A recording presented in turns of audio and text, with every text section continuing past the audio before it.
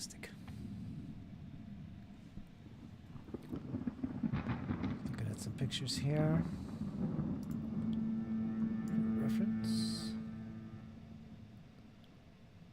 Let's put on some ambience. Till we get some folks in here. That sounds good to me.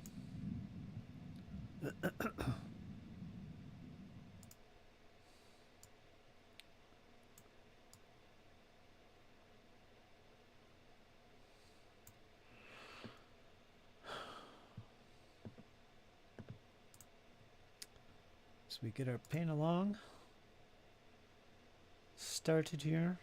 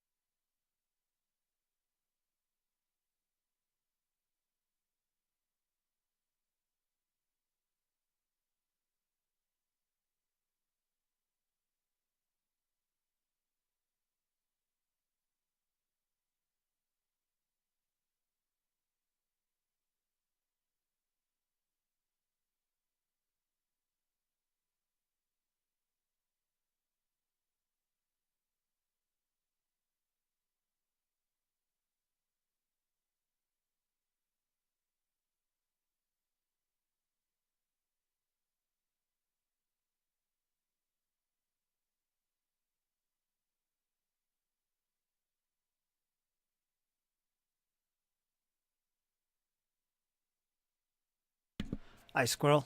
You painting?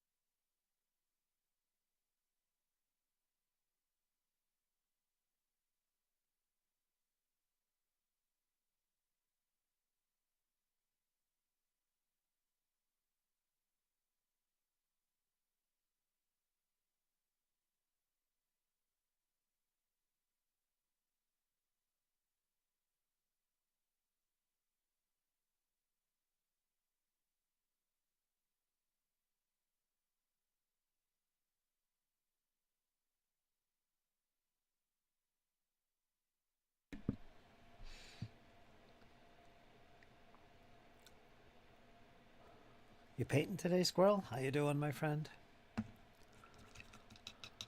That's what I originally spoke, but I was muted, so I typed it. I don't want to unmute. I'm tired of muting. Every time I unmute it, I mute myself.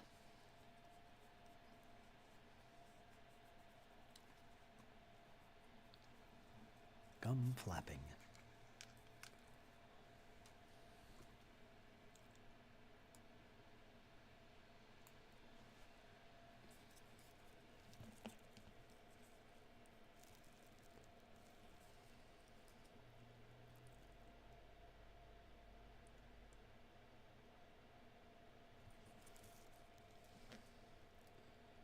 Today,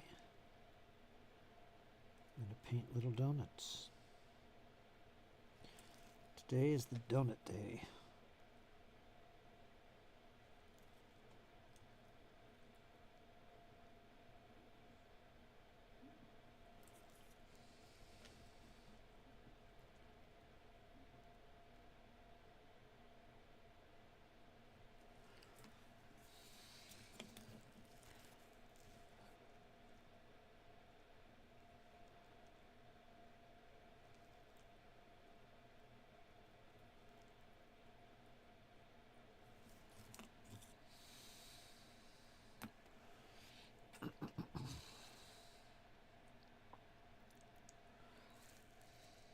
Very good.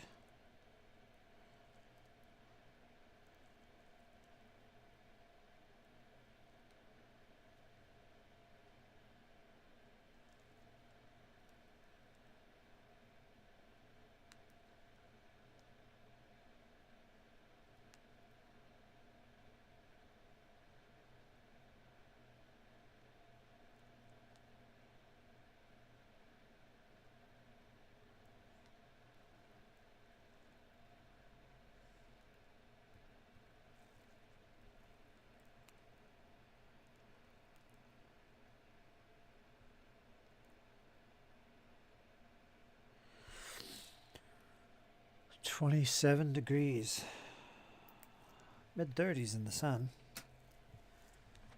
Barely any wind. That's the important part. What a difference. What a difference.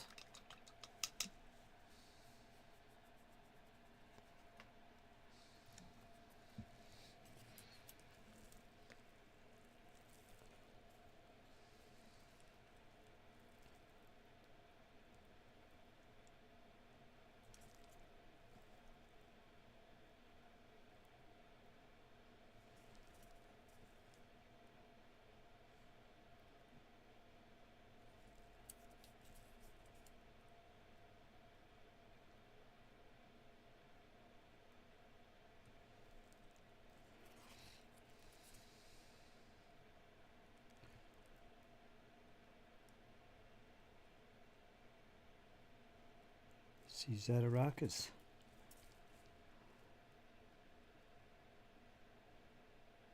Well ahead on our project. Our secret project, of course. Complete with blur screens. Just the way I like it.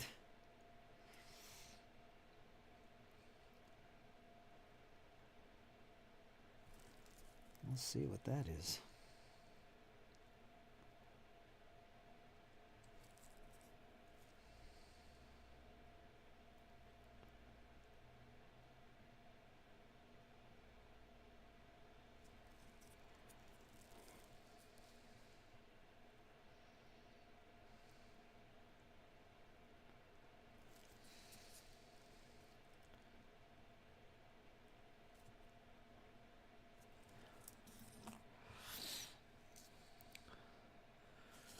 These line infantry are going to be done except for the muskets. That's it, just the muskets. I'm doing the pom-poms now, or the cockade, however you want to call it here.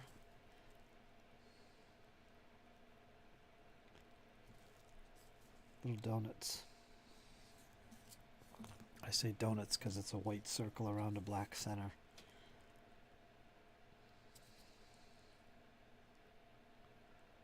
Very, very tiny and very, very tedious work.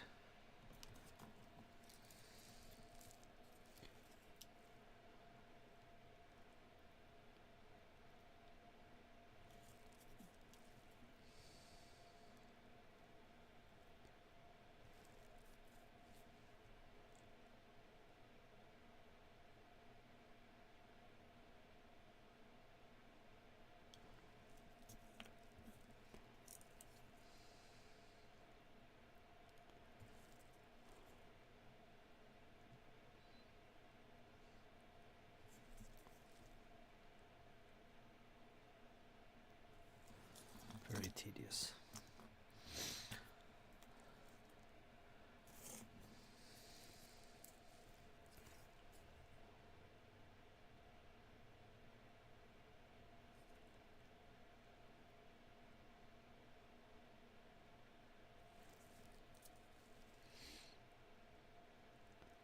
They're gonna look fantastic.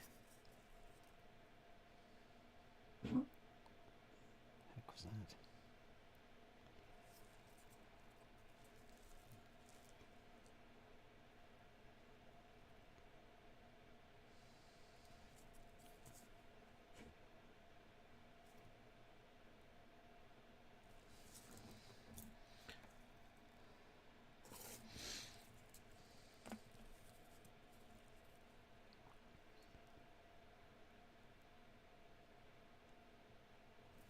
Gotta use a little tiny brush for this.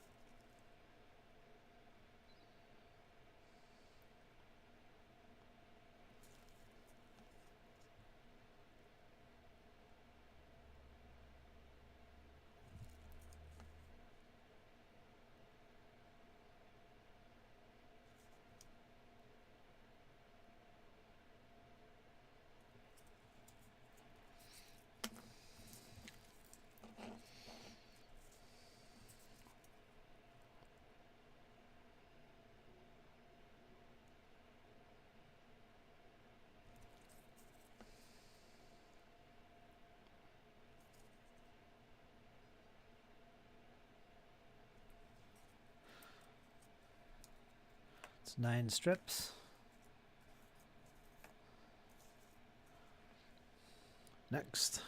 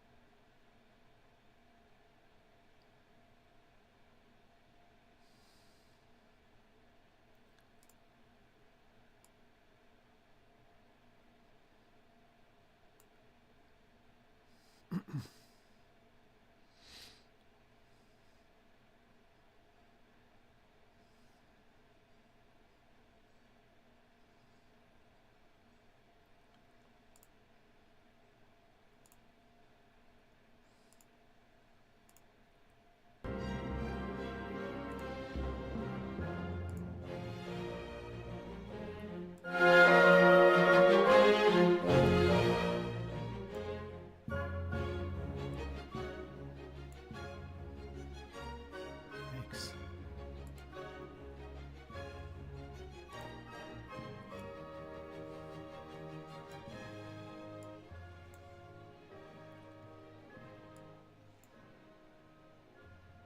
Don't know what's going on here.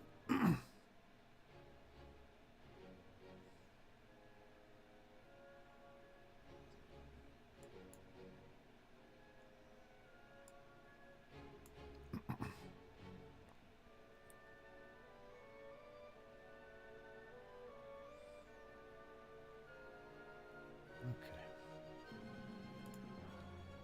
All right.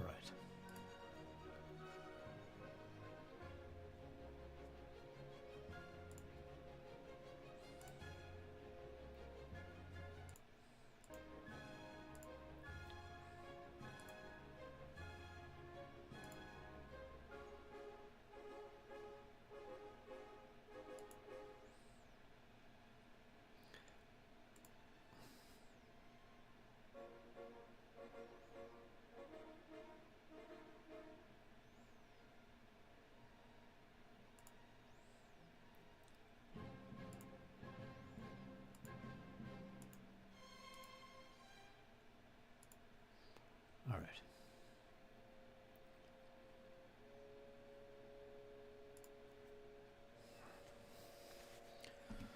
Had to do a little clicking there.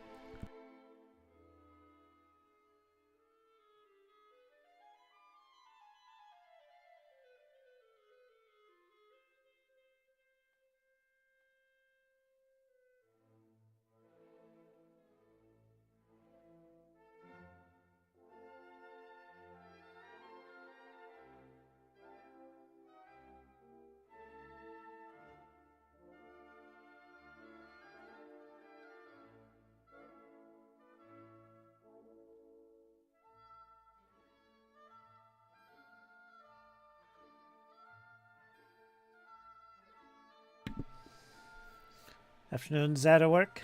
Zada work? Zaddy. I don't know why I said work. Maybe because you're working on your project. That's what it is. Yeah. Being a little sneaky with the hints, but I like it. Good work so far. Good work.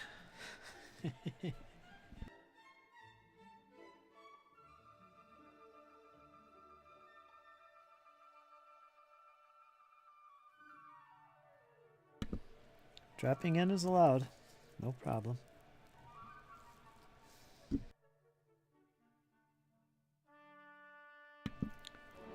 No problem at all. Just getting started here.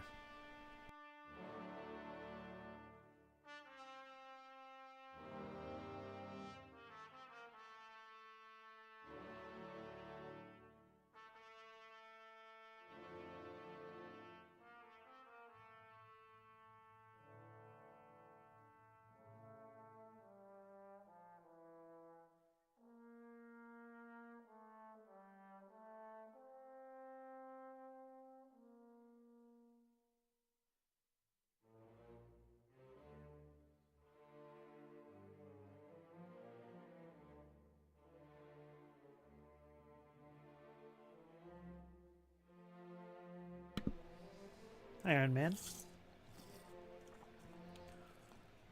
Iron Man has arrived.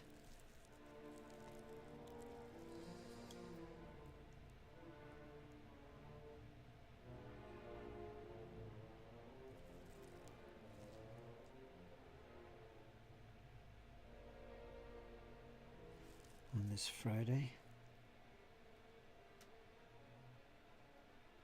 Sunny Friday.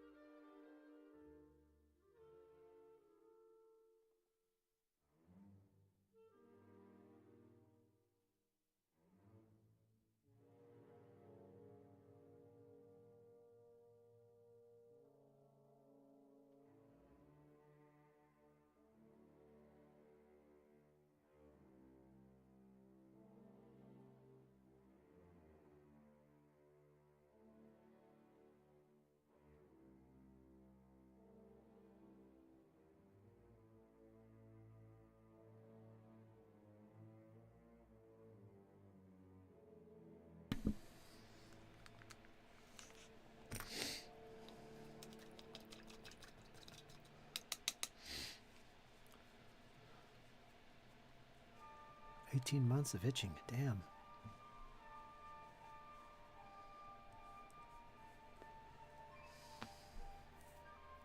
22 degrees here. Oh, it's colder where you are.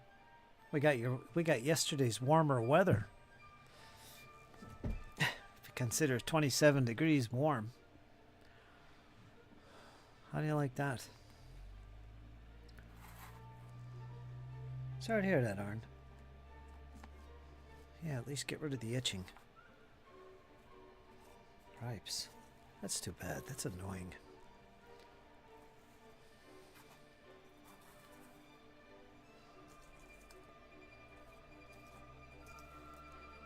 It's too bad.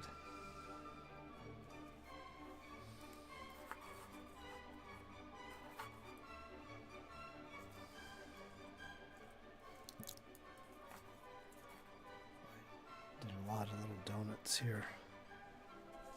A lot.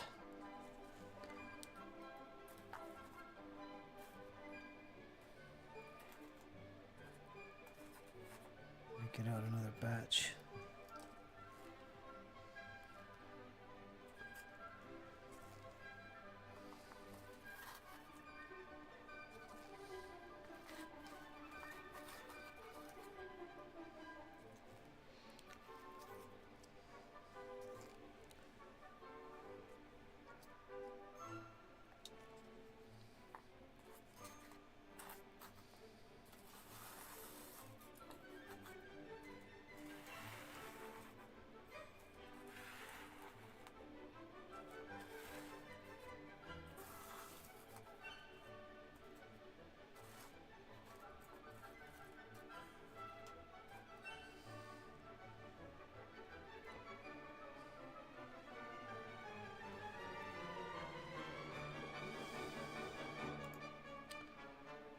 Seven here as well.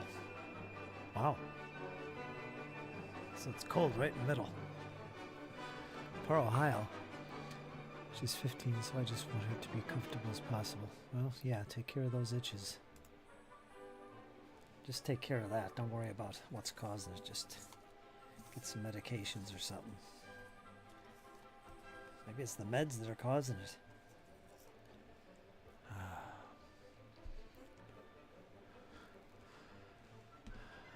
Ixquinoi from Truwich. How you doing there, Ixquinoi?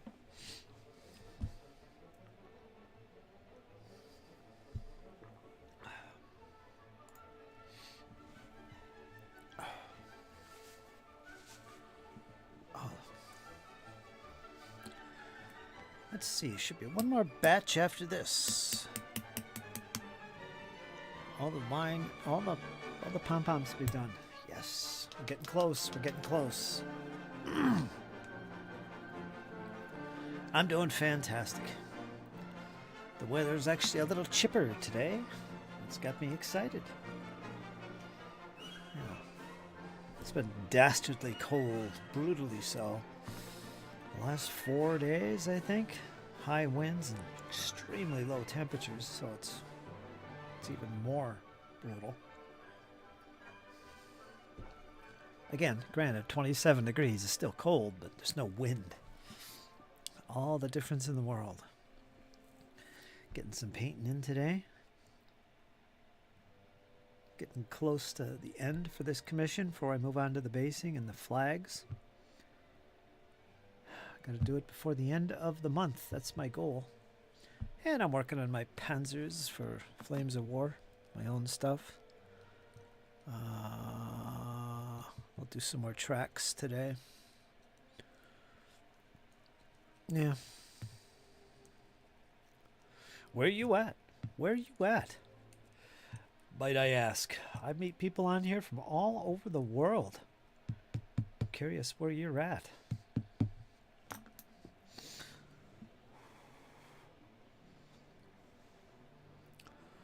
As I get a chill as I say that. There's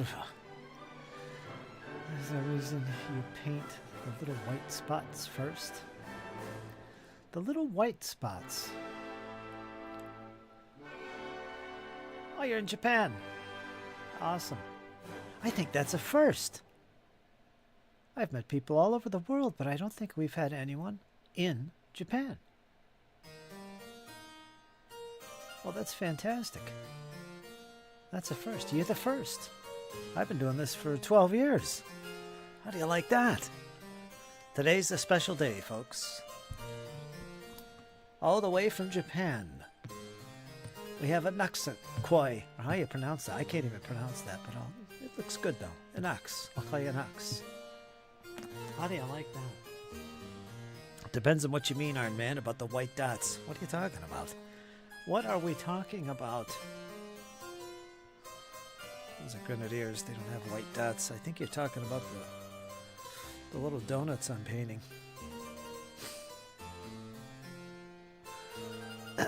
No, he's over on Twitch.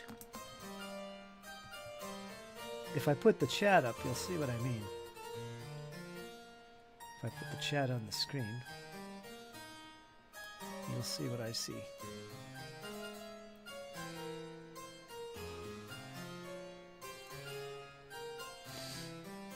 Right there, see? See the little Twitch symbol there? That's right, you guys can't see the Twitch, and the Twitch can't see the YouTube. Unless I put it up.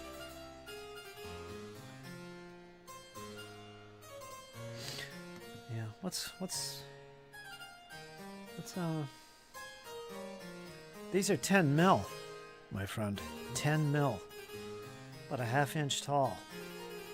They are tiny. They're also a commission. I'm one of the few people out there that do 10 mil as a commission. Let me get a close-up of these little guys. I don't think I've given any close-ups. Let me see here. Let me find my camera.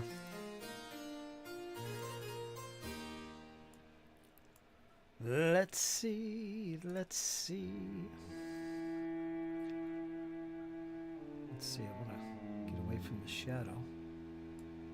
Let's get some focus going in here, shall we?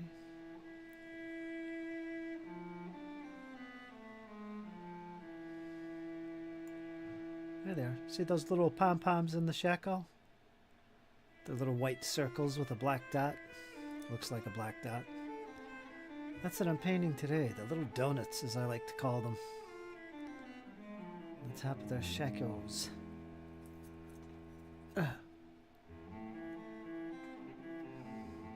Pretty nice, huh? 10 mils.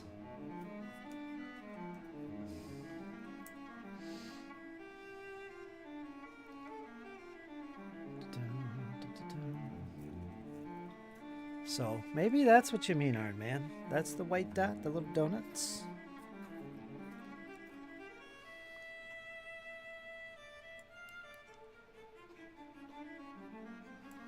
By the way, there you go. That's the little white dots I'm working on today.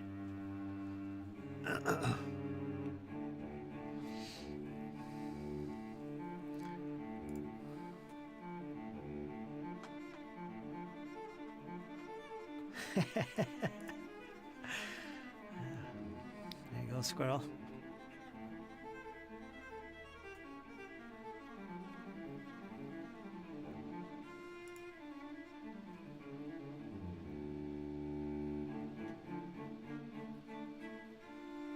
Well, thanks, my friend.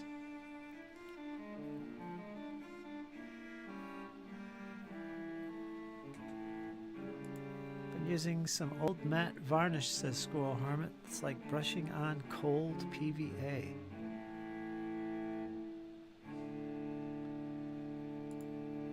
Oh, there she is. How you doing, Nerds Nerd? Just talking about you yesterday. I can't remember what it was about. I think it had to do with tanks. Panzer 4H, to be specific. No, it's great that you're over there in Japan. That's fantastic. Now I can mark that off my my little accomplishment list.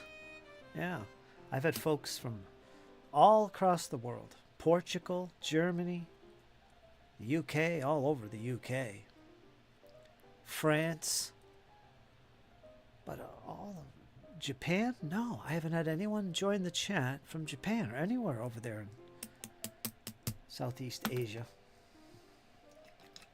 or Asia in general. So that's first after a decade. There we go. Boom. Yes.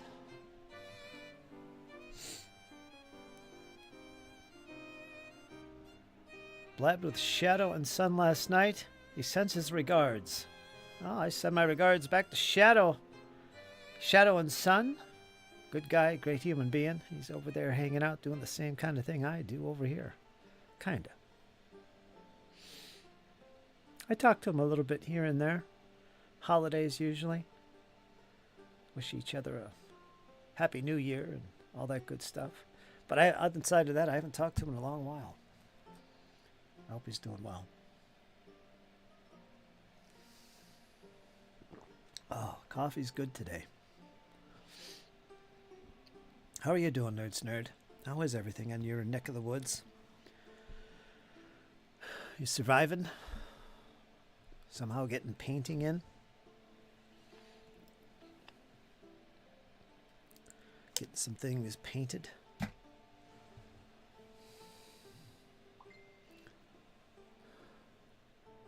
Ixquanoi? I'll say Ixquanoi. How about you, Ix? You doing any painting? Do you do any painting? Any wargaming? Hobbying of any sort? What might you be up to?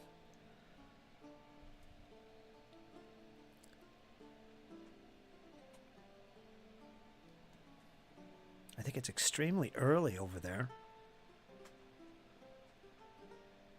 What is it, like 2 in the morning or something? I'm not sure.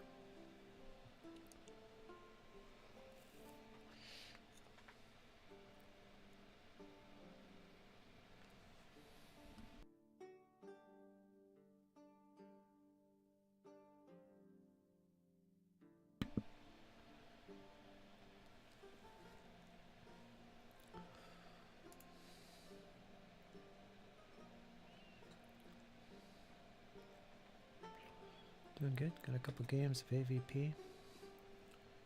And the foster teen fricking loves it. Well, that's good news. Good. Good for you. That's awesome. It's going to be a regular thing for the near future. That's great. Congratulations. Just plant those seeds and nurture them. And there you go. Hope for the best.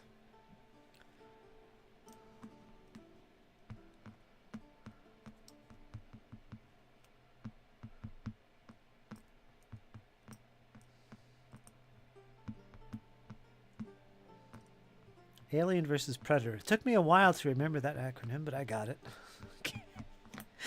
I remember you mentioned that last time. What is this AVP you speak of?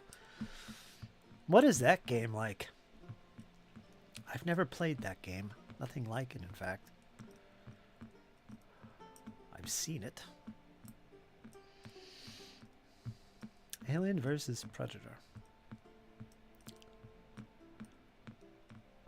I don't look into more games like that. Maybe that would be a good thing for Jake as well.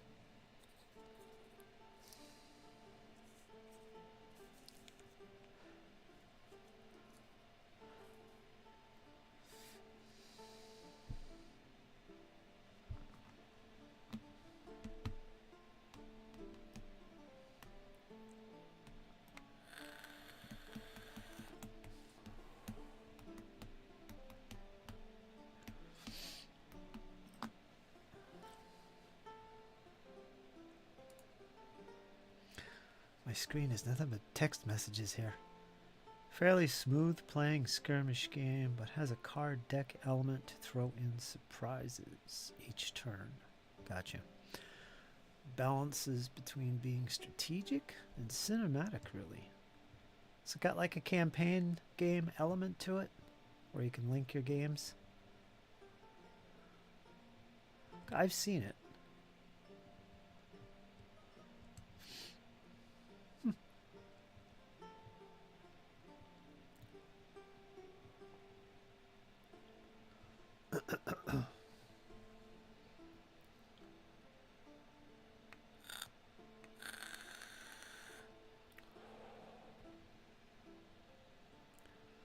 Does his campaign experience for units, a couple of multi-mission campaigns. Well, that's pretty cool then.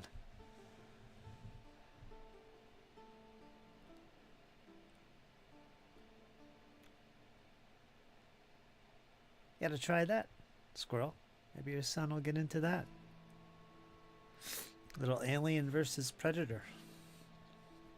Miniatures board. It's a board game, right? Miniatures board game. Does it come with... I don't remember. Or is it pure miniatures with terrain? I kind of remember a board. I don't remember.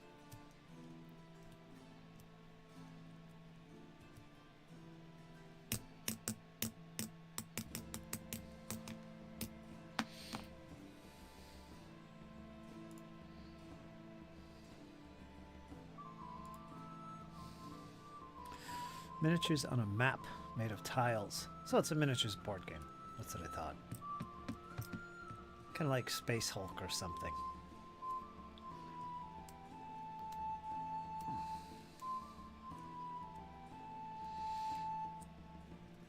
That's epic. Let me get this off the screen.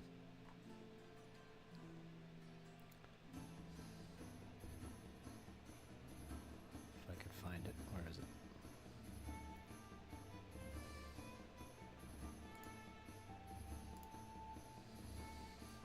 Schlink. Gone. Well, it's good to see you again, Nerds Nerd. You painting anything? Any kind of painting going on?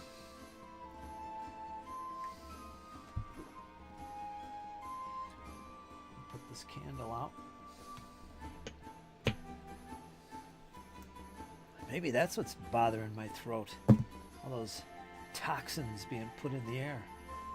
These scented candles. Yeah, maybe. Or maybe I'm paranoid. Do. Alright, let me change my music here.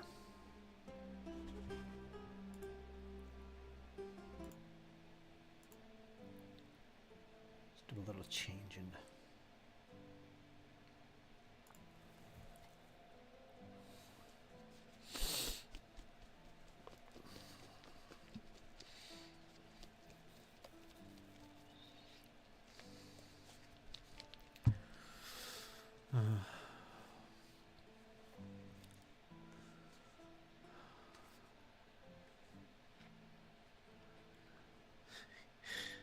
Are they 3D prints?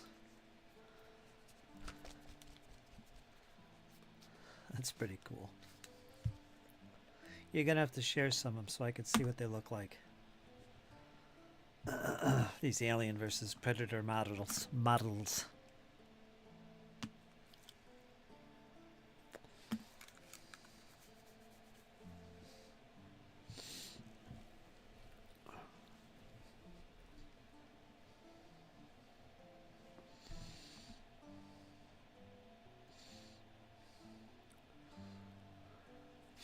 Out of print.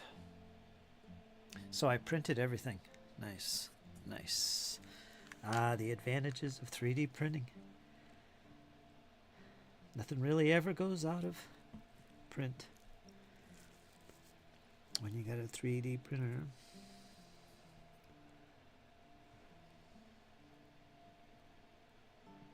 Nope.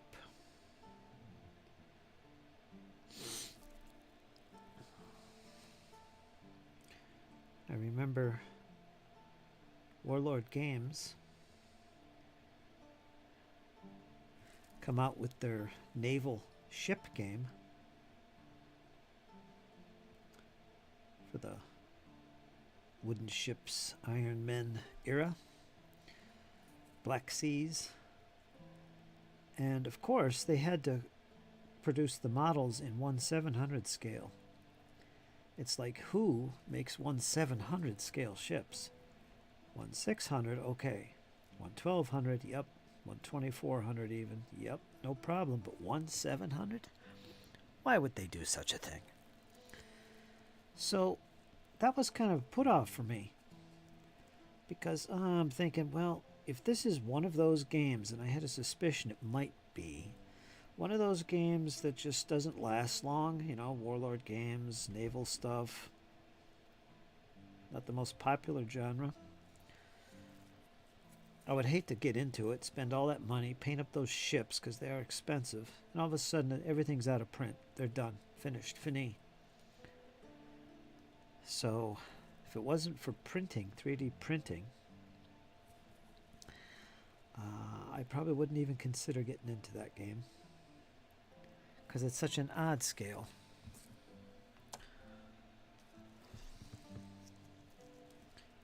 I mean, 1/600, yeah.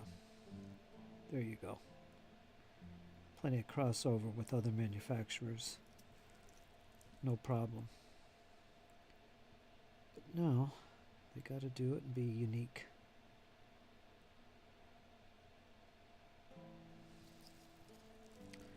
So yeah, 3D printing. Way to go. So now that's no longer a factor for me. That's nice. You got to get a printer, Squirrel. You really do. Considering all the unique things you do.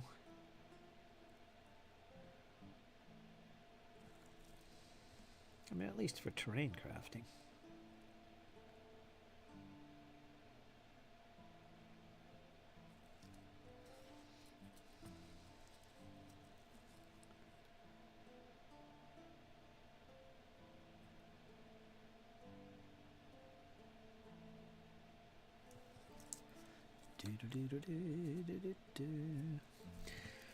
Oh yes, epaulets. I've got to look these up, do a little referencing.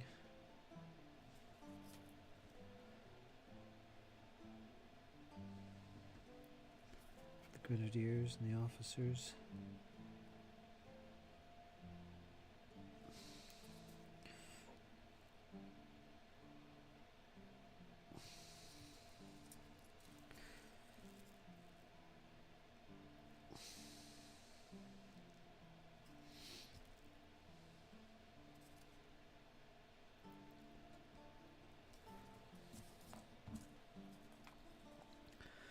It's the Winter Warmer Challenge, by the way. Running in February. Still plenty of time to get involved, get those projects done.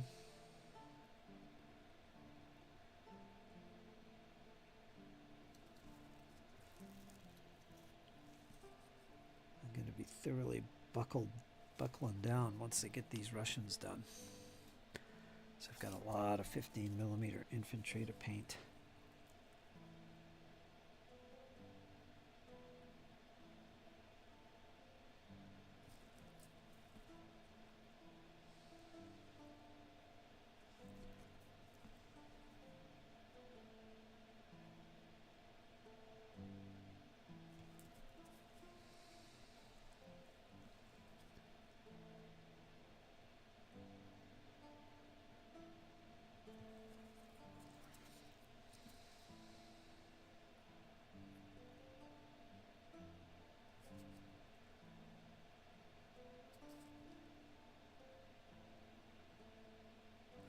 For the Winter Warmer.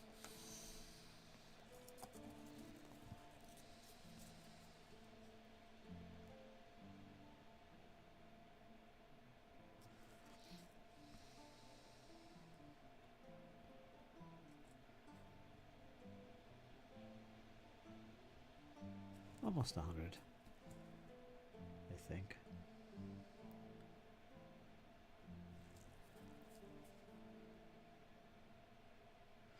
Three platoons.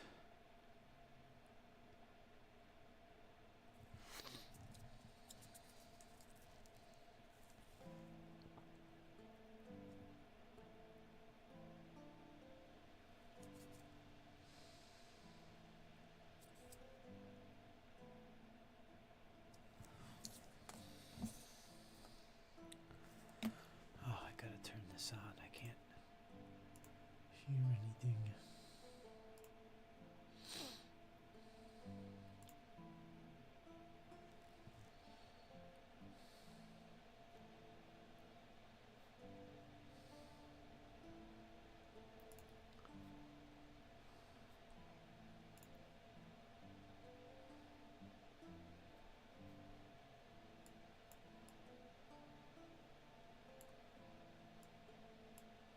There we go.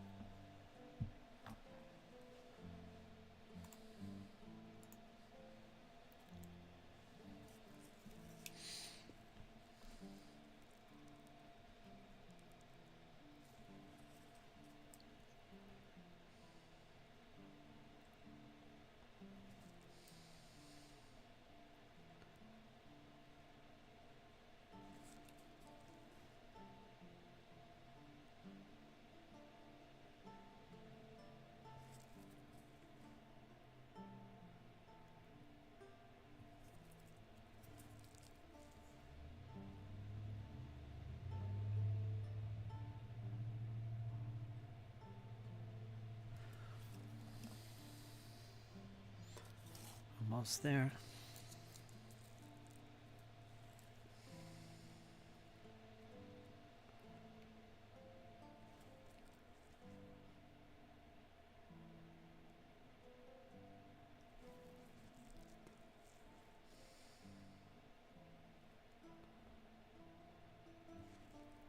Come on.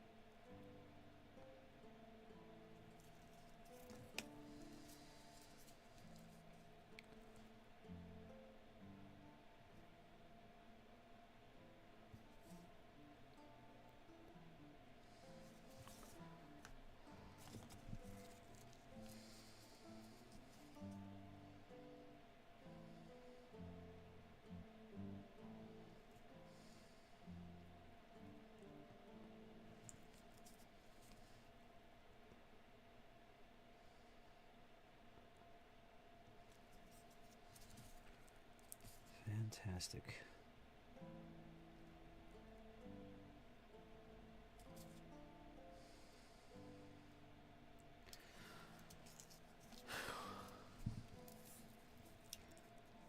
Get this strip done. And I've got one more batch.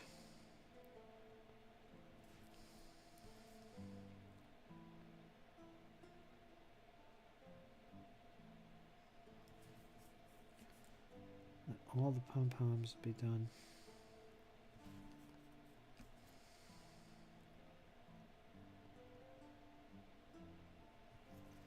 Pom-poms.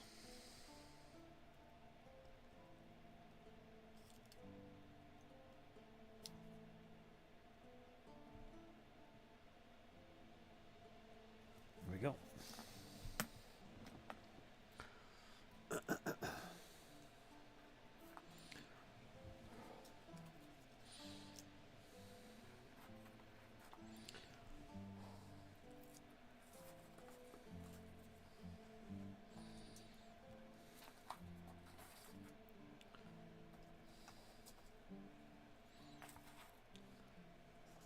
1 second here.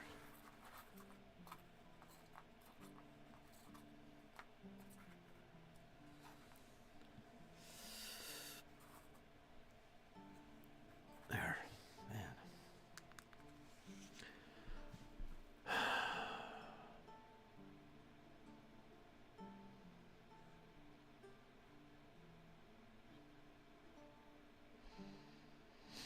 Well, thanks for that, Elia. I will admit that I don't put much effort into the Twitch side of things. I really don't.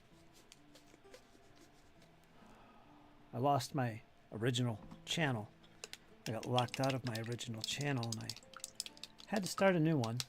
And I never really got back the chutzpah to do anything more than what I've done. So yeah, everyone's telling me, why don't you do this? And you could try that.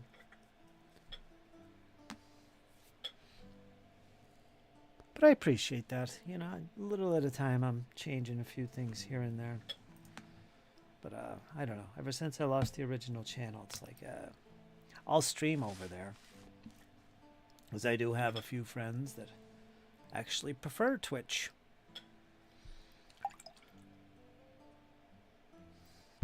Is it Ella? I think it's Ella. What'd I say, Elia? Sorry about that. Ella! There you go, folks. Over there on the Twitch side of things.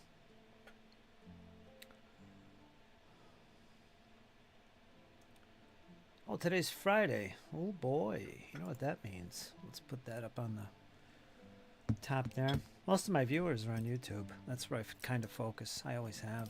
But yeah. Yeah, I know.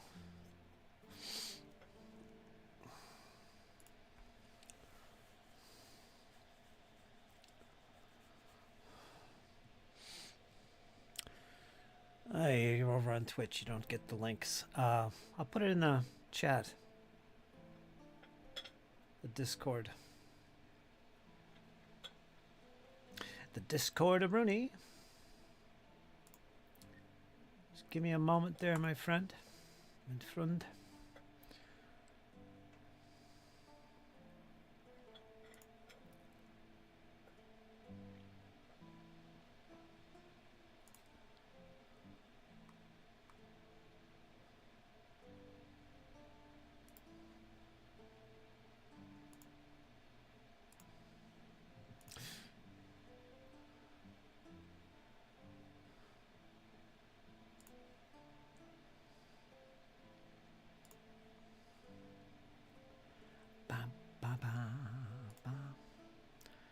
This is for everybody else, YouTube and otherwise. If you're not on the Discord server, maybe you should be. Check it out. Very nice little community we put together over there.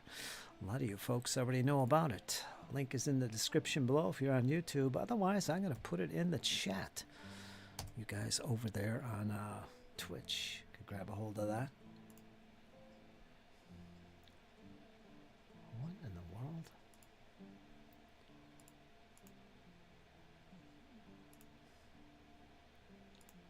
There we go. I'm going to mute that.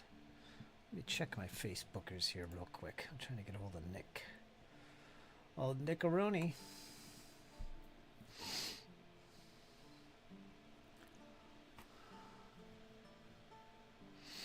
All right, Nick says he'll be with us tomorrow.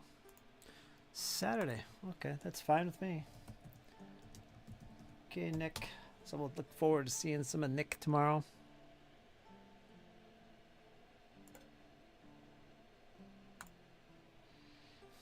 I stream on Saturdays, right? Yeah, I do. I didn't used to, but I do. Have you tried painting in the nude? Yeah, there you go. I don't know, my Iron Man. I don't know.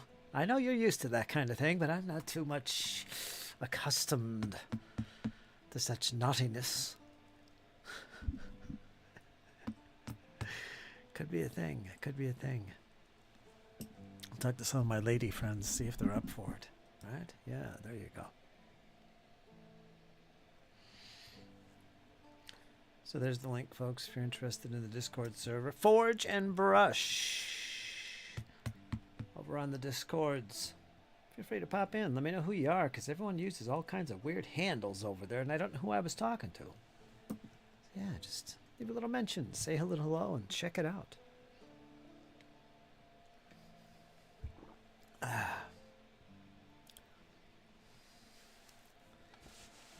don't know, Iron Man. I don't know. Take a little break here. Got one more batch of little donuts. What I like to refer to as little donuts.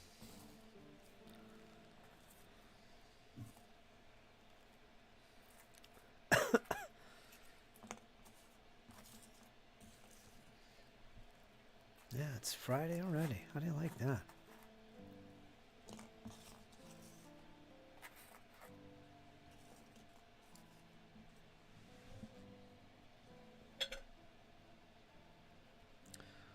Walter? Give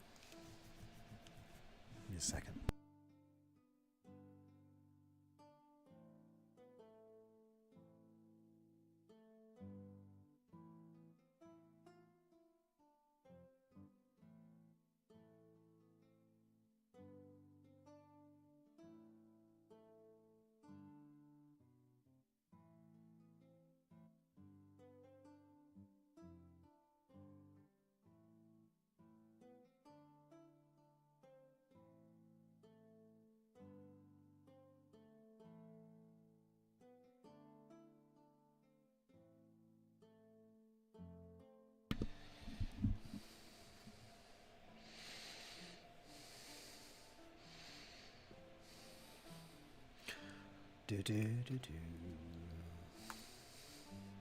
You're welcome, my friend.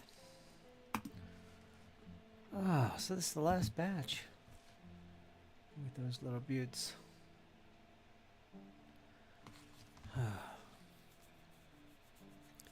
At least the pom-poms.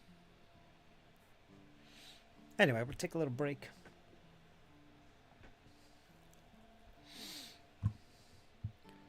So what plans do you guys got for this fantastic weekend we got coming up? Anybody got some games planned? Little social events? Something? Pardon me.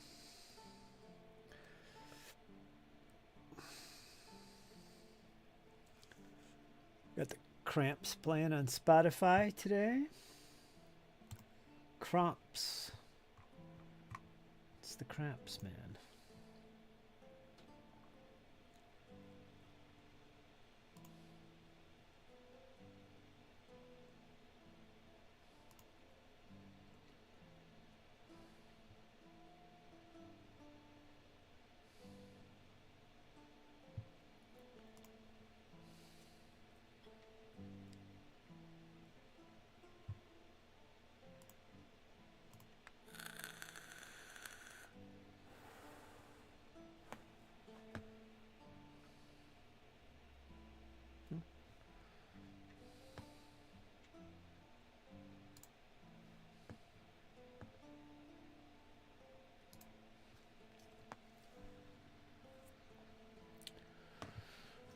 Playing in Bear's Heroic.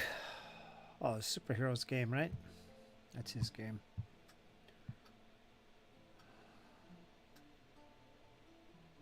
And of course, another game of Alien versus Predator. Do you get the whole family involved?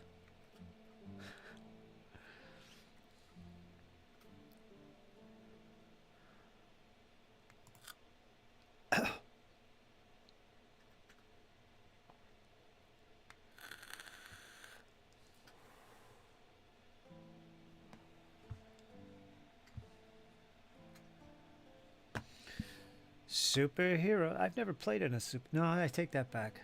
I've played superheroes. I played some. Very little, but I played a little bit of Champions, which is an awesome game if you can handle the bookwork. Superhero games tend to be that way.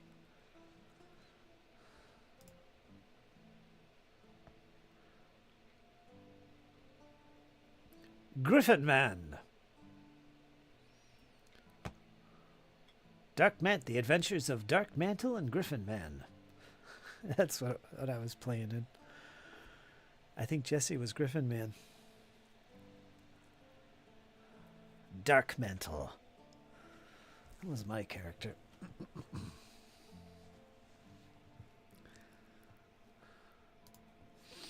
Anyway, I've teen. I made all factions. Wayo, Red Xenos, Bad Blood Preds. For more players, but it's designed for 3. Gotcha. Good. Well, that's good. You got everybody involved. Fantastic. You can't beat it. It's my favorite way to play games. Family games.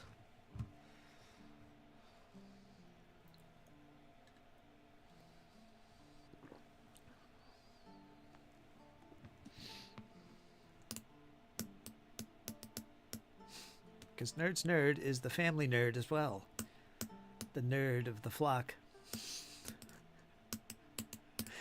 We nerds like to share our passions and turn everybody else into nerds too. So we can all be nerds together. True story.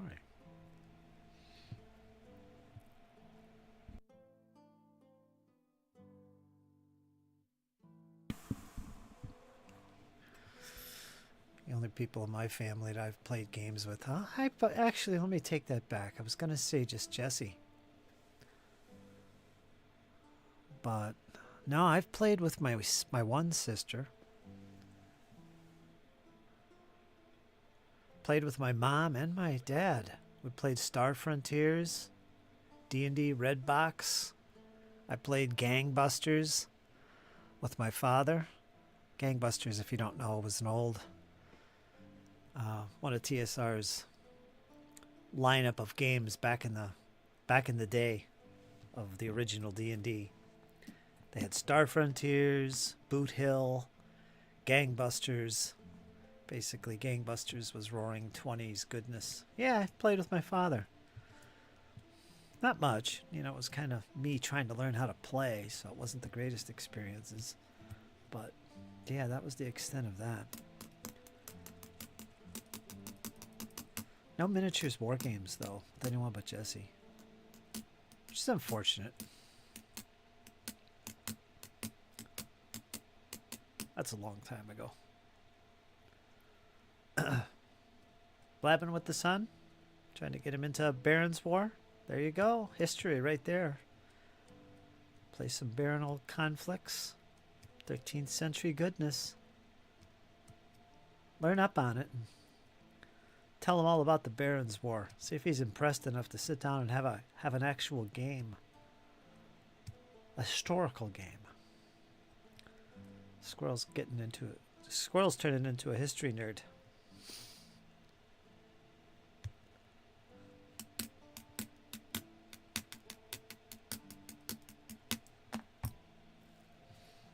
I'm trying to convert him, and he's trying to convert his son.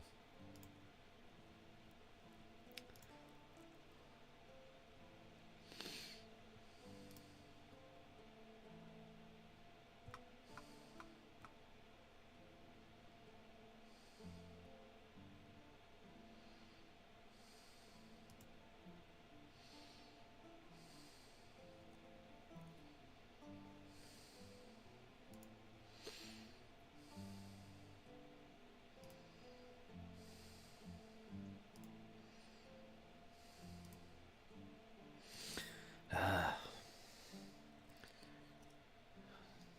11, 9, 10, 11 more strips.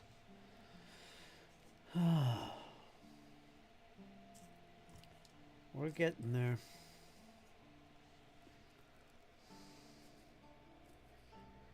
Battlefleet Gothic. That's a game I miss.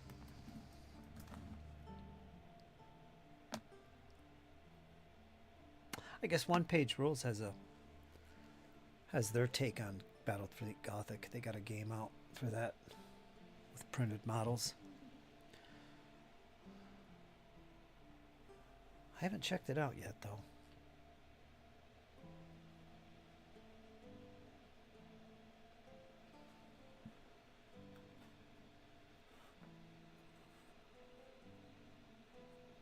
What if they got a Sisters of Battle faction? I don't think Battlefleet Gothic ever had one. A faction for the Sisters of Battle. Churches in space. That's what that would be. That'd be pretty cool.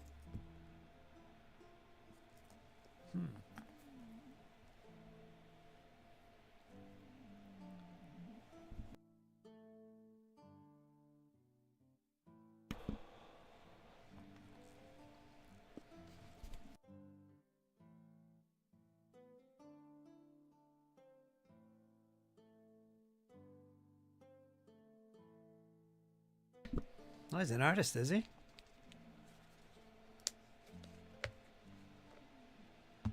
That's cool. I didn't know that.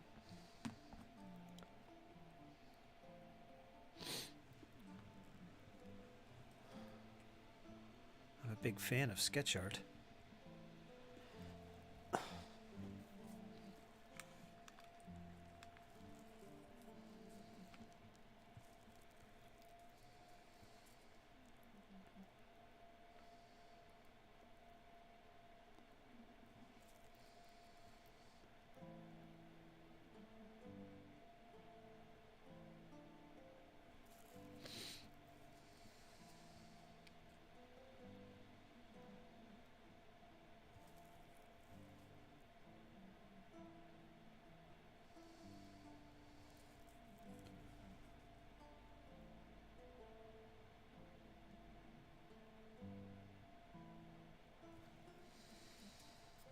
It's nice to have an artist in your game group.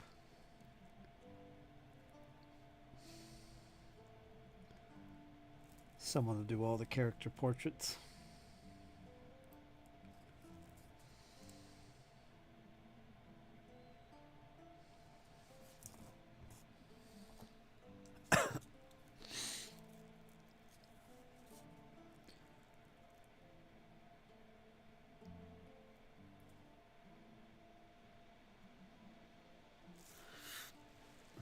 this off.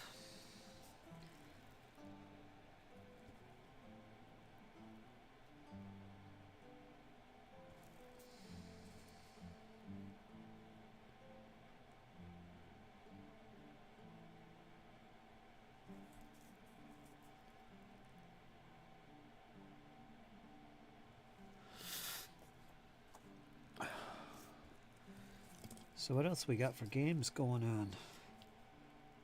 Got Squirrel running some, we'll say, community Harn Master, which I got a chance to play in yesterday. Little introductory session.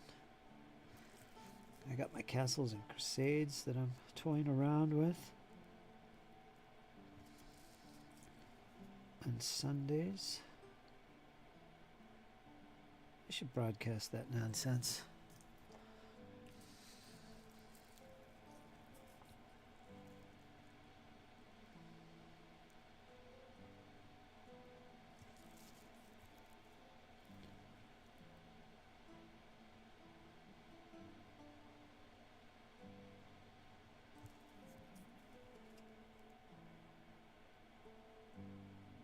That's about it, really.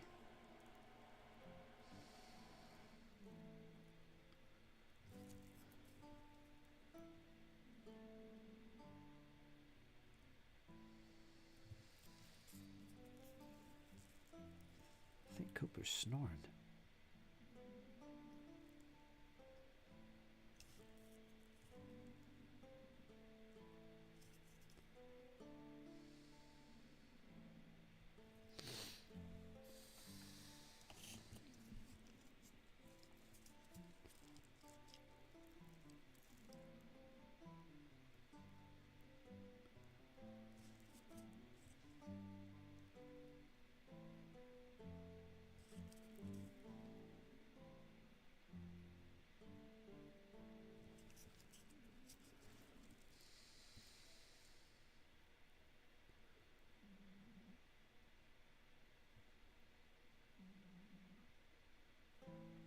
There we go. We're whipping through these.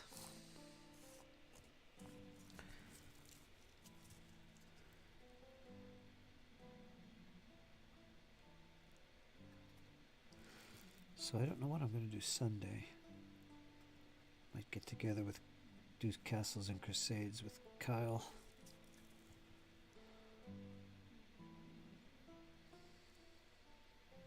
Kind of taking a break from the RPGs.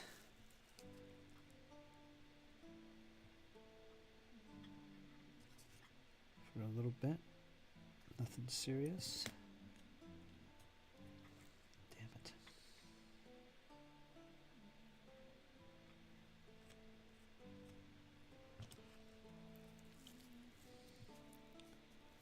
So I try out various little games here and there.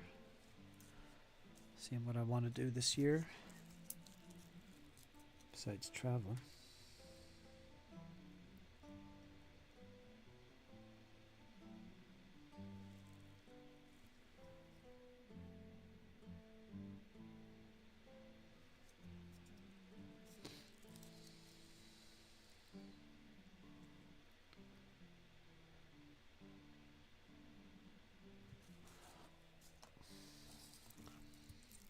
Feels good to get these done.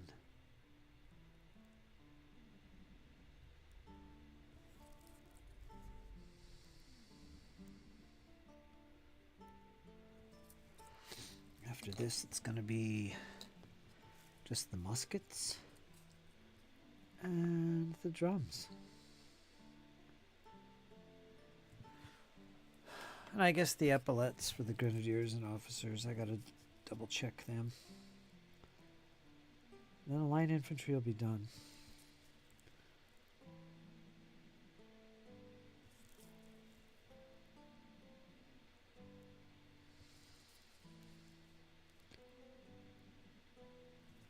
It's gonna feel good getting them all done, I'm telling you. These guys should have been done 2 months ago.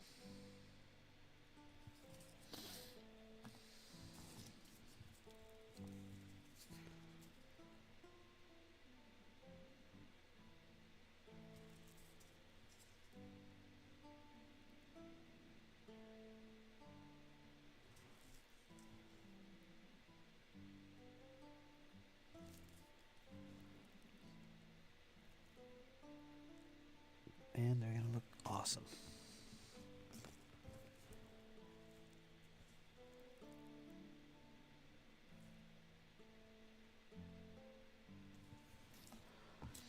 One more strip.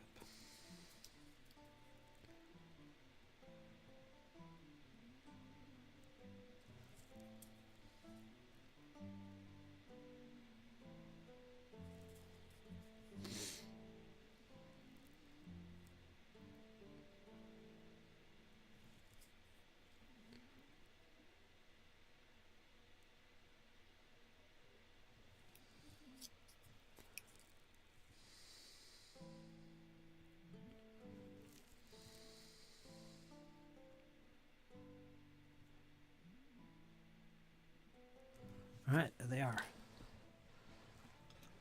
And they're out of view with the camera, right? Yeah. I guess you'll have to trust me. All right, so it's more tedium completed. Oh, the worst part is going to be the muskets. Oh, I hate painting muskets. So boring. This is why people pay me. Pay me to do this stuff.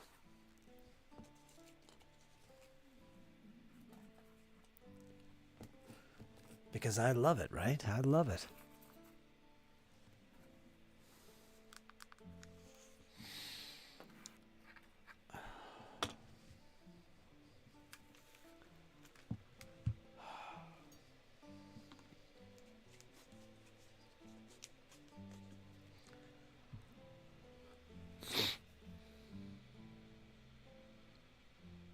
So I think what I'll do next is paint the swallow nests and chevrons of my cornet players. How about that? Got a marching band going here. Let me see, is that all of them? I don't think so. These guys. I think that's it. And the musicians for the Jaeger battalions. That'll be easy to do. We use white, a little bit of red. I'll have to do a little bit of reference work here too for them. While I'm at it, we'll work on the referencing the epaulette thingy majiggies. I saw that. Yeah, so that's pretty much my weekend. I'll do a paint and stream tomorrow. Probably very relaxed, mellow stream. Take it easy. Maybe focus more on my Flames of War project. Yeah, that sounds good to me. This project with the Russians should be done next week. The painting. Ah. Then we're going to base them. Get everything based up. And then we're going to do flags. I'm going to hand draw them. It's a lot of work. That'll take me right up to the end of January.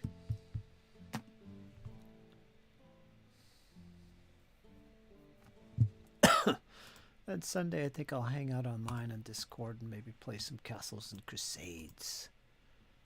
My ongoing learning campaign. Set in my amazing world known as Mythgard.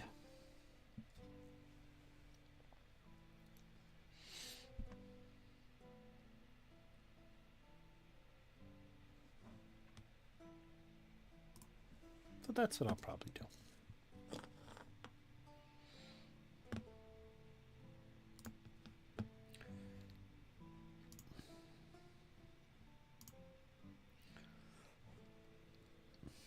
Let's see.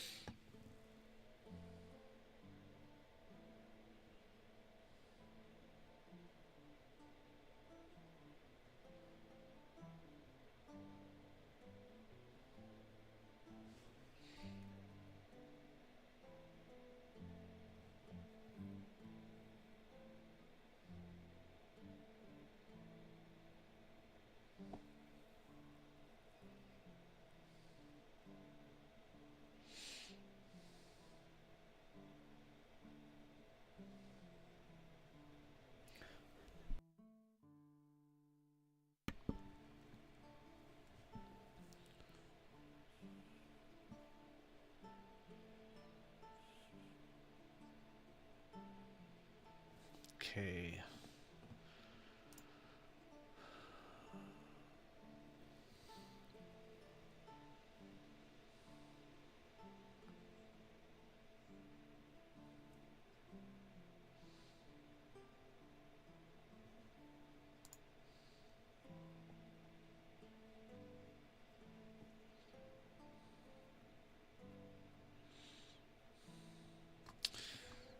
Okay, that answers that question.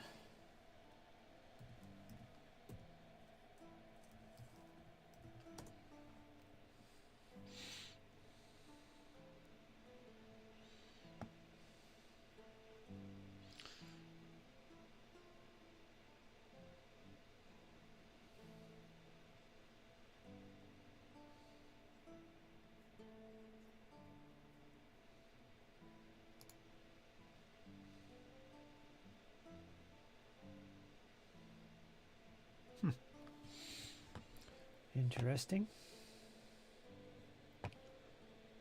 Pardon me, folks. I'm doing some reference work here. Epaulets. Of all things.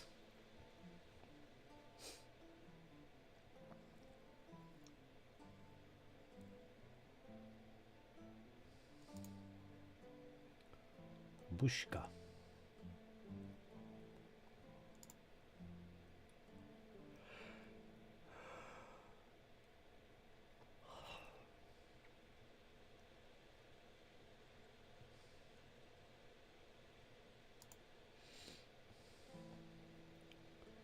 Very interesting.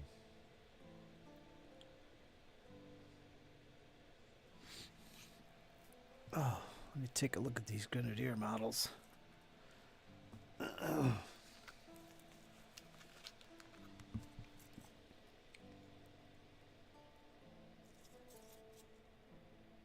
right. Okay.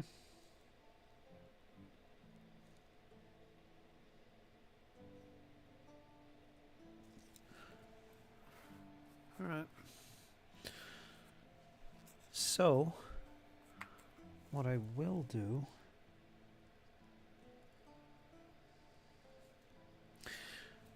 is, well, first of all, I'm going to do the musicians. The Grenadiers are done, actually, so I can do the officers, which includes the standard bearers. They were junior officers. And let me see what that entails. Yeah, they got epaulets on them. Actually shouldn't.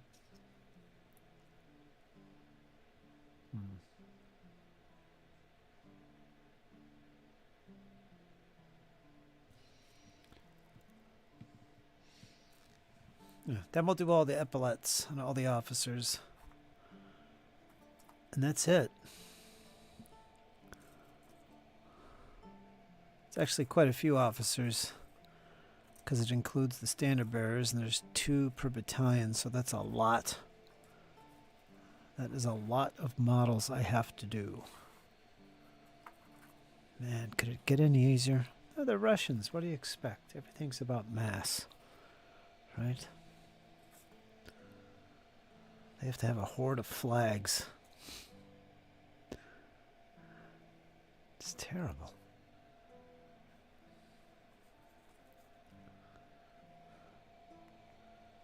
Let me see here. Any more that I'm missing? Come on, Grenadiers. Or officers. I think this is it.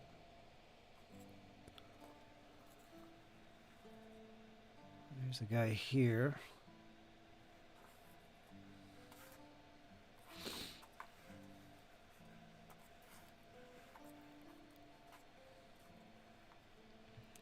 That is a lot.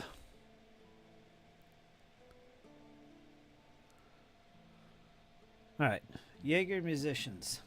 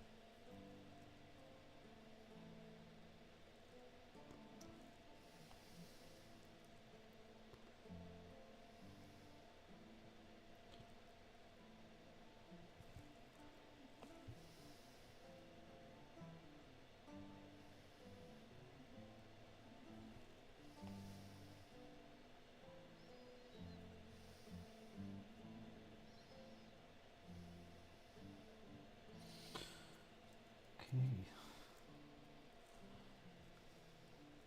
At least they don't have to do a lot of these.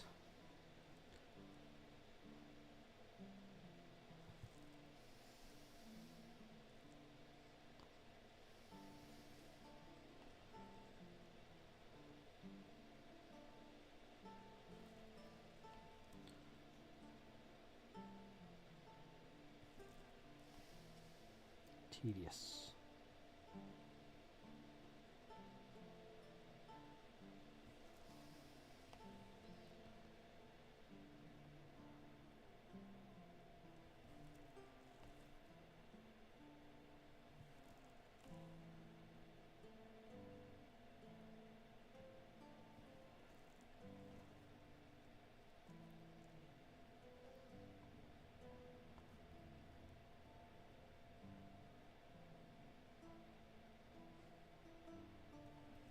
Oh, right.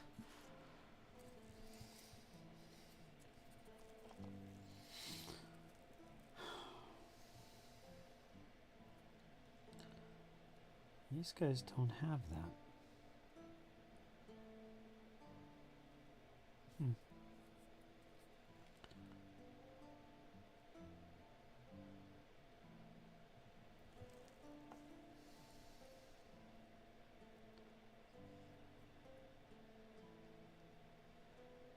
That's interesting.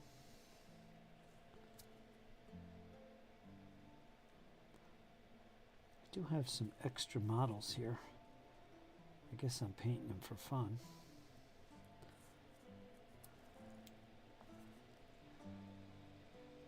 Thinking maybe these guys could be some extras.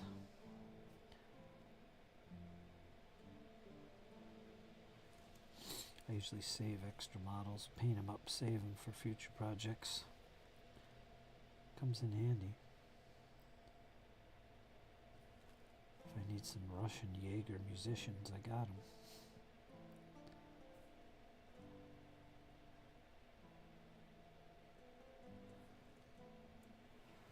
Right. Alright, so that's all done. Little things at this stage. It's just little things.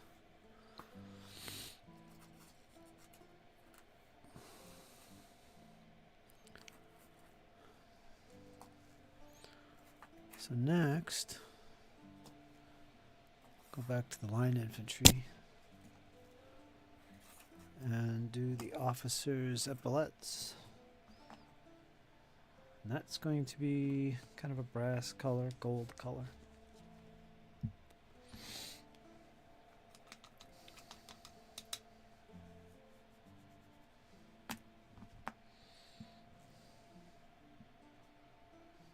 I'll use this. Right. Reaper. Brass.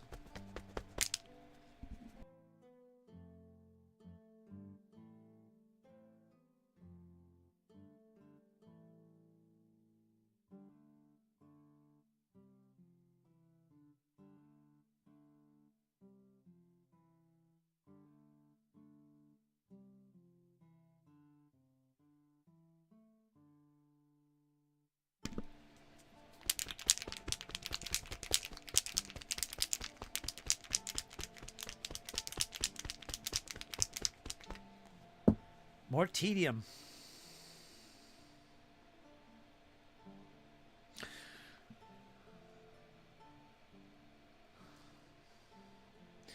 me see, I got more officers here. In fact, it's not just these.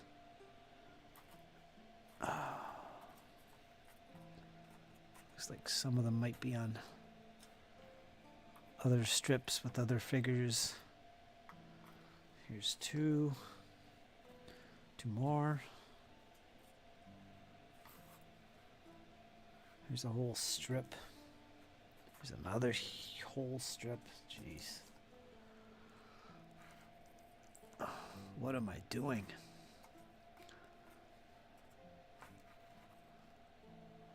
I think that's it. Well, that's it. So that's all the line infantry officers. Got to do all their epaulettes. And then they'll be done. And literally, all that's left is the drums and the muskets.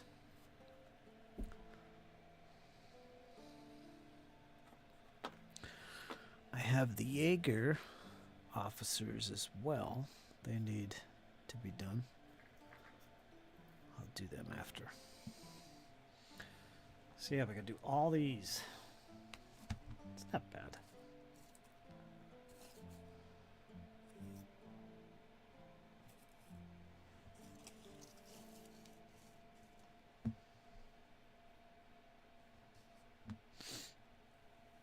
It's not difficult, but it's tedious.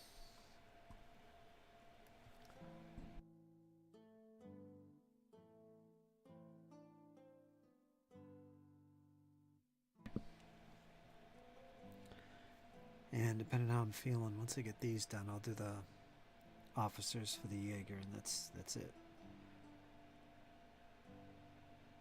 Otherwise, I like to do the tracks on my third Panzer IV. This one's done. Gotta paint them black as a base undercoat before we oxidize them a little bit.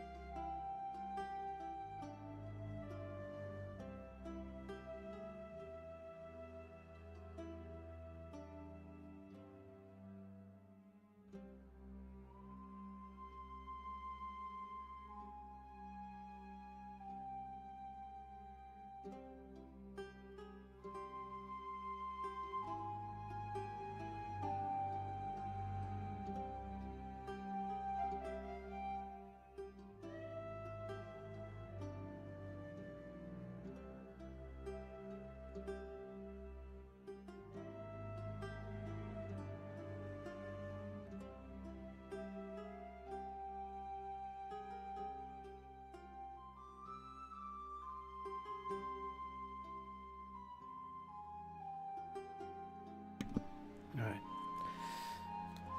Done.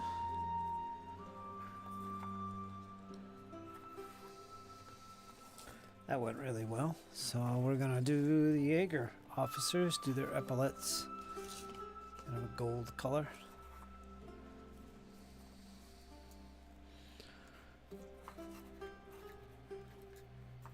So again, that's leaving us with just the drums and the muskets.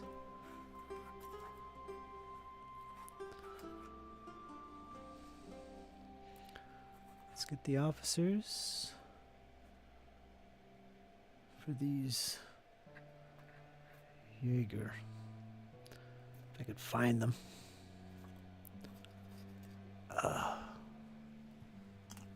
There's not many of them. I think that's it. 2 strips. Let's rock and roll.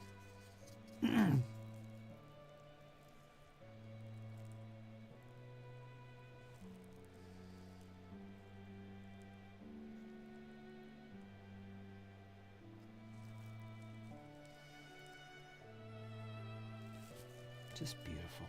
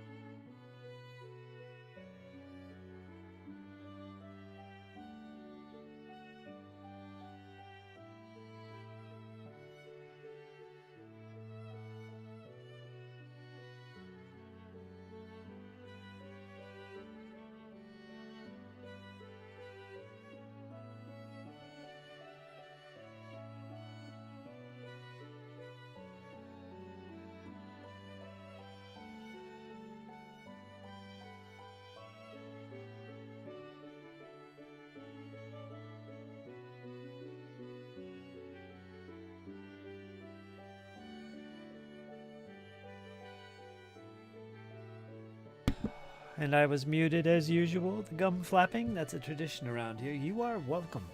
You are welcome. When you see me swaying like this, it usually means I'm talking. Just check the gums. Arn knows all about it. You've seen it numerous times. Numerous. It's a tradition around here.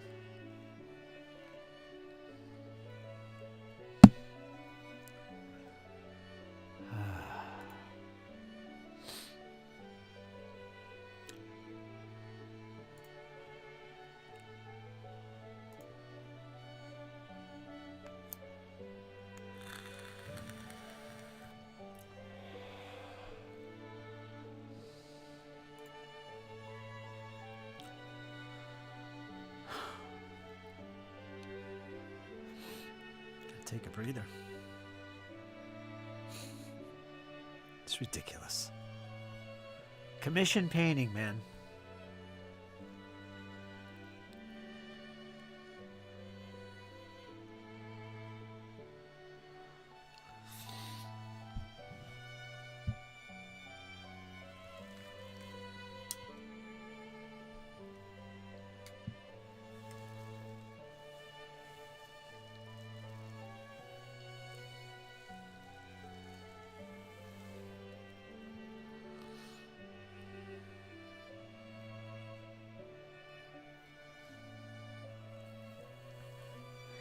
Welcome to the stream that'll put you to sleep.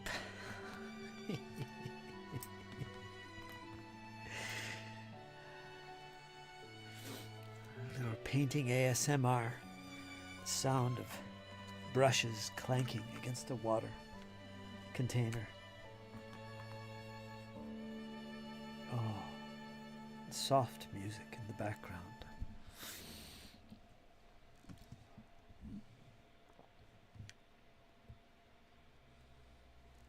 Can't read the chat. Got to put the glasses on. Oidis and Sax Quartet, University of Michigan. I played tenor at the time. Did you? Really? Huh. I didn't like that. I didn't like that.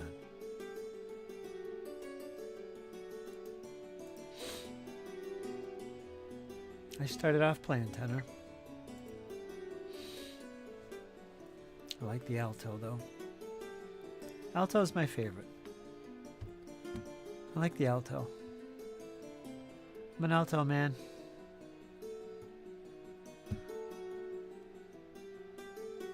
Been a long time. Hopefully this spring, among other things. Because we're closing in on Oath Day. We're closing in on the Oath Day, Arn. Oaths shall be sworn on that day.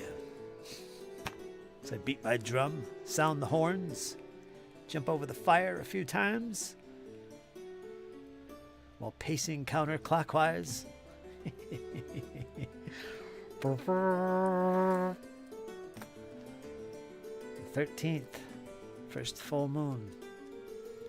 God, it is the 13th, isn't it? Let me double check things here as we get ready to celebrate Yule, traditional Yule. Oh.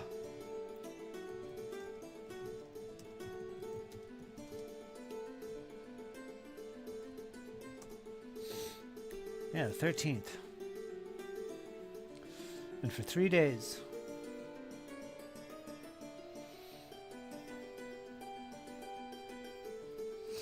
I'll be out there in my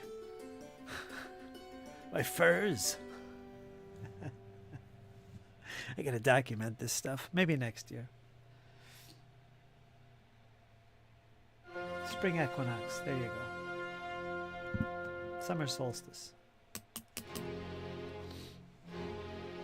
I will dance in the front yard in my underwear.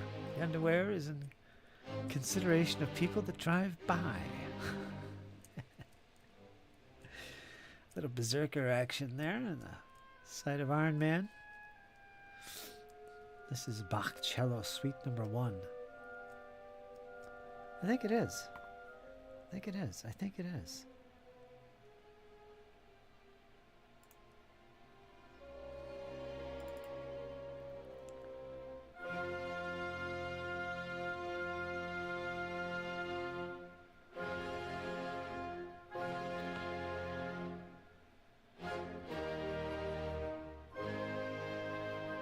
they're not all named properly. I don't know which is planned. The proper name. Like, what is this one?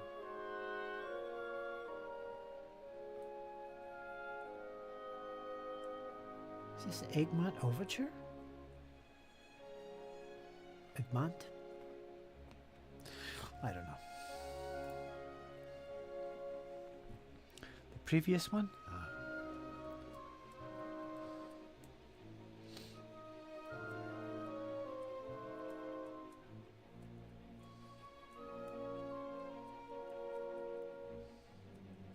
I've got a cello. I've played it a little bit. It's actually Jesse's. But I've played it better than him. It's in the other house. I should bring it in. It's all I seem to do. Just bring all that stuff into here, and that's why I can't. No room to do anything. I keep filling it up with junk.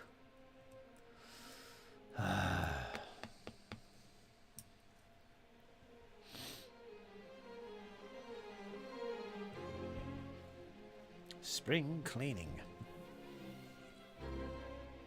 Throw everything out.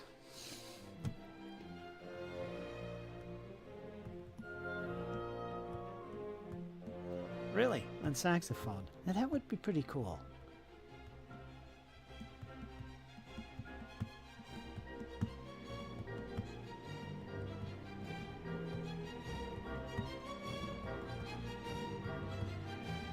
That would be cool. I've never done that. I've never played any kind of classicals. Classicals. I spend more time playing frickin'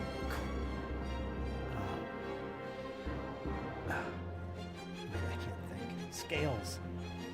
Scales, silly things. Not enough time actually practicing music, songs. Let's see, what do I want to play now? Mostly jazz things. But yeah, classical would be fun.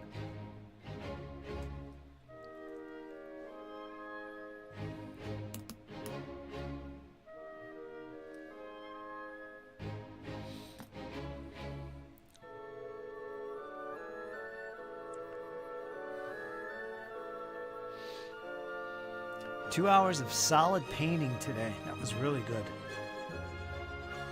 Fred Hemp recorded all the Bach cello suites and tenor sax.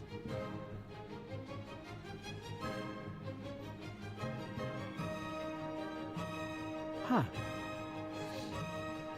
I'm gonna look into that. That'll give me a little motivation.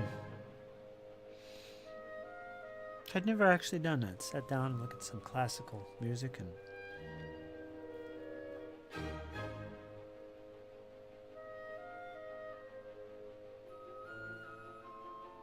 an attempt to play that.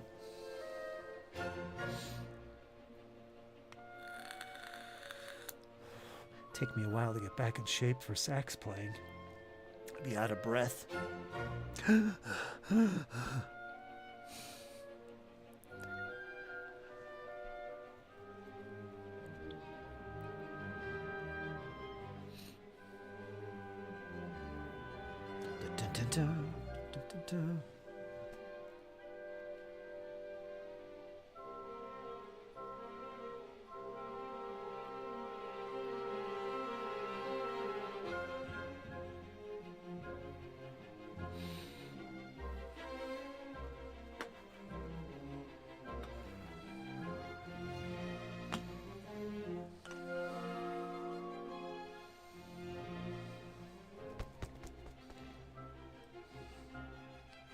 How you doing, squirrel?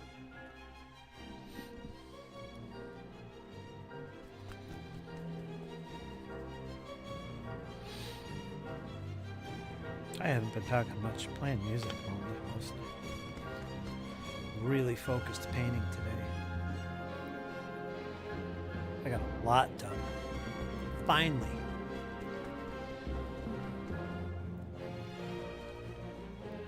Literally, the only thing I have to do is the drums, of which there's, what, a dozen drums, and over 200 muskets. Well, about 200 muskets, which are basically two colors, wood color and steel. That's it. That's it. That's all I got left to do. So that's going to be next week. A lot of tedious stuff. I hate painting muskets. It's going to be tedious. It'll probably take me all week to do all that. My least favorite thing to do. And then they're done. Then it's time to base them. And I'll do the basing and making flags at the same time, kind of back and forth. See if I can get it all done in a week. That would be great. Oh, man. So I got to get these done by the end of the month. Not that I'm being pressured or anything. I'm just pressuring myself. Need to get paid.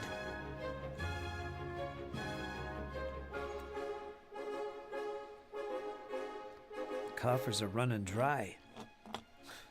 Seriously.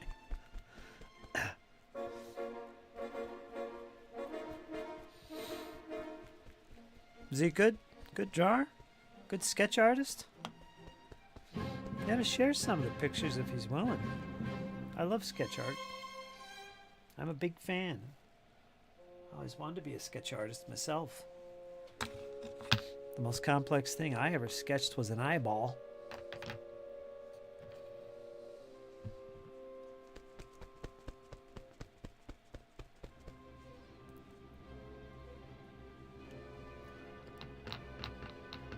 I wish I could.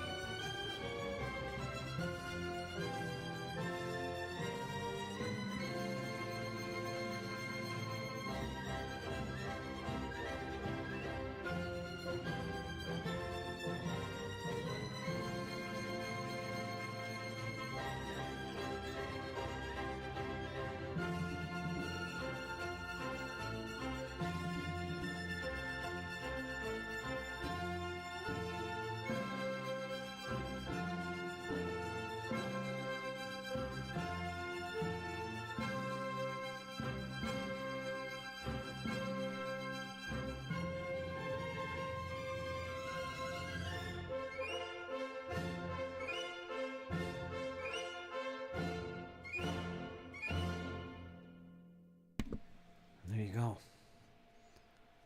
Now that was rocking.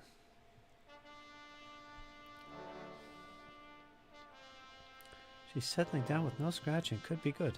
Excellent. That's good news. Even I feel better. That's good.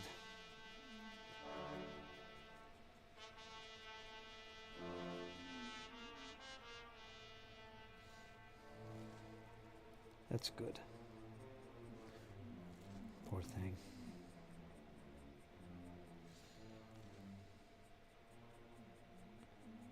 Fingers crossed.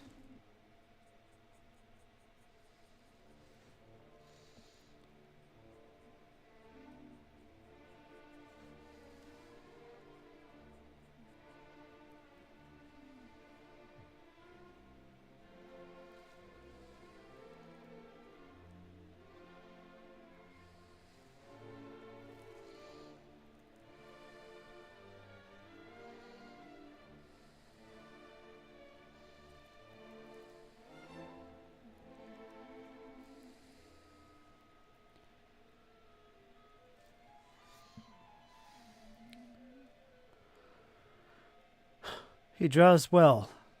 One of the times I remember I will share some with just... Yeah, please do. I'd really appreciate that.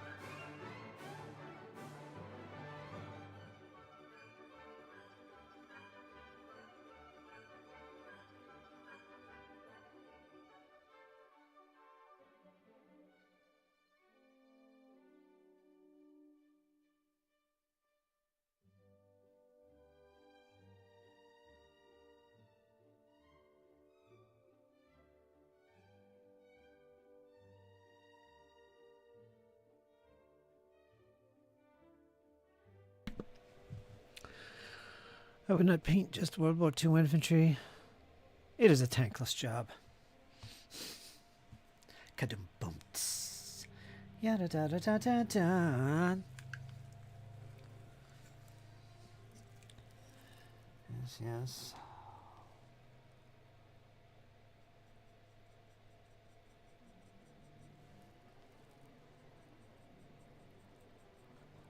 Well done, Iron Man.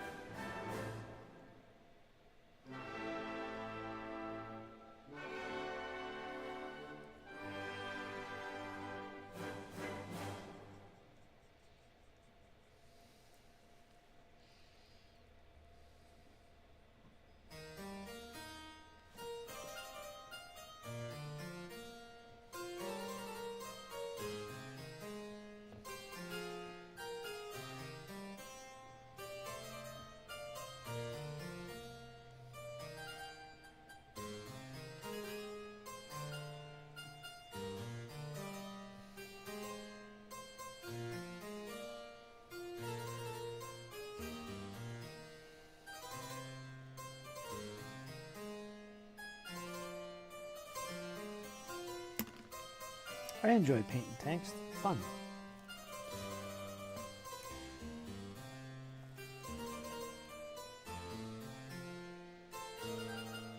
Really easy, actually, with a lot of things.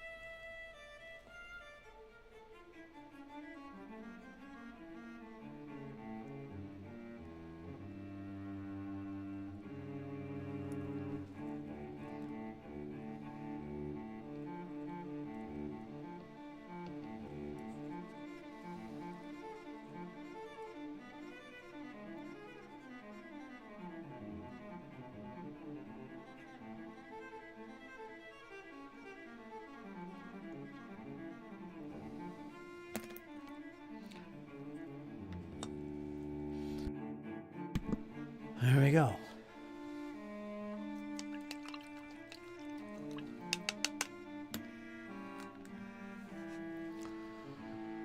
Let's do the same for climbing checks. Whenever in games that I have awareness or perception rolls, I'm gonna ask for one roll per session and that's it. Yeah, for the most part, that's what we should be doing. I think the perception roll is the most abused roll. Okay, you walk into the room. Everyone make perception checks. No, don't do that. Don't do that, right? I've done that because you get lazy.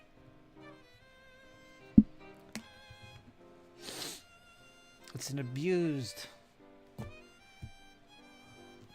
thingy-majiggy.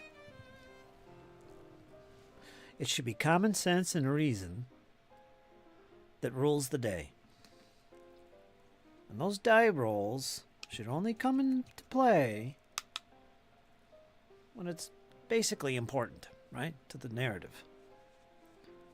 It's fun to roll dice, though. That's the thing. So there's a game inside of it. People like to roll dice. They want to roll dice. It's fun. It's the game side of it. So there is that. So there's times where I let players just roll because it's fun. Let's roll some dice. Yeah, let's all make perception rolls. So there's that, too. I mean, it is a game. It's meant to be fun. Players are starting to get a little bored, maybe. Well, make them roll dice. Make them think it's important. It's critical. Right? I've done that. And it's great. But yeah, that perception roll can be abused and take, too much. So I'm with you. I'm with you.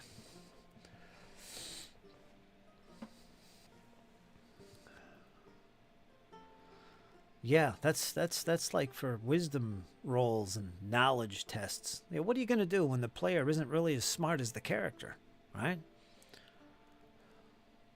That's what the die roll's for. Have them roll the dice. Yeah, you're supposed to figure this out with common sense, but you obviously aren't doing that. So, okay, well, you know what? You are a mega brainiac wizard. Go ahead and make your roll. See if you find the clue. It's good for that, too. Right? Am I right or what? We all know these things. We're veteran GMs, right? Come on, we've been around the block. We know this.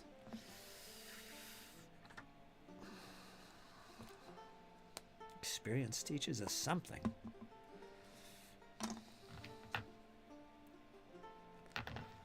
Common sense. Whoops.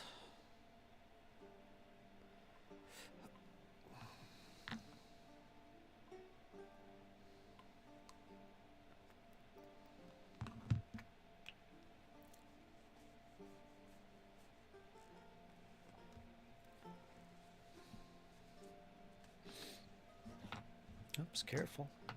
Gonna let that dry. Tracks are all blackened up. All 3 tanks. MGs are painted. I blackened them as well. Gonna leave I don't know. I like doing that oxidized color on the exhaust. Or air filter. I think I'll leave them painted. Because I'm lazy.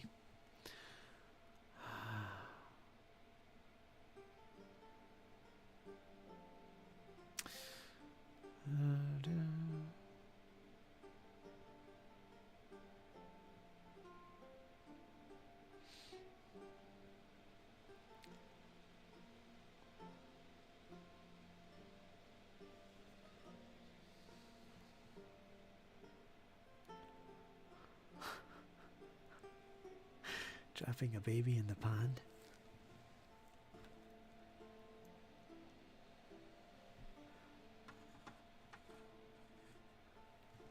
Yeah, little distraction.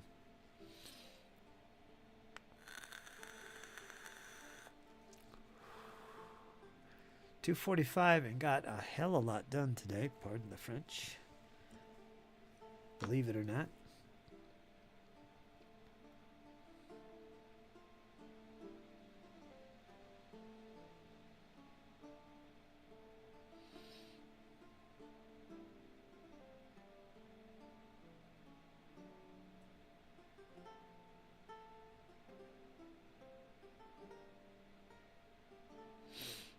I think I'll save the drums for next week because I could, you know, break up the task of painting muskets. It's not going to be that bad, but could do some drums. I think in maybe 2 days, a couple days work, get that done. Then we could focus on the basing. Get them all put on their little bases. It really distracted from the adventure.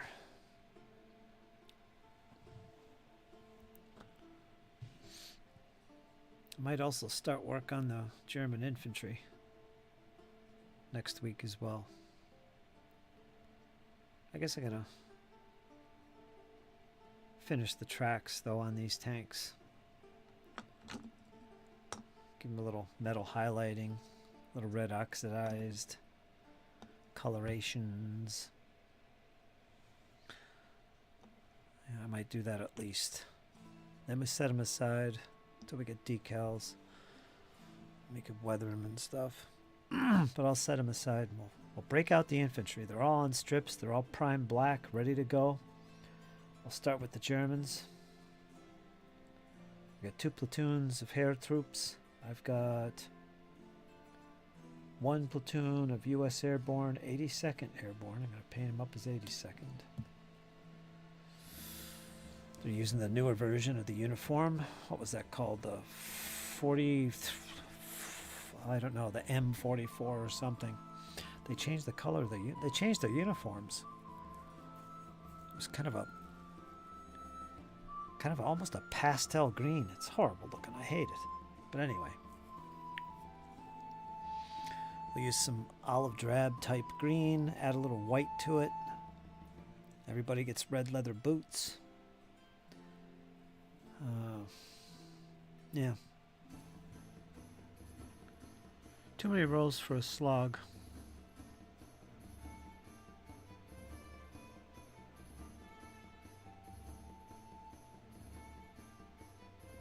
Yeah, but rolling dice is fun. And it's a good way to learn and get into the game. So I'm all for rolling dice. Maybe a little bit more often when you're a beginner. Don't want to teach bad habits or anything, but, you know, we're not stupid here. Me and Arn, man, we're not big dummies. Are we? Are we big dummies, Arn? I don't know. Monty Python, here we come. Do-do-do-do-do-do. Flip-flops flying.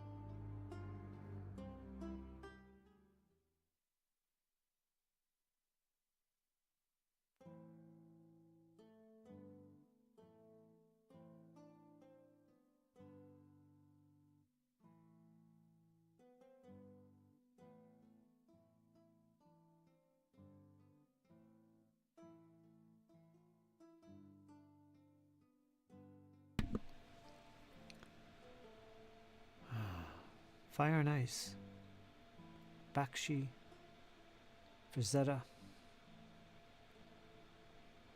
It's free to watch on YouTube. Cult classic, Fire and Ice. Link in the Frazetta-verse.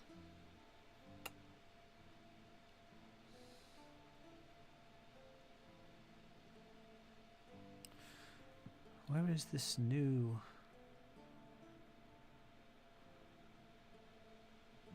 individual who joined the server?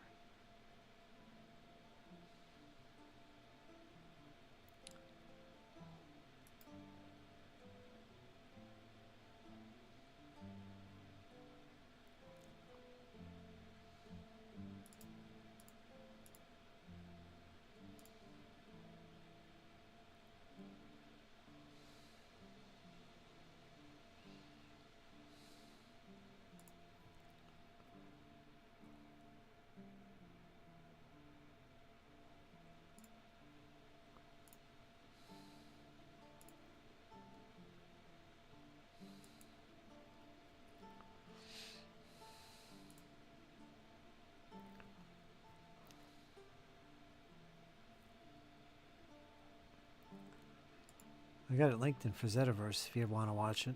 It's free on YouTube.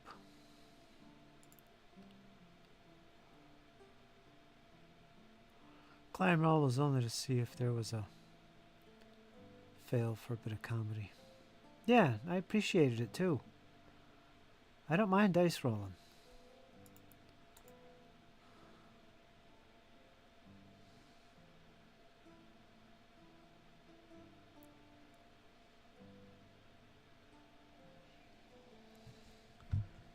Since we're new.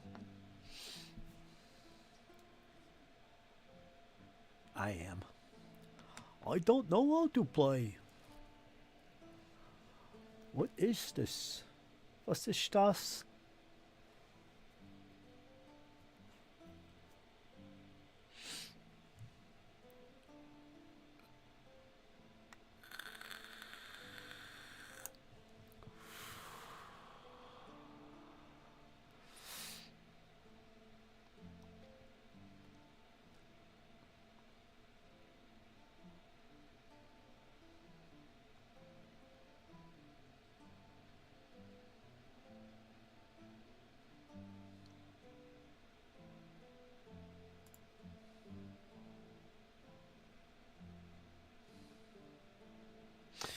Wow.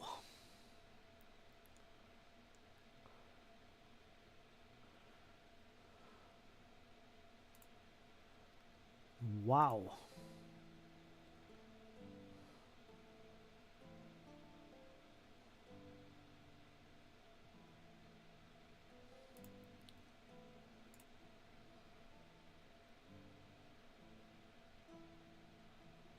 Yeah.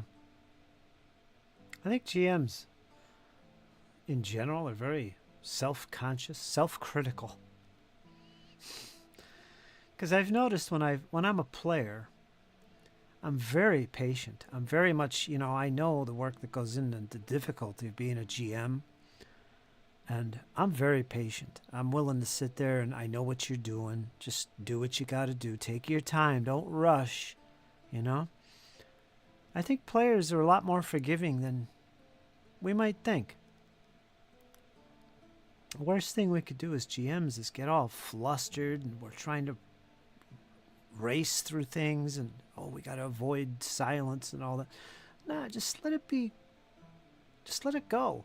It's fine. I've had to learn that. And that's one of the things I learned by being a player, which is rare for me. Most players are more than willing and they're understanding and patient. Not all, of course, but most. Pays to know your players. I think me and Arn are pretty much laid back and we know what's going on, so.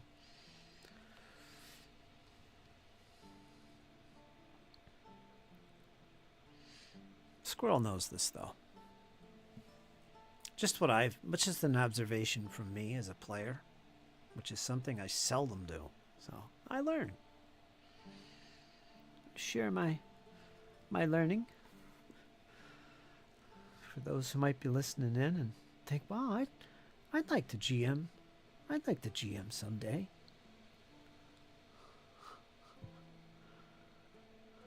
Or something.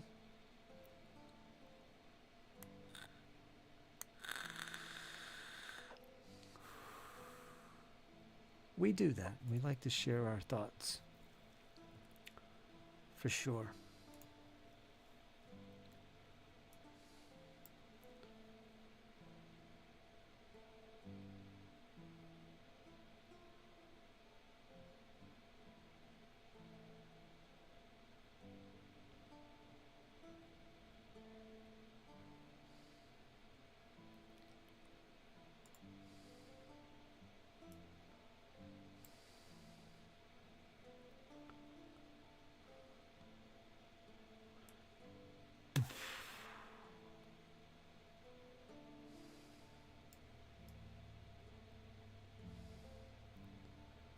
That's St. Petersburg there. Yikes.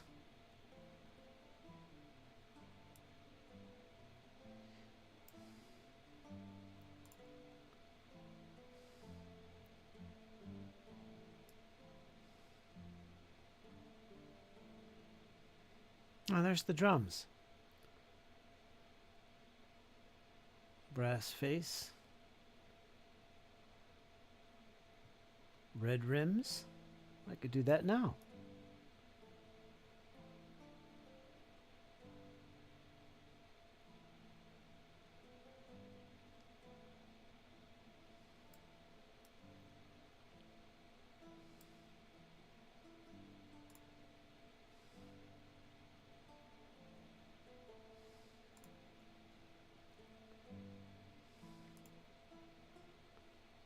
Oh, there's my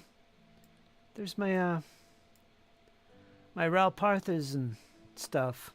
My old school miniatures on a, what is this? This is a Dwarven Forge terrain. Look at that. Me and Jake were playing the one day. I still got this. I got a 3D print stuff too.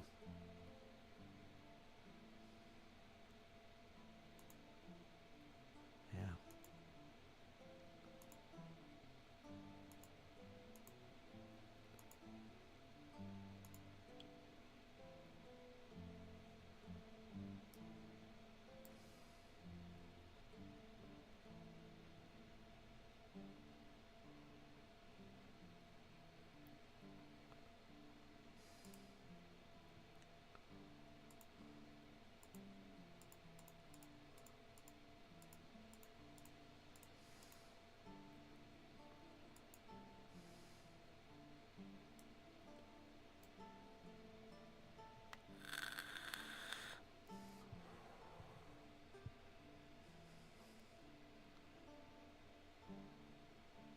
It's your Jaeger.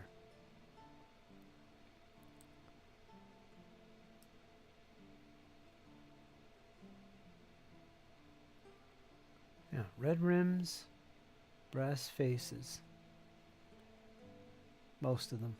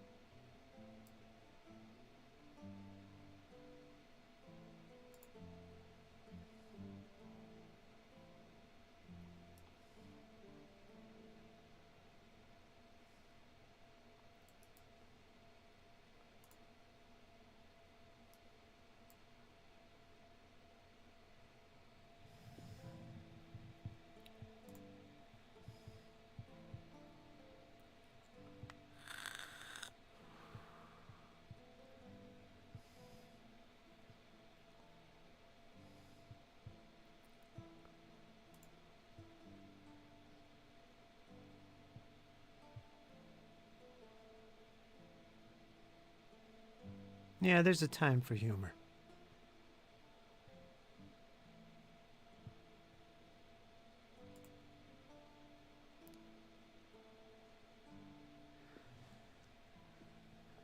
I like it here and there. Otherwise, I'm a serious gamer, I think. In general, I think we all are. But you got to have some laughs in there. You got to lighten it up because it is just a frickin' game. I guess it depends on the genre, too. If you're playing something like Call of Cthulhu, you don't want to have too much of the laughs going on at all. Being a dark game, after all. Of course, it's a kind of a unique audience that plays that kind of game. Kevin should have a post coming in the next few days. Seems about every 2 weeks.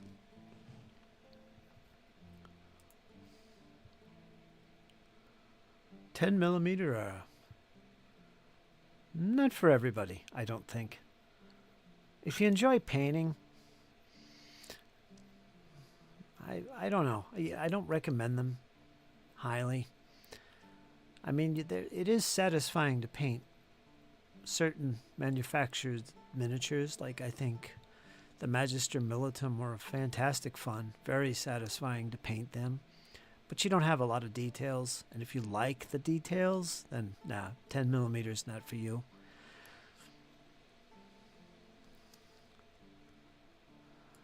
$15mm is the Wargamers scale. I've always said that. I grew up in wargaming, and it was all about 15mm, and it still is the scale for wargamers.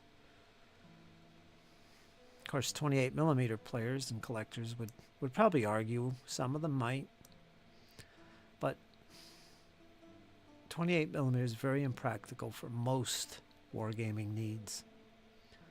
But if you like painting, 28's the way to go.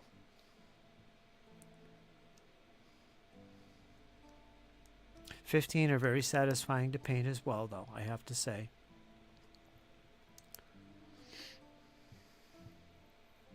But smaller than that, it's a different aesthetic. You kind of got to go for a mass look to them and have lots on the table to be effective with 10mm, I think. Otherwise, it's like very unimpressive. That's what I think anyway. Not that I know anything. Small scale looks too squat to me. 10mm looks like hobbits. Not human. Just being picky, I guess. I painted way more 15s, but my best work was the 25 for sure. I just like painting. And I've collected and painted a lot of the bigger 28mm figures in my hobby life.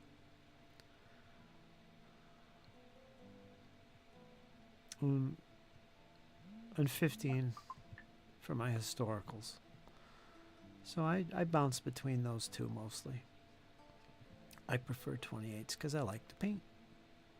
I like the look of them. But 15 are not to be ignored. Even I'm my secret project, in fact, that I'm not going to talk about. It's historical, but I'm doing it in 15mm. Probably doing it in 28 as well, but currently it's 15mm, which is kind of odd for me because I love 28s.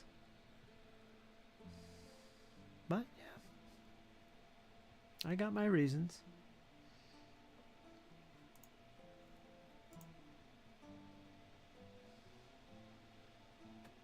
$15mm is fun.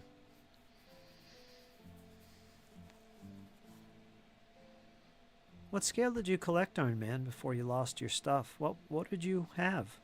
I'm going to guess it's 15. Being the Wargamer scale. Probably the most popular in wargaming today. My opinion.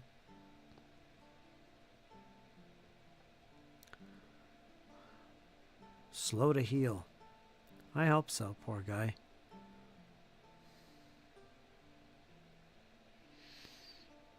$15mm? Sounds about right.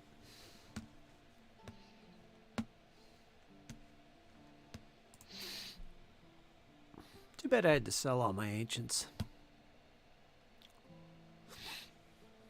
I had a pretty good collection of armies, and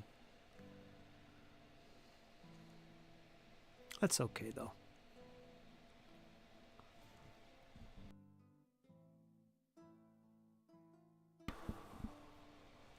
Gotta do what you gotta do.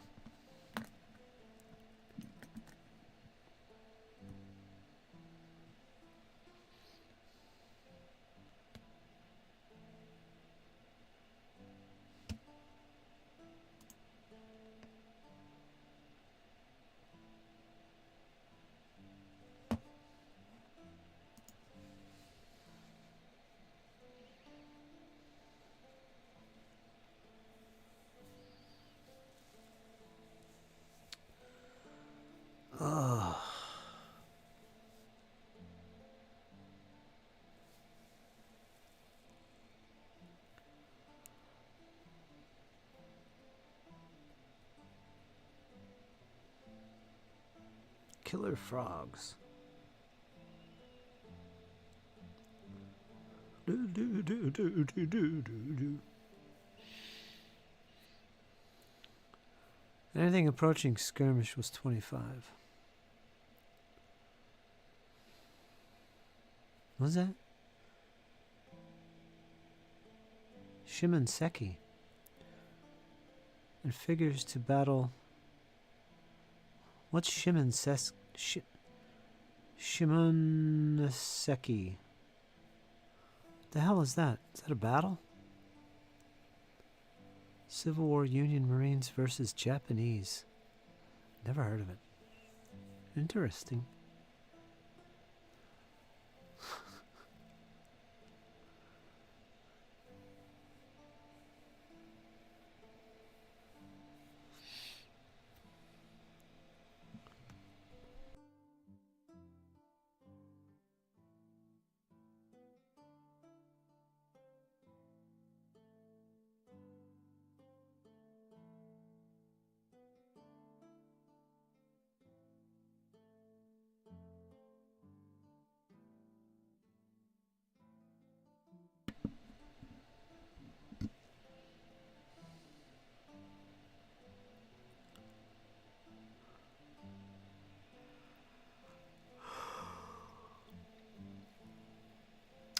Still haven't heard from Ian.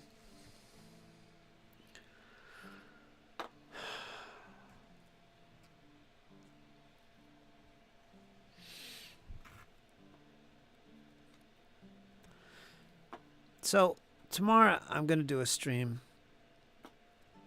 And I'm going to start on the drums. And I'm going to try and get Nick in here. So we could look forward to Nick. We all know and love Nick. He just had a video, by the way, about solo wargaming. And he made some really good observations. So, bombarded a rogue samurai bay. Happened the same day as the opening of Gettysburg. Huh. It hardly made the news at the time. That's interesting. That's the fun of gaming. You could find these mundane or not well-known battles and play them out, research them and play them out. That's always fun. I always enjoyed that.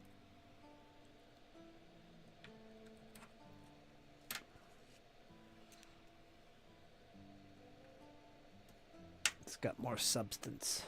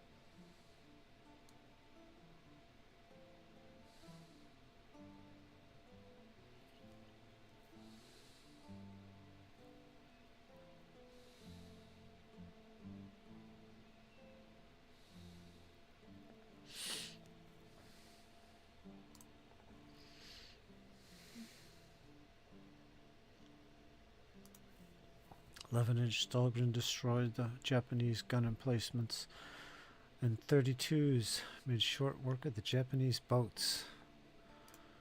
One U.S. Marine lost a foot, only casualty. Yeah. Poor guy lost his foot. Might have been a sailor, though. Not sure. Huh. That's interesting. Little known battle.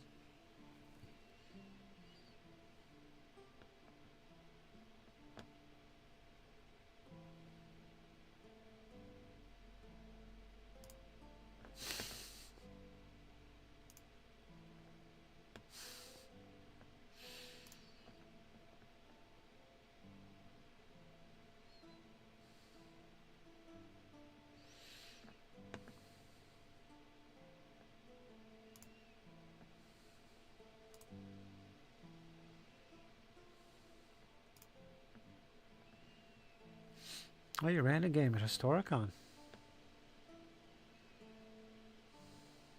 Huh.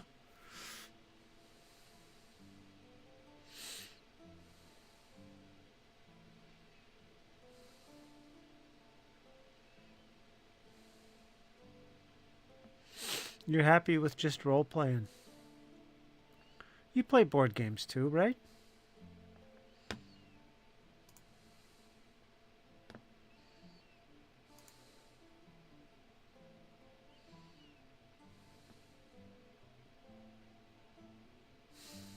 Hey, Mr. Painty Man.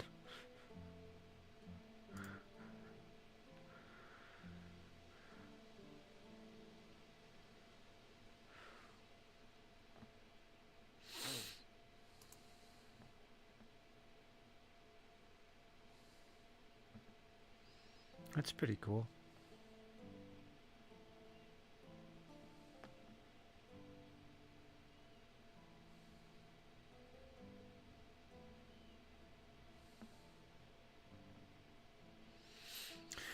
Most I ever did was I hosted games at my club, which was a store.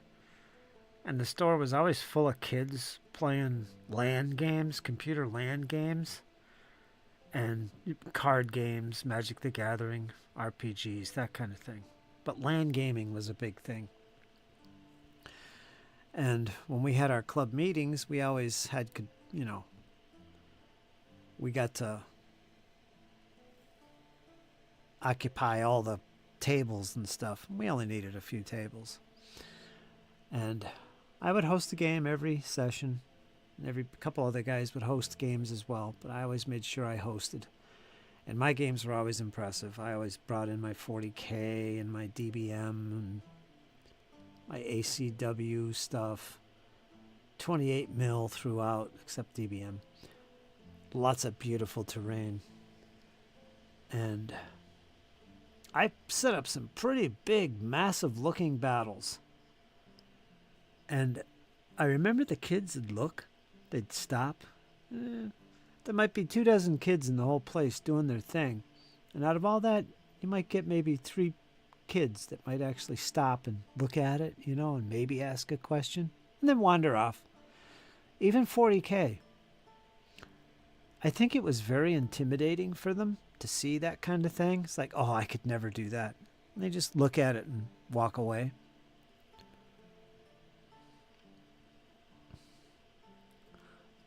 But I guess that's kind of to be expected. This was back in the early 2000s.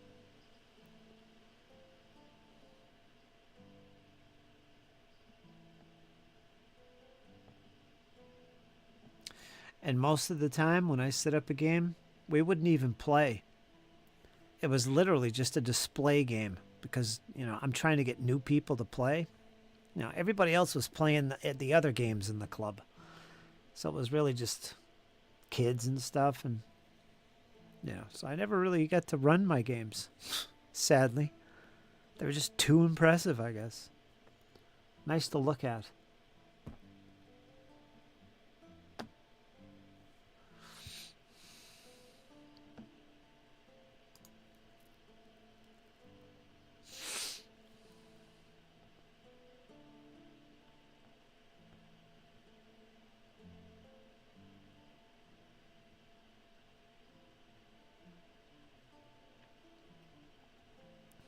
Yeah, that's okay. You enjoy role playing, that's enough. That's fine.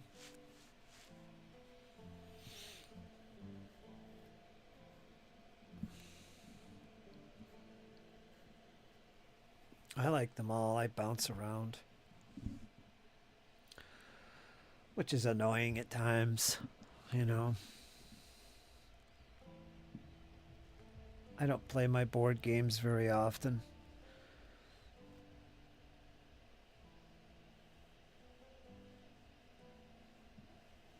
Well, I don't play anything very often. What am I thinking? Role-playing games are just freaking convenient.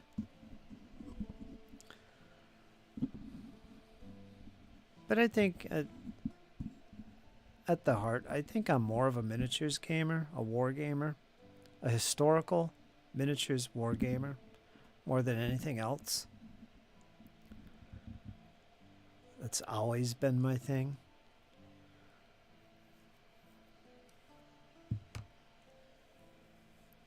And I love board games and the role playing.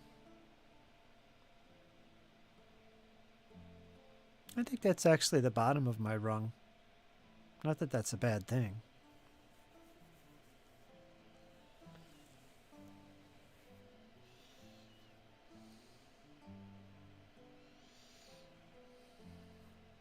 I mean, all three hobbies are one as far as I'm concerned.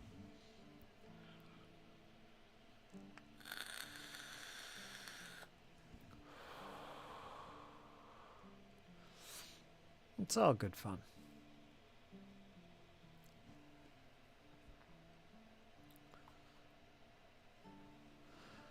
Ideally, I'll have a board game set up and have a tabletop set up with a miniatures battle at all times so I could just drop things down and play and roll dice. And then I'm always role playing, right? So I'm playing all three at the same time. I've always got something going on. At least that's what I used to do till recently. And I imagine that's what's going to be when I get my game studio back. I'll have a board game set up, that I'm focused on now and then, play some turns. Miniatures are available at the drop of a hat on my table with terrain laid out.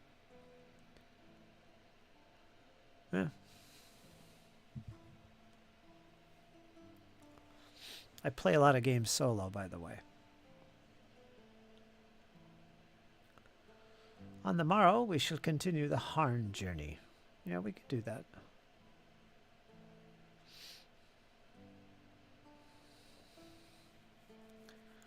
Tomorrow? You want to do this tomorrow? Little session tomorrow?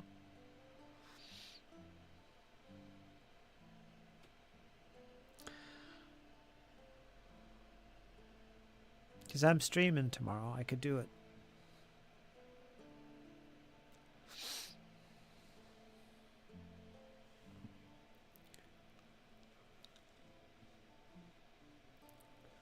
Oh God, here we go again. Can't wait till tomorrow. Gotta roll dice now. What do we got going here? Cripes. Roll 3d6. Enough of this talk. I'll roll 3d6 right now. Let me get this damn thing out of the camera.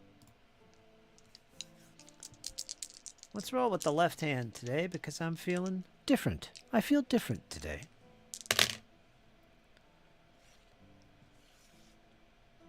Oh, it's a very unlucky roll for me.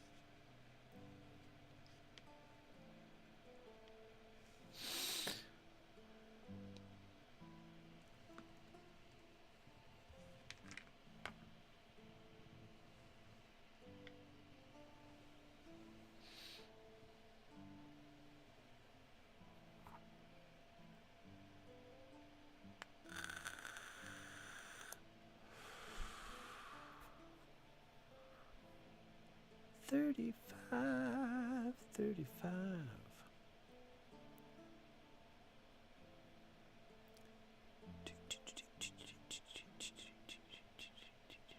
Am I alone here? There you go. Unlucky 13. A number that doesn't exist for me. That was my left-handed roll. Comlin, do you want me to roll some more?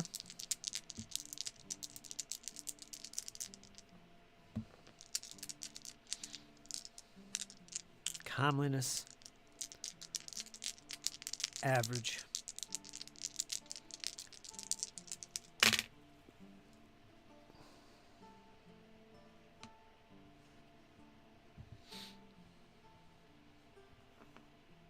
You can jot that down in your tablet. Actually, I should probably write that down too while I'm sitting here. Let me write that down too. Comeliness, 13.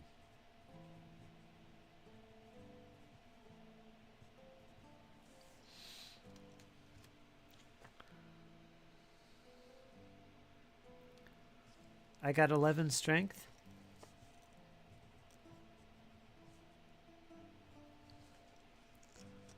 Just rolling some dice, 3d6, Arn. I'll wait for you to roll your 2 rolls. Roll once for comeliness, and then a second time for strength. 3d6. No, you got an 8.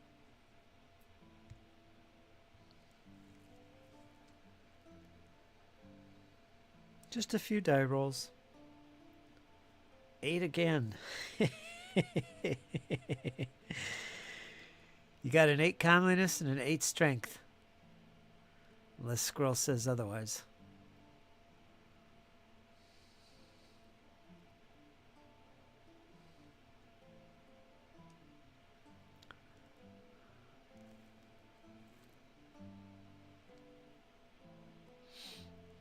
You're a brute.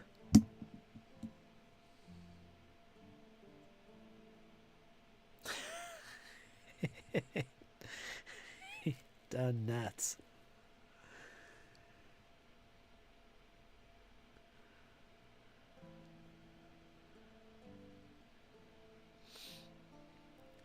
Stamina. Roll number 3 is stamina. Three d6, Iron Man.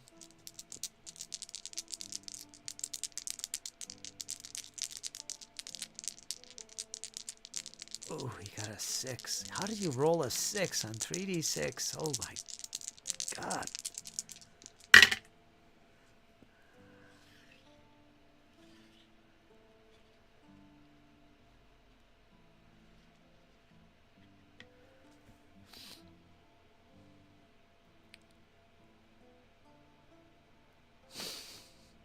Four, 5, 6. The obligatory ones. I got the unlucky 13 for stamina. Is that what it is? I don't know what that is. I'm assuming you're... What, is that my roll? Stamina's 13?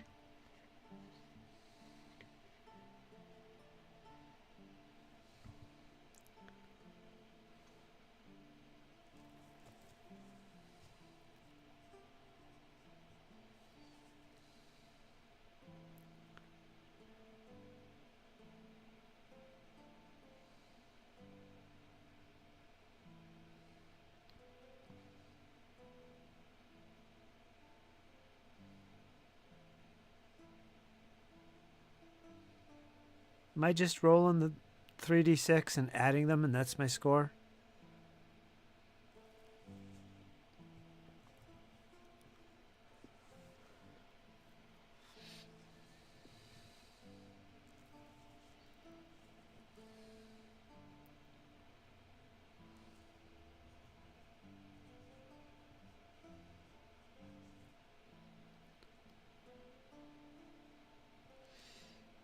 I think my strength should be higher than 11.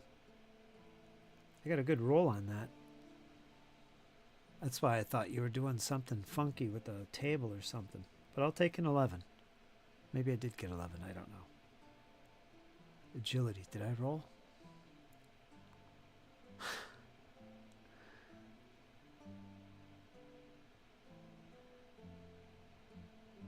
I don't know if I rolled. No, I didn't. My agility. Here's my agility.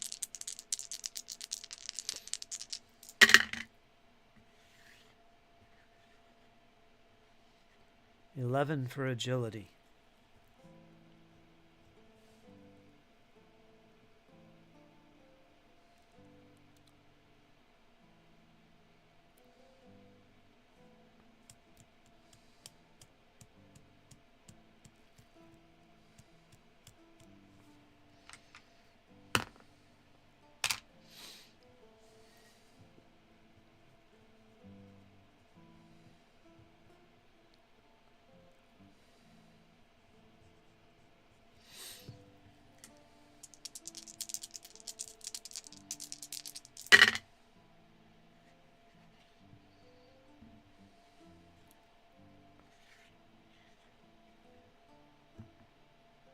$14.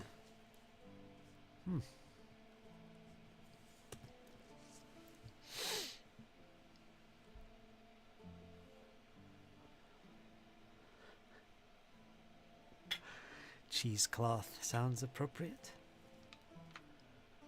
Stop it, Walter. Let me do this.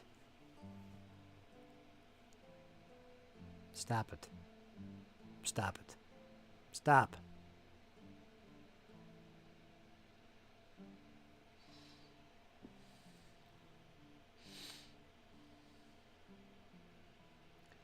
Yeah, 6 is pretty pitiful. 3d6. Ouch.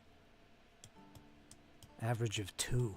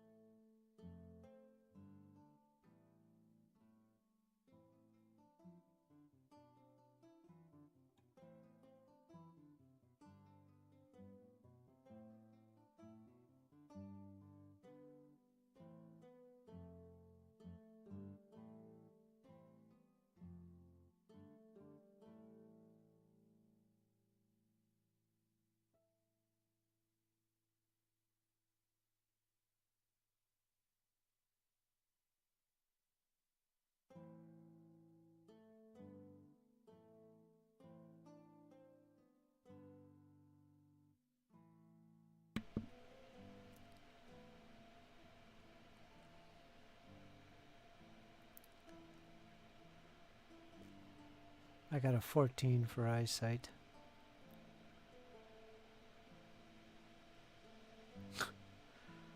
Six of those fur babies. Yeah, that's quite a few.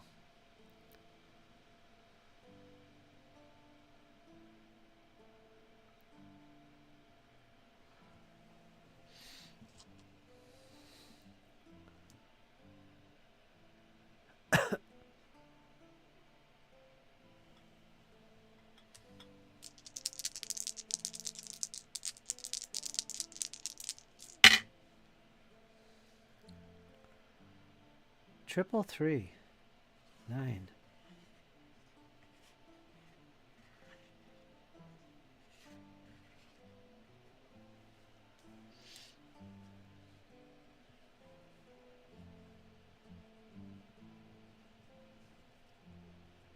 I notice Zadarok comes around as soon as we start rolling dice.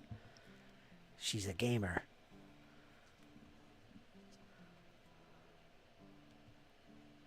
Boy, good. Now these aren't what we need to roll under, right? These are the basis for some configured score later, right? I imagine that's how it works.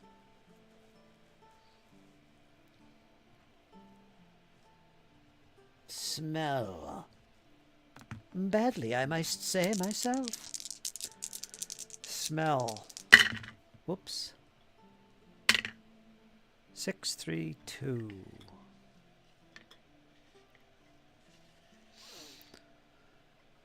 $11 average.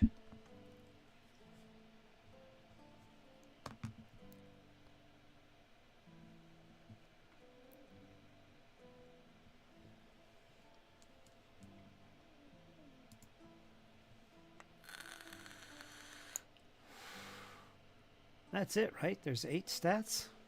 Is there more?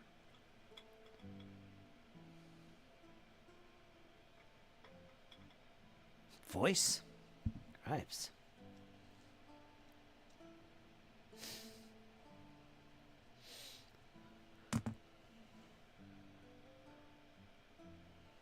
La la la la la la. Got a good voice there, Iron Man. 536.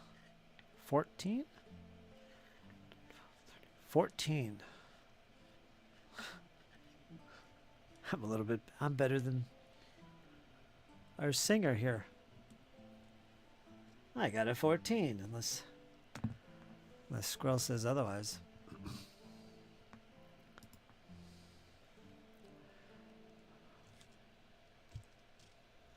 Oh, there's snow coming. Yeah, Saturday's supposed to be snow. We're only getting a little bit. God, there's intelligence. What's going on here?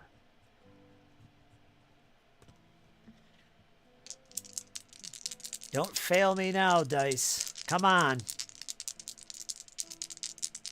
I'm not stupid. Damn you. 10. Alright, I'm not the smartest tool in the shed. Wow.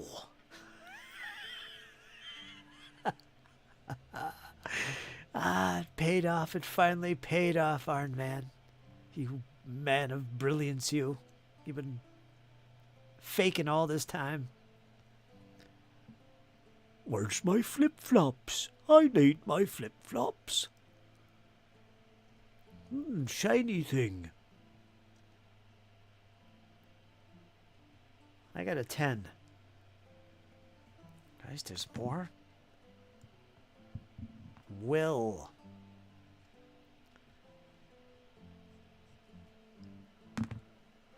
I wear white socks with flip-flops.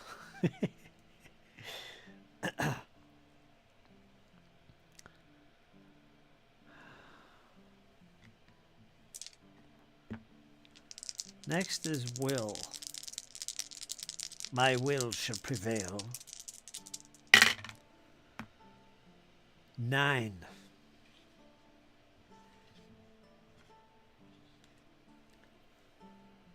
I got a freaking 9. My dice are same as my hearing, actually.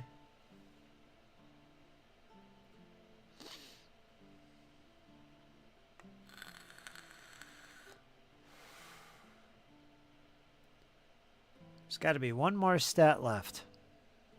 Nice even 12. What would that be?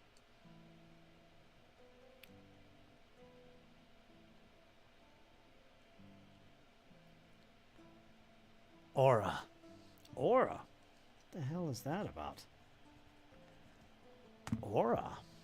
Okay. Okay, Squirrel, anything you say. Let's see what Iron Man gets. Actually, let me roll first. I have bad rolls when he goes first. 6, 4, 3. There we go. Once again, unlucky 13.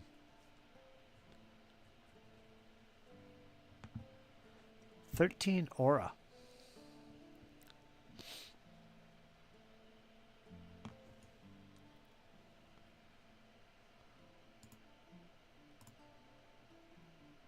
What the hell's aura about?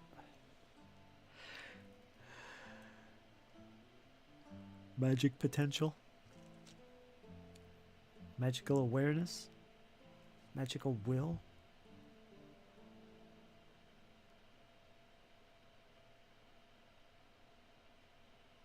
Charisma, maybe?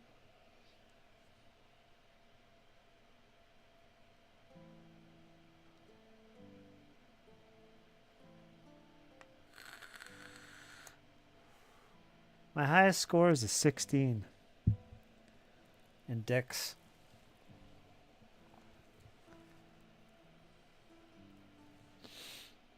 Yep, ties in with magic.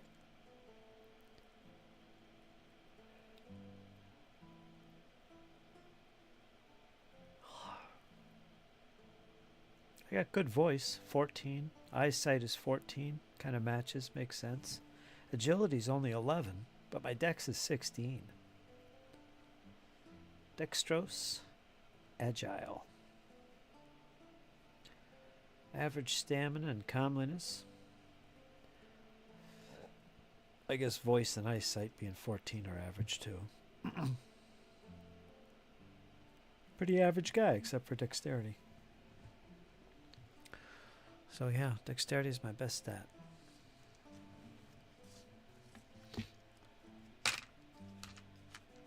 It's a lot of stats.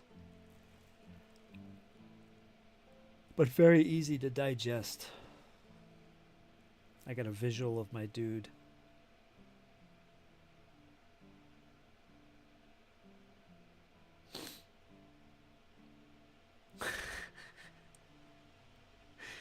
You one of those woke tards?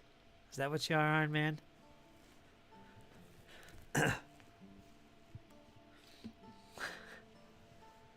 Snowflakes? Anyway, there's no bonus or penalty scale like in D&D.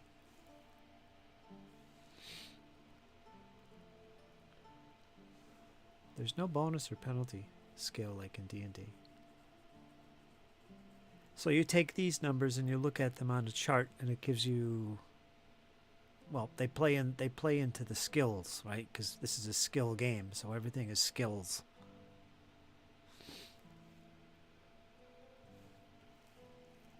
So these are just part of that equation.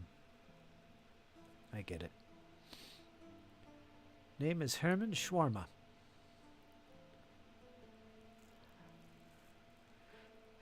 Herman's a good name. Went to school with a kid named Herman. He played the trombone. Boy, was he a dork.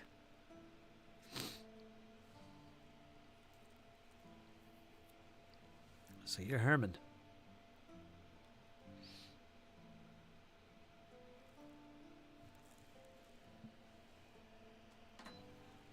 All right, Herman. Manservant and watcher over of the Sir Fritz.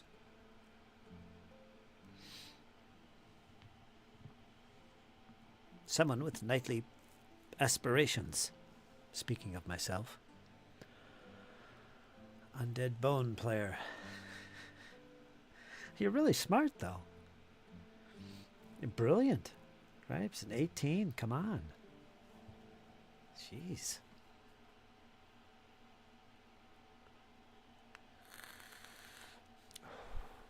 You probably just play me like a fiddle. Keeping me happy. You know far better than I do and things, but you don't. You keep it hidden. You play the dumb guy. Don't want to show up your whatever I am.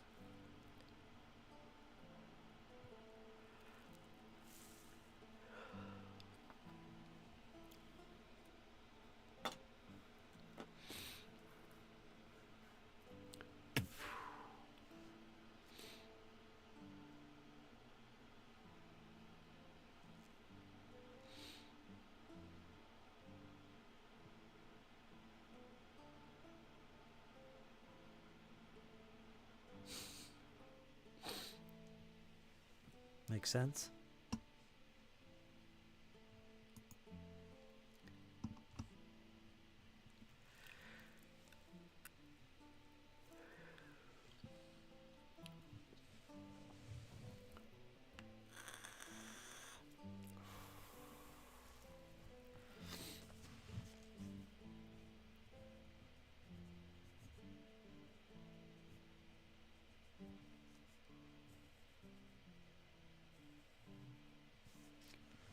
Sir Fritz.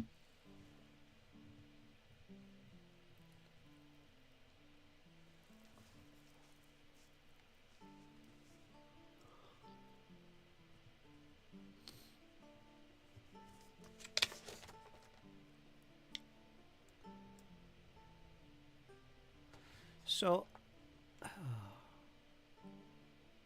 I guess my awareness and stealth and combat with longsword are all going to be different now, which is okay.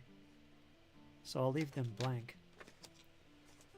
I'll put awareness, longsword, and stealth. Just add new skills as we play.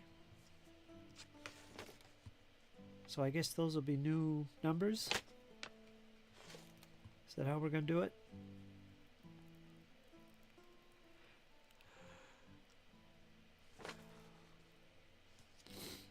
You could figure out all that.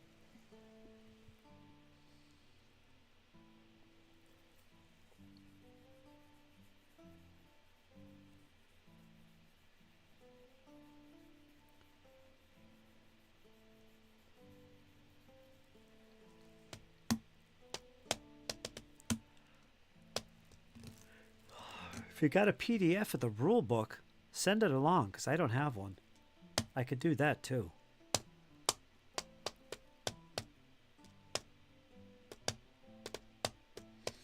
Looking at you, Iron Man.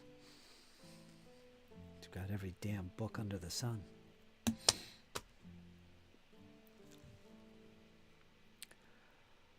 "10 minutes. Take care of the doggy."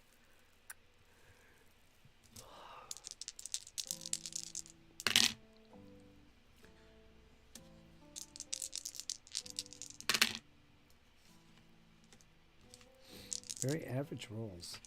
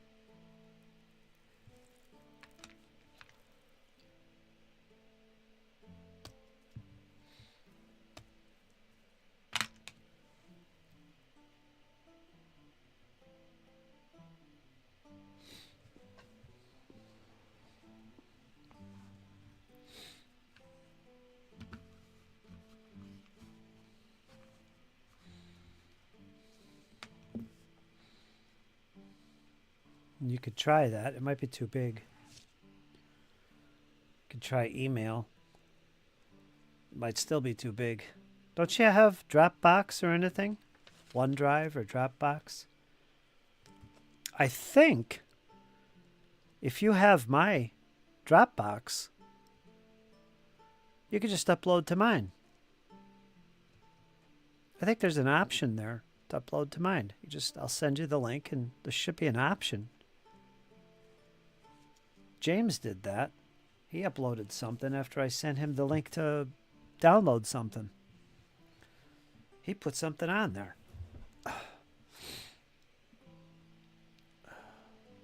Quick start. Send the quick start. Well, it's probably free on their website, isn't it? Well, if you can do it, try it. Save me some time. Otherwise, I'll go get it if it's free. All right, let me give you the Dropbox. Let's do one thing here. Let me grab a link.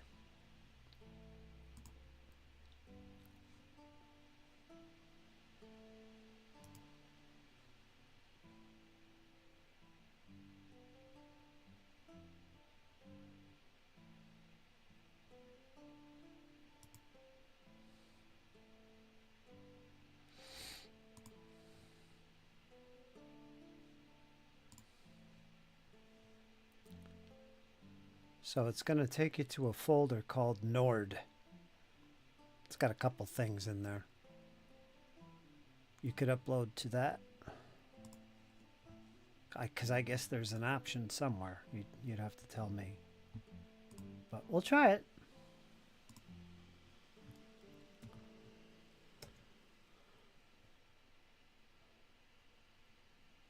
Yeah, try it and see what happens.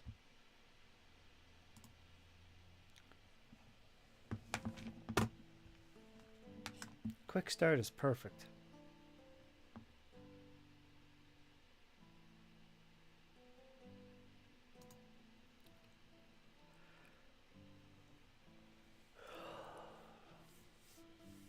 If we can't figure it out, I'll just go over and get it myself.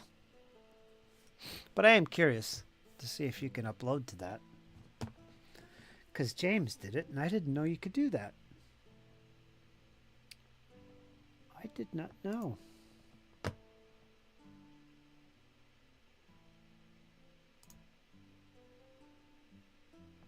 course, I don't see what's in there. Non-OGL Castles. I don't see what he uploaded. I don't see it now. So I don't know. I thought he uploaded something.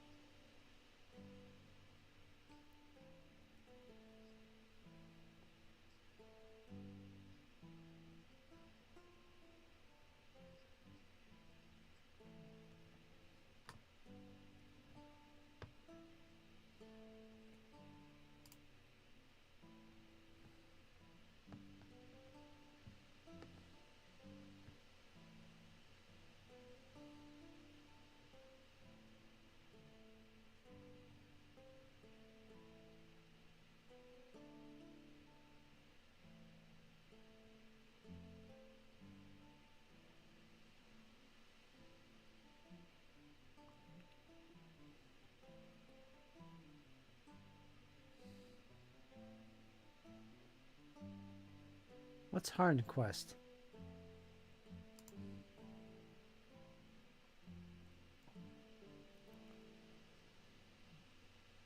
Magazine?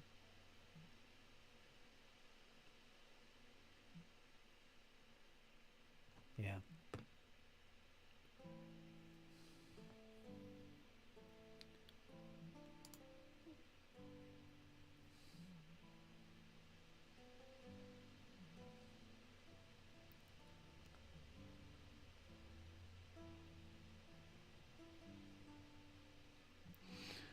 don't know where to find this thing.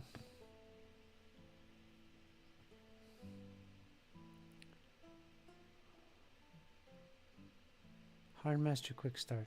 All right.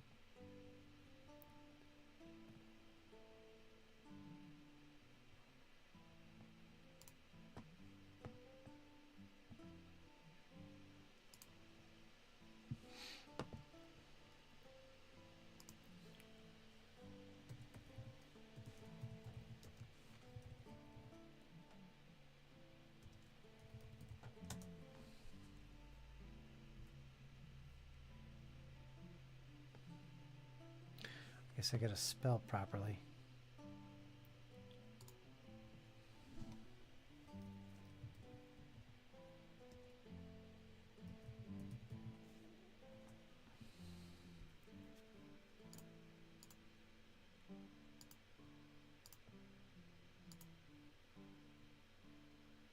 Oh.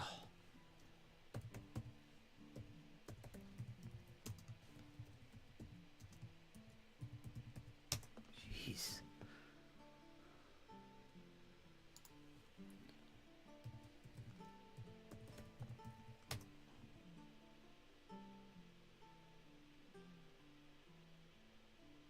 Quick Start. In Japanese. There it is. Hardmaster Quick Start Rules PDF.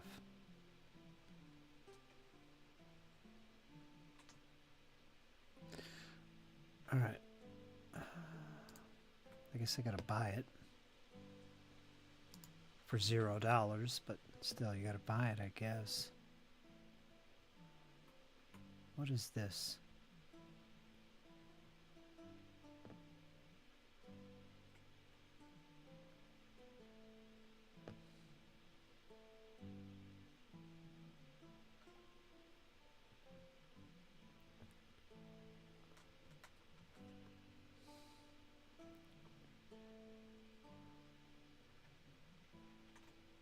What am I doing here?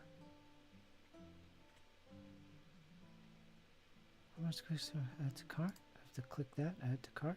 Okay, add it to cart. All right. Does it take forever for him to send it to you? All right, check out.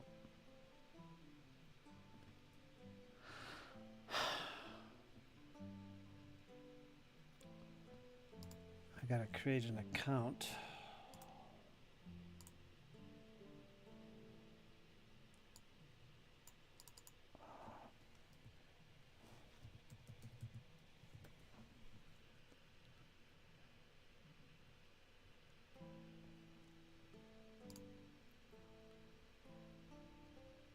Save.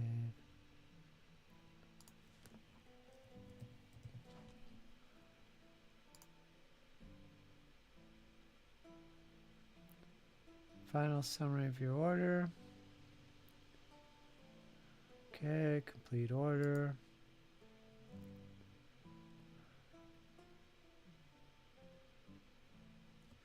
We will send you an email message for confirm that your order is received. Orders received manually. Orders are received manually for accuracy before billing. We will then ship the order within 24 hours. If you have pre-ordered any items, blah blah blah. If you have any questions, blah blah blah. Blah blah blah blah blah blah blah. All right, so it's just email. I gotta wait for email, I guess. So it's not immediate, I don't think. That's it.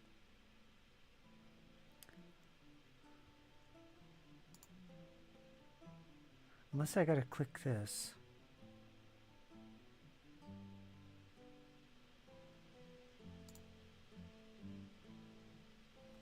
Let me put 0. No, you can't put a price in because it doesn't cost anything. Let me get out of this. I'm in my PayPal. It should already be done. We go to email.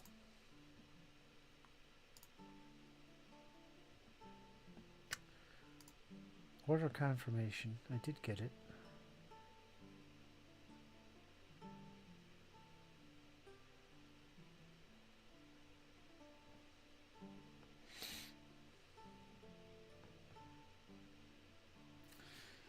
go to my account. All right, so I got to go back in and log into the account, and it should be there. Okay.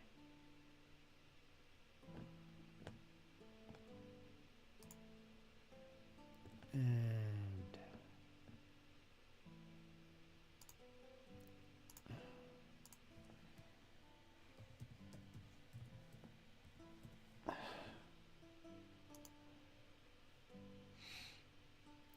digital library.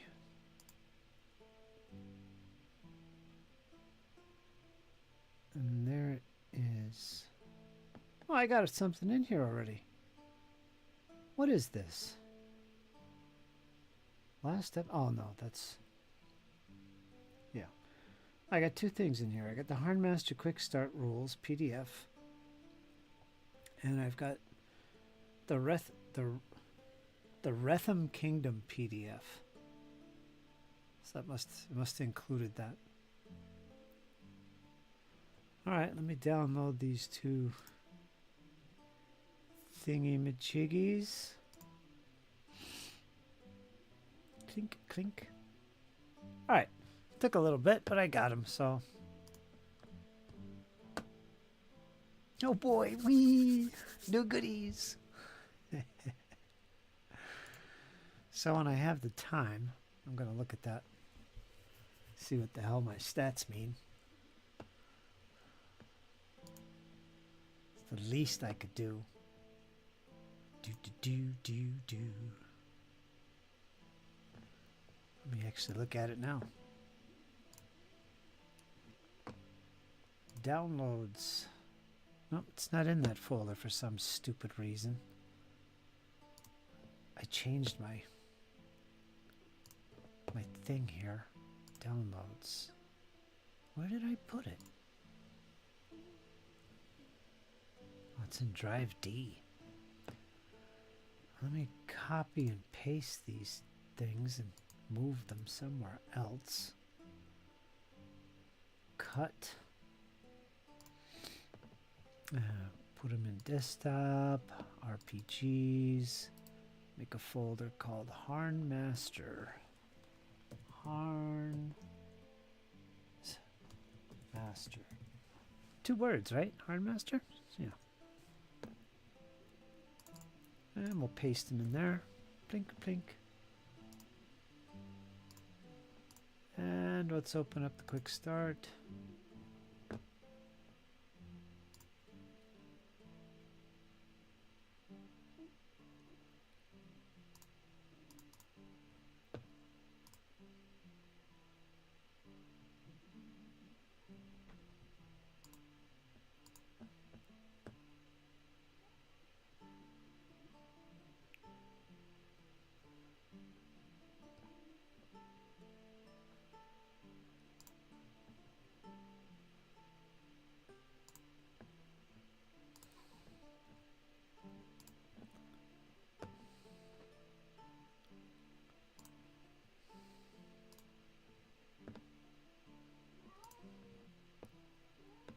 Stop it. Oh, I don't have Adobe Acrobat no more. I took it off my computer, which I should put back. So it opened it up as a web browser page, which is okay. It's okay. That'll do.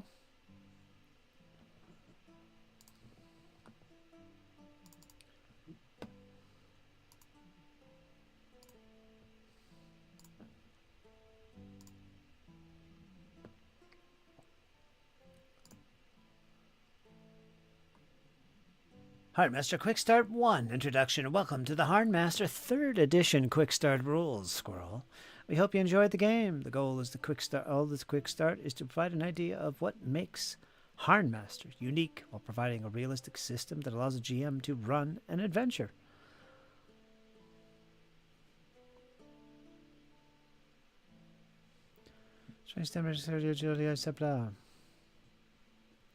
Other factors: species, height, weight, frame, optional medical tables, optional psych tables, personality, derived abilities, endurance, move, okay, skills, mastery level, ML, effective mastery level, EML, skill testing,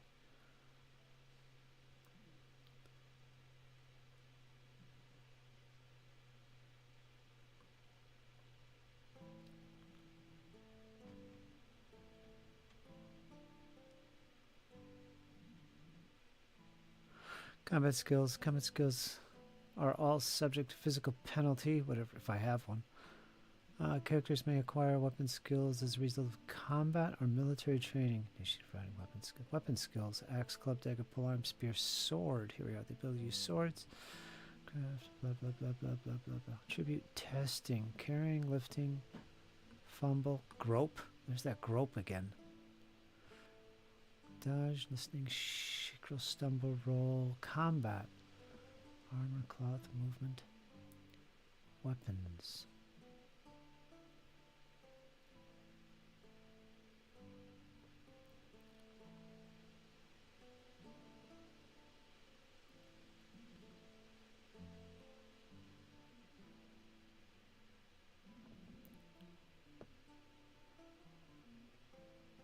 Physical activities are also hampered by the load a character carries. Encumbrance penalty. Encumbrance penalty, applying physical penalty. Physical penalty. Encumbrance penalty. That deals with encumbrance, so we'll skip that. Skill versus skill. Levels of success. Effective mastery level. In many cases, mastery level is modified up or down to produce an effective mastery level. EML.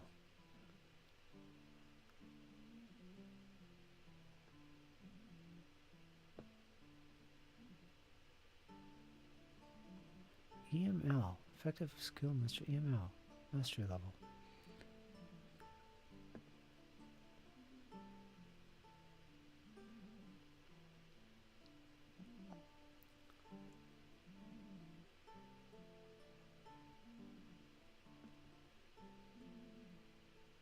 How do you figure your...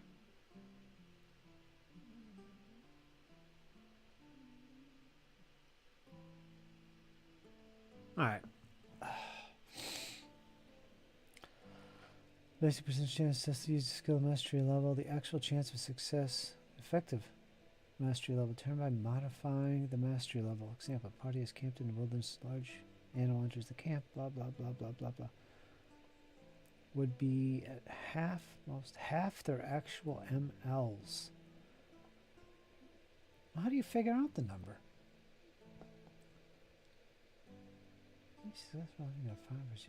Yeah.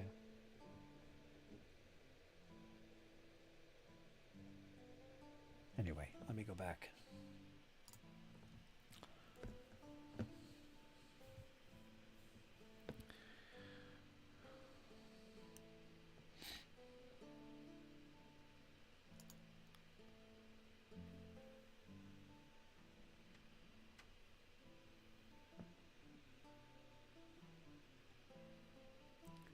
Role-playing games channel on your Discord.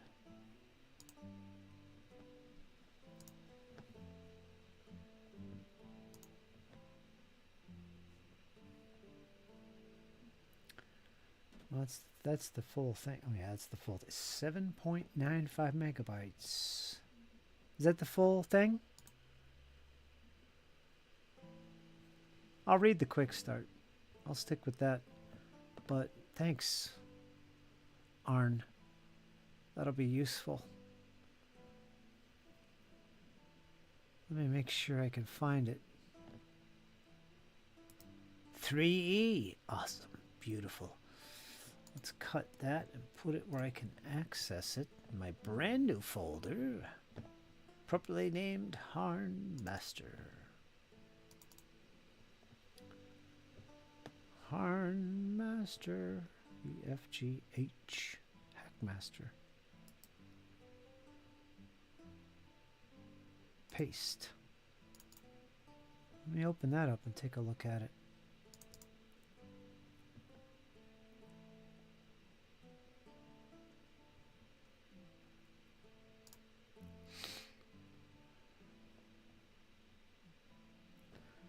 Yeah, that's it.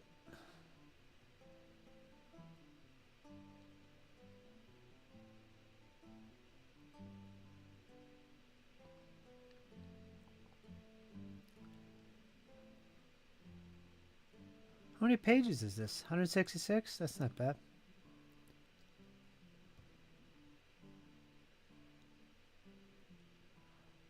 Nice artwork. Dice conventions. Alright, we'll look at this.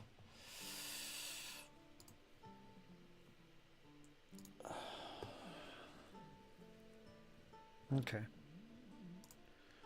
The deed is done. Clink. Thanks, Iron Man.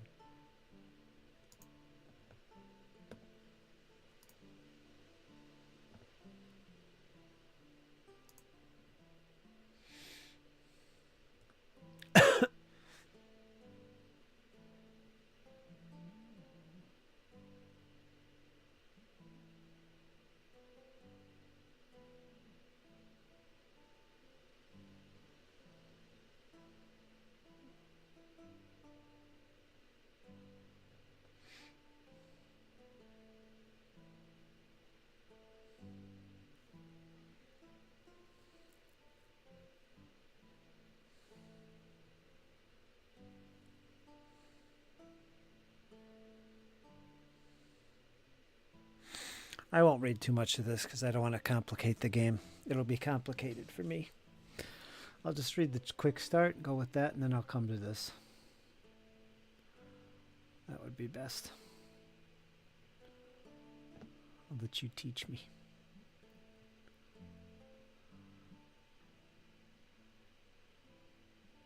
Aura.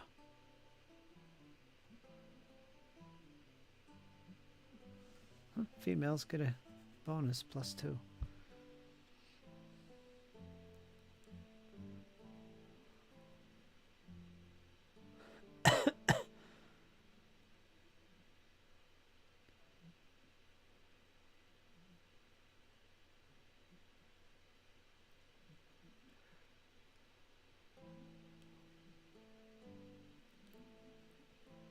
Boy, a lot of background stuff.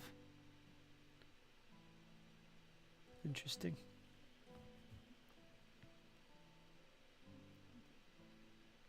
A thespian.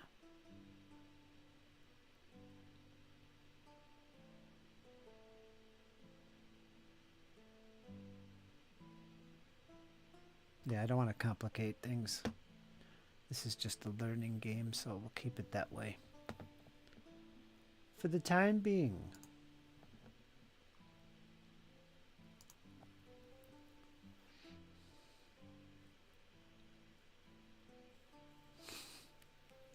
You must. There is no way out now, you fool. We have you. At last. The ground begins to tremble and shake.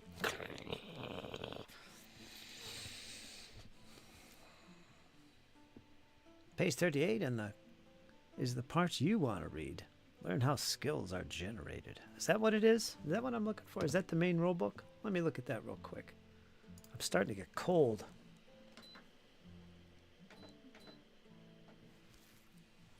Page 38. What page am I on? Page 13? Or is that chapter 13? All right, let's zip down there, shall we? Zippity-doo-dah. Zippity-yay. Nope, skill 5. Wait a minute. What? Where's the page number? Ay, ay, ay. Well, it's 34, so let's put in 38. Is this it?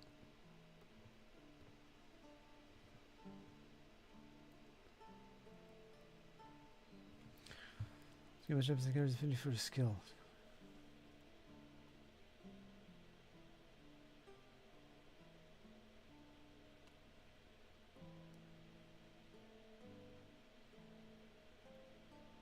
Jeez.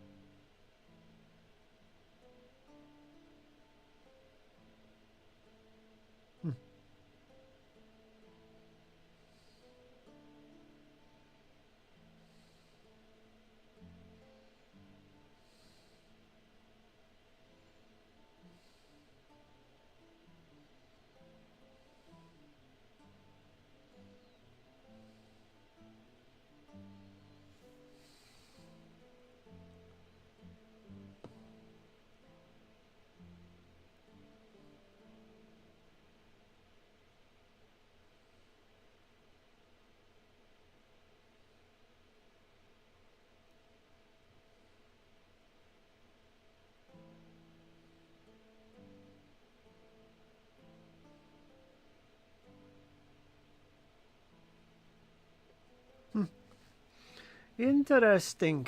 So you're averaging these things. For example, what's just the skill base I'm talking about?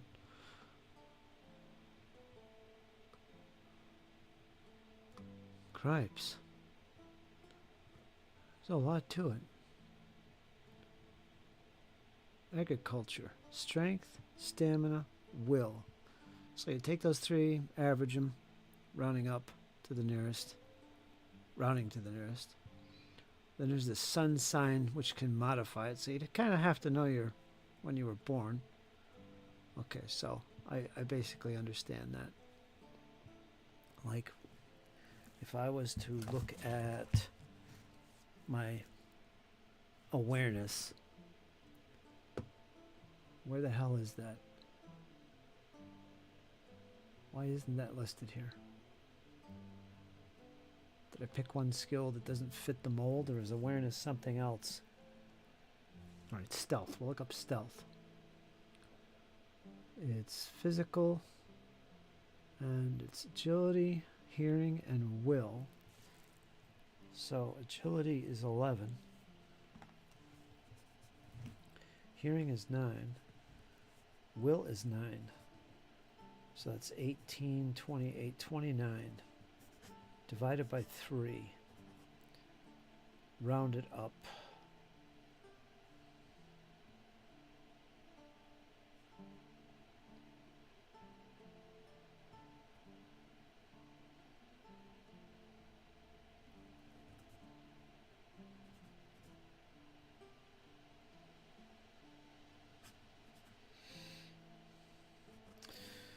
So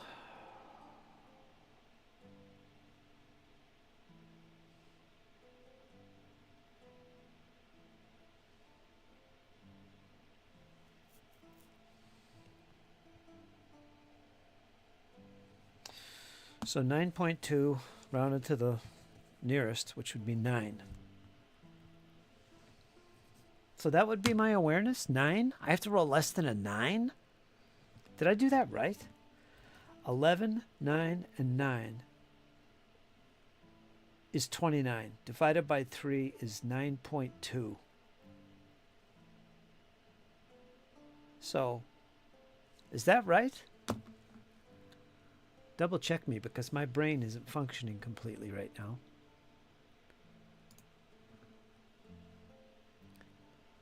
I read the example.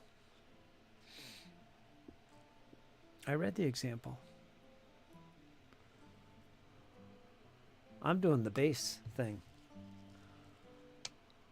I guess I have to, well, I'll read this when I get time then. This is a little bit of a brain scratcher. Multiplied by 4. Oh, multiplied by 4. Let me go back up again. I guess I didn't read it. Skill base. Let me see to determine a skill base, the attributes are averaged, round fractions to nearest. If an attribute is listed twice, you double it.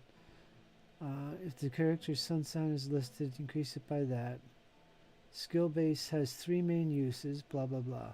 And that's all it says. Skill base example, which is rounded 13 after plus a modifier with the starting instead. Yeah, well, let me go back to awareness. Eyesight, hearing.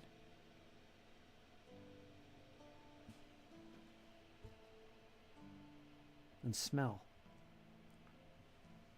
Wait a minute.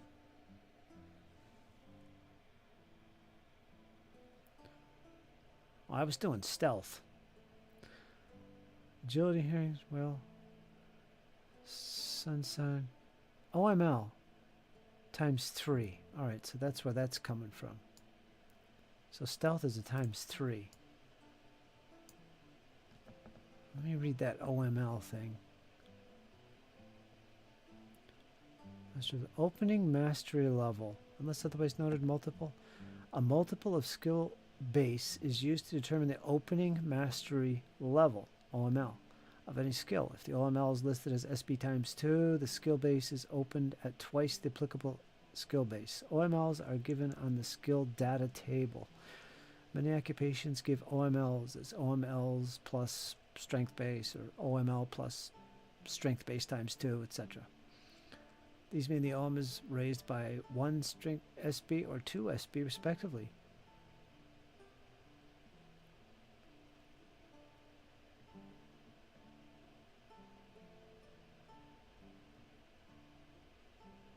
What is an opening skill base? What is that?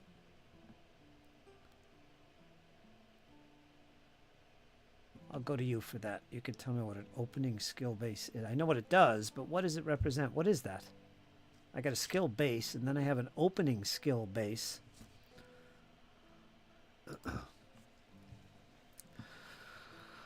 Next page, skills 2, back 1 page. There you go. Read the sidebar example. Yeah, I read pretty fast. What is the OMO? Opening skill base. I know the skills tell you, but what is that?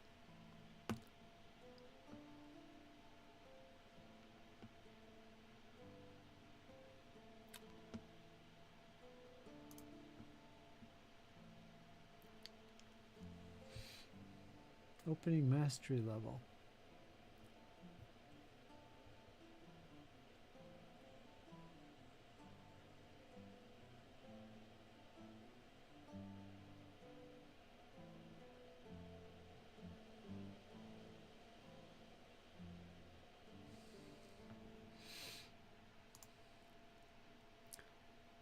Page 38.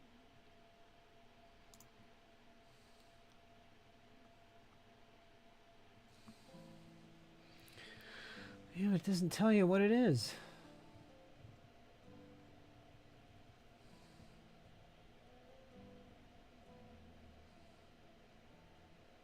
Many occupations give an OML. Yeah, I read that. OML example.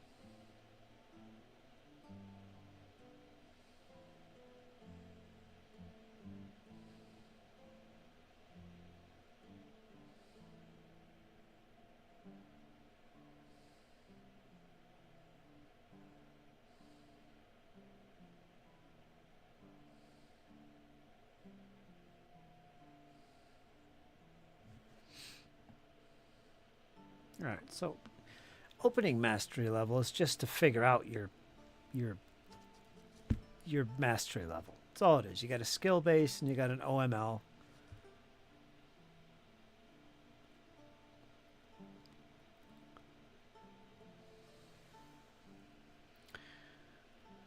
But the EML is what you're really ultimately after. That's modifiers and stuff that kick in. Your effective mastery level.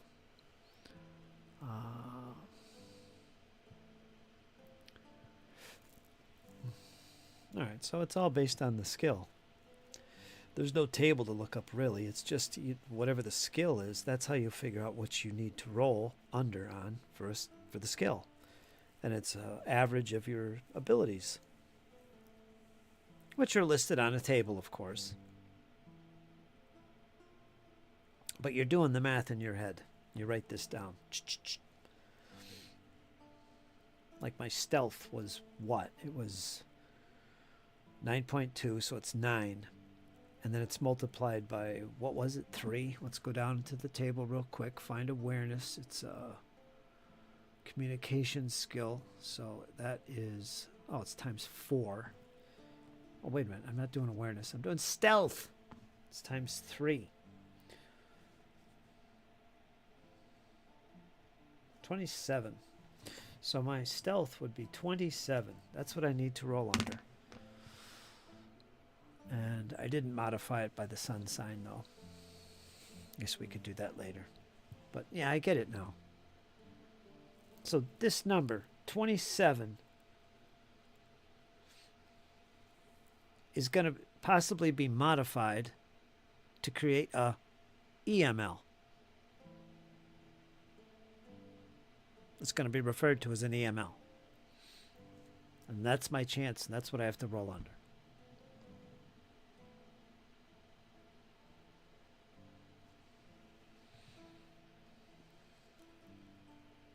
And that's all we need to know, I guess. Let me go back to the chat. My sword skill is 30. 8 plus 10 plus 10 divided by 3, 9.33. So round down to 9 times 3 for OML. My sword skill is 27. I suck. I'll disconnect. How you doing, Bill? All right, so I got the gist. I'll read through this. Don't worry.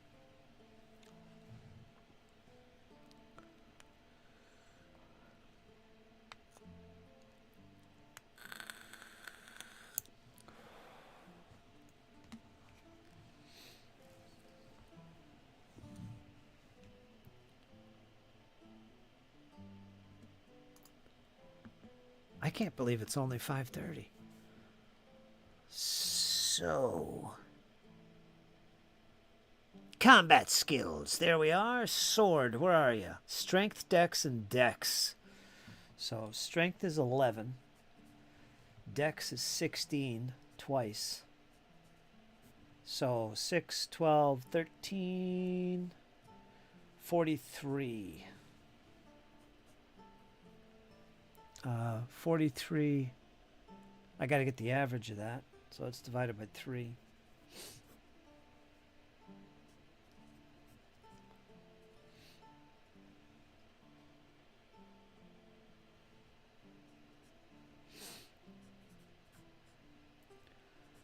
$14.1.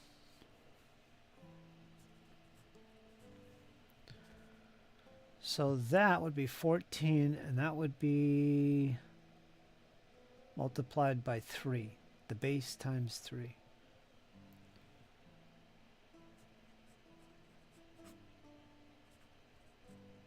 So 42. So my longsword is actually a 42.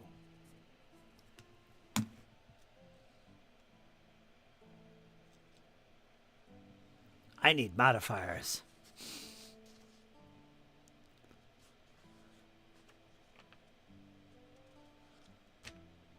Did I do that right? My math might be off. Brain isn't there. La la la la la la.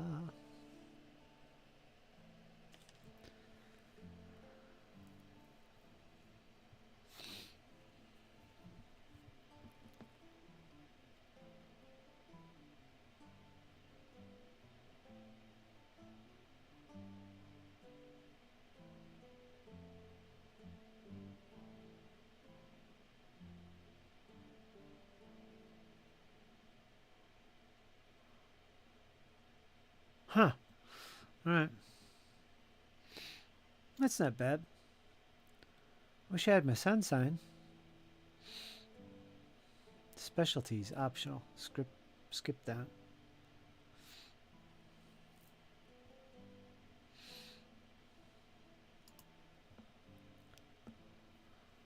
Correct. The dance of 28 is the number needed to roll under. The dance.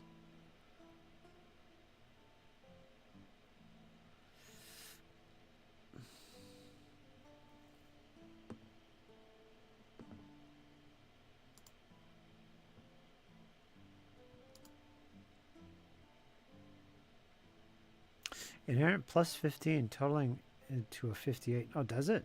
So there's a modifier for that.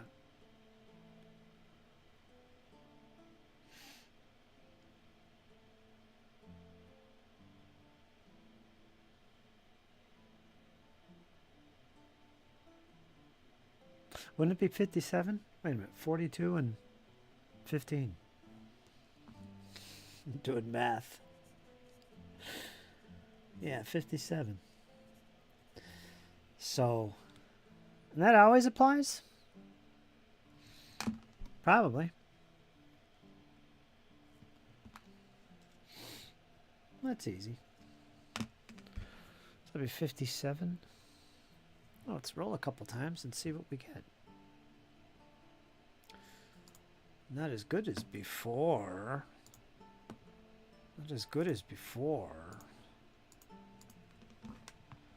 Not as good as before. No, not at all. Like I'm running out of the woods, fresh as ever, with my sword drawn. Have at you, you cad! 74. Miss. Probably a critical miss. I slip and fall to the ground.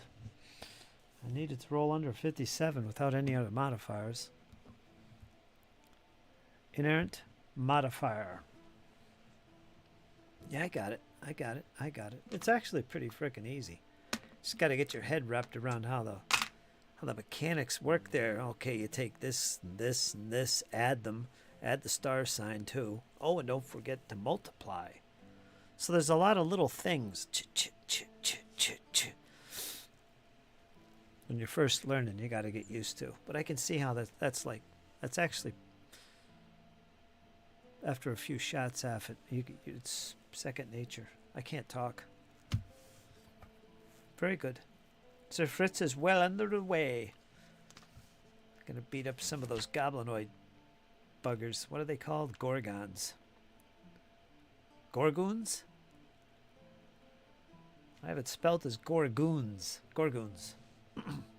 Little goblinoid bastards. Orcs, basically.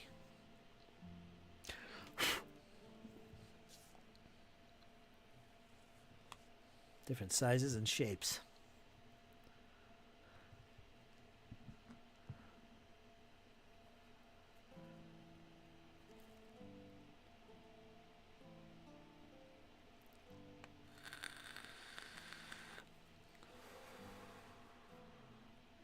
So there you go, folks. If you want to watch us play and learn Harnmaster with GM Squirrel Hermit, tune in.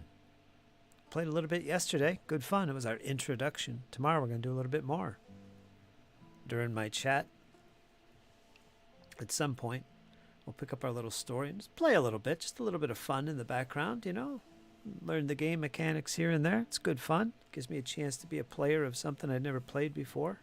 I love to learn. So, yeah, good stuff. Squirrel's a good GM. He's telling a little tale. Lots of improv. Lots of good laughs, thanks to Iron Man and the Monty Python crew. We're there. Good stuff to watch. A little ambiance. Exciting ambiance for the painting.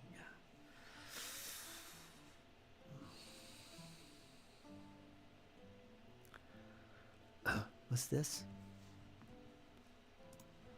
No one has said that you were not born having a knack.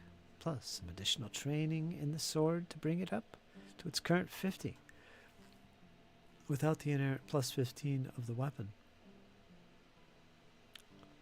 I cannot find how to determine endurance skill. Divided by 3, totaling your current 65. Well, what are you going to keep me at 65, or am I going to be at 57? Now you're confusing me. Squirrel, you're confusing me. Yeah, I have a knack. I take the knack feat.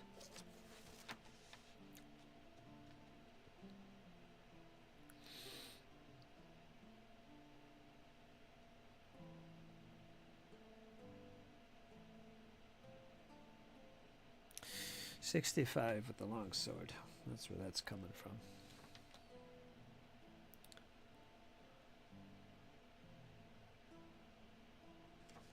Yeah, nothing says. So yeah, you can watch us play a little bit tomorrow, and we'll do it infrequently. as we learn to play this game. I like it. It's fun. Something different. It's not too complex. Just different. Like all games usually are. Oh, I've played so many D20 games. It's nice to play these D100 games. We gotta find these Gorgoons and give them a good sound thrashing.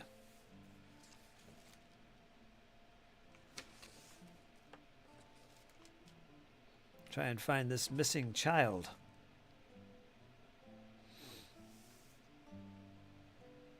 Without losing our lives. Risky business in Harnworld being an adventurer, I'm telling you. Risky business. I'm half tempted to stay home and be a crafter.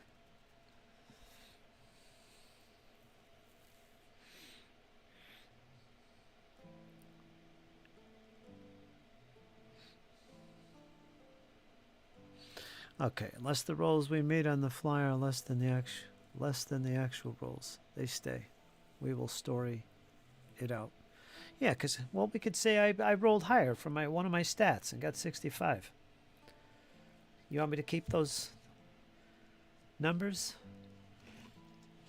I could actually figure out the math so they fit. Being the person that I am. Or we could just say that, okay, you have a knack. At least with the longsword. And just keep it. I mean, if we ever seriously get into this game and play, you know, we're going to do things the way it's supposed to be. And, you know, from the beginning. We're just going on the fly, right? So it's none of this stuff is hard and fast. I'm good with that. These are just test guys. I don't want to be Sir Fritz. Come on. Once I know how this game works, I'll be a little bit more picky with what I want to play. But yeah, that's what we'll do. So let me switch that to 65 because I have a knack. Got it? That's a knack. Just with the longsword. Nothing else. It only applies to the longsword. It's a gift.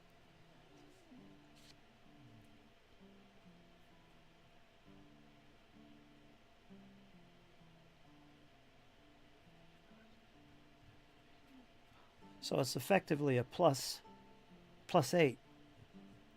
So I'll give myself a plus 8 knack. How about that, squirrel? Plus 8 knack with longsword only.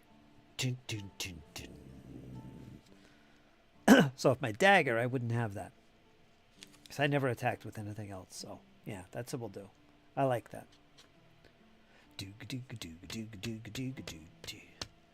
Stealth 27. I suck at sneaking around.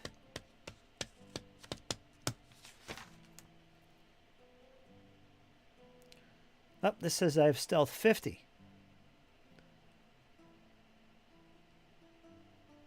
I'd rather take the 27. Awareness 36. I don't know. We'll figure that out next time. Whatever you want to do, squirrel. Endurance. Sir Fritz was drilled with a long sword as a young lad, gaining his knack. Something like that. That works.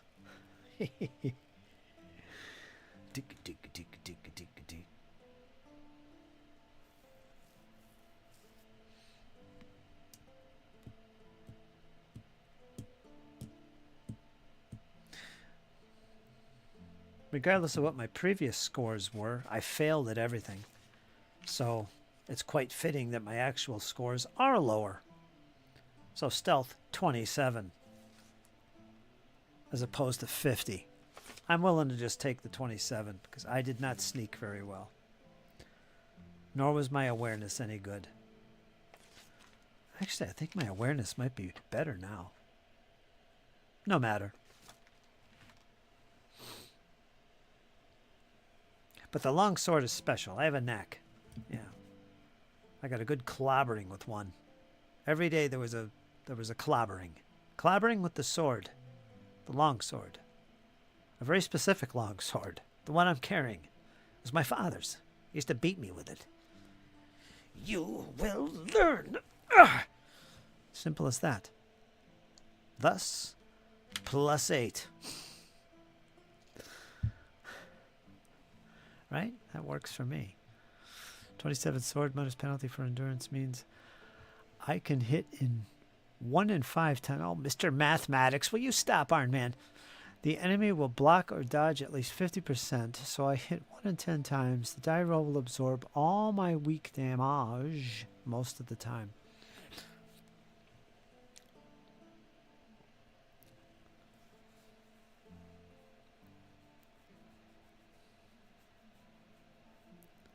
Varsity football.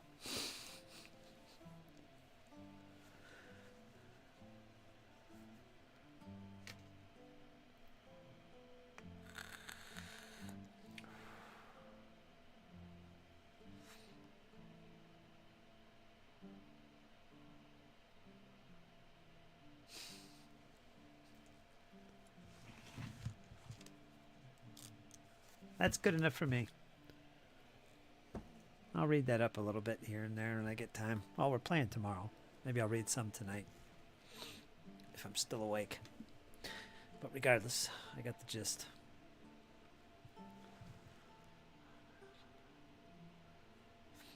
Math magician. Yeah, he is. Cut that out, Art Man. Cut it out.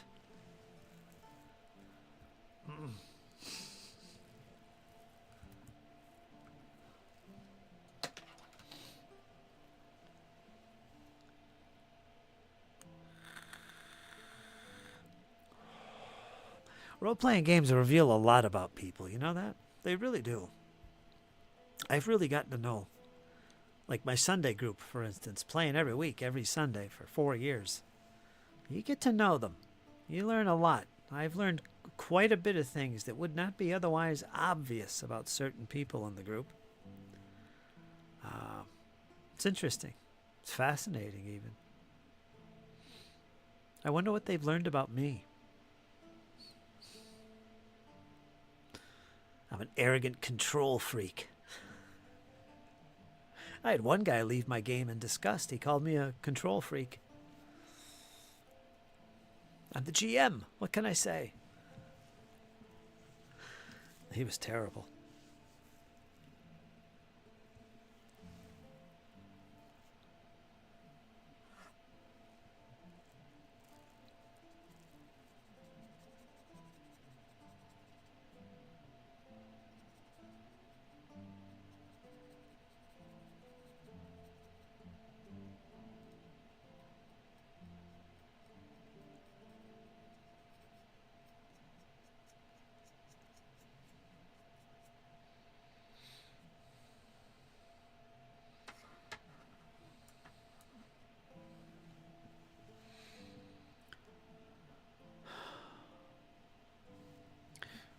Dum dum dum dum dum dum.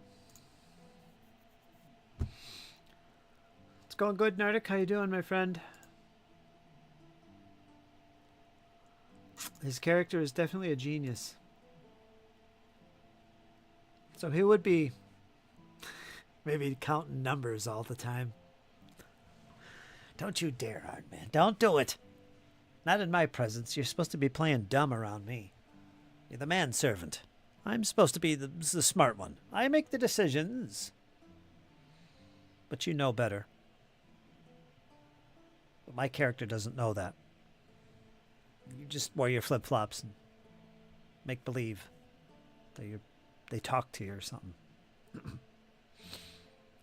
Went to the grocery store and now I have a sinus headache. Oh, terrible. This dry heat in here in this room is killing me. No headaches, but I'm getting congested and borderline sore throat. And that could be my vape too.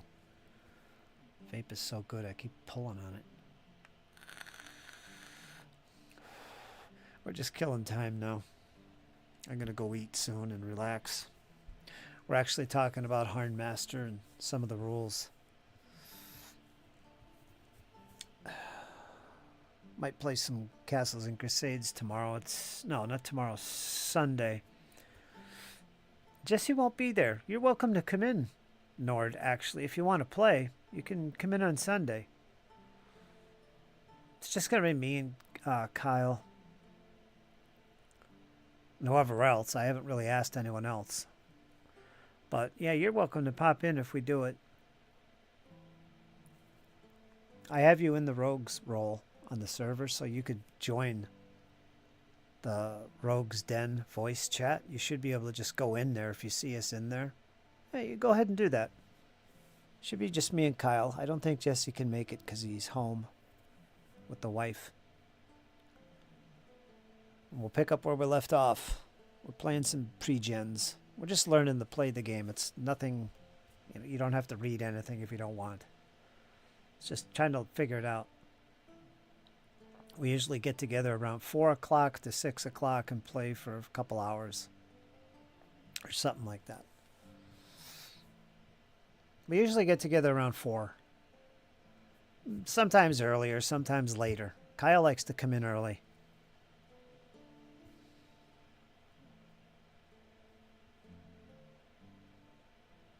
We're just messing around. Kind of like what we're doing with Ironmaster. Right, Squirrel? Just making up stuff. I got a nice map and tokens and character sheets and all that already done. If anything, you could try out Foundry. See how well it works for you and how it works. At the least. So yeah, come on in and you could join us.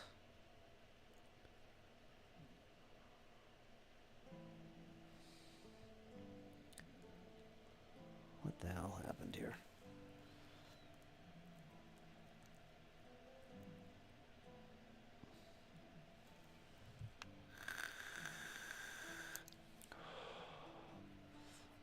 That's my Sunday session. Who knows? Maybe Rachel will show up. Raven Ted. Ooh, leftover tuna noodle casserole tonight. I gotta get some of those egg noodles and tuna. I gotta do that. Dr. Martin.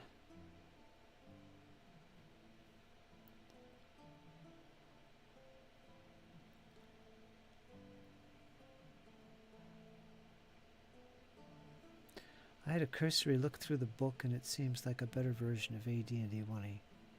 Oh, yeah, it's good. It's good that way. I'm liking it so far. For my nostalgia kick.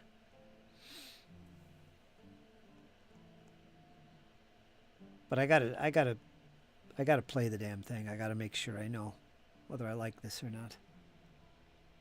So far, so good. I may start painting my Romans tonight. There you go, folks.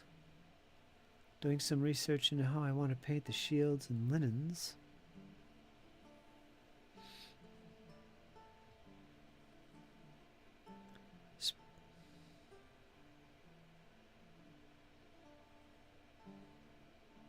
What, Castles and Crusades? Skills? How does it handle skills and what a character knows? Well, for Castles and Crusades, there is no skill system by default. There is in the Castle Guide if you want to add a pretty hefty skill system. If you want it, you can have that. But by default, there's, following AD&D tradition, there is no skill system. You basically make a tribute roll for everything. So whatever you're doing, you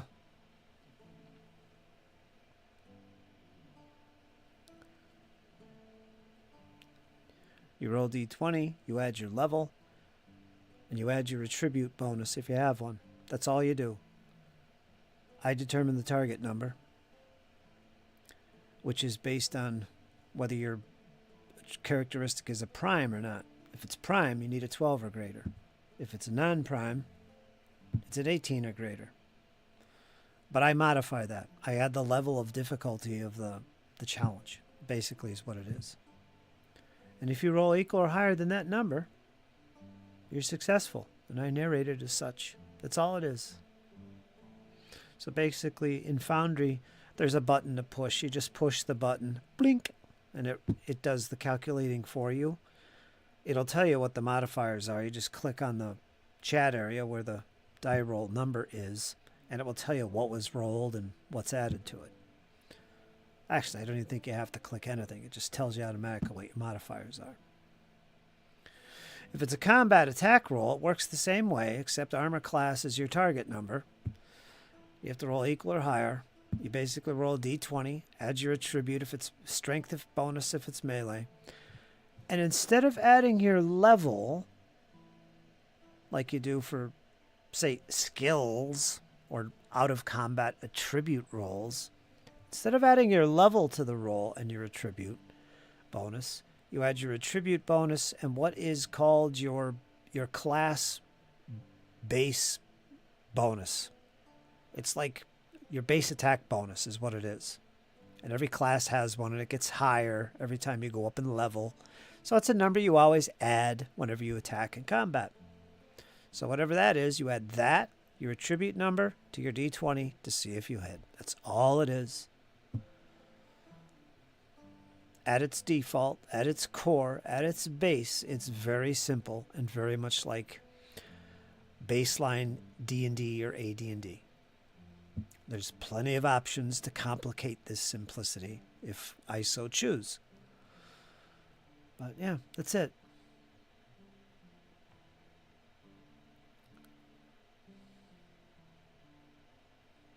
It's not hard at all. That's one of the strengths. And the reason why I'm playing it is because it's so freaking easy to learn and play.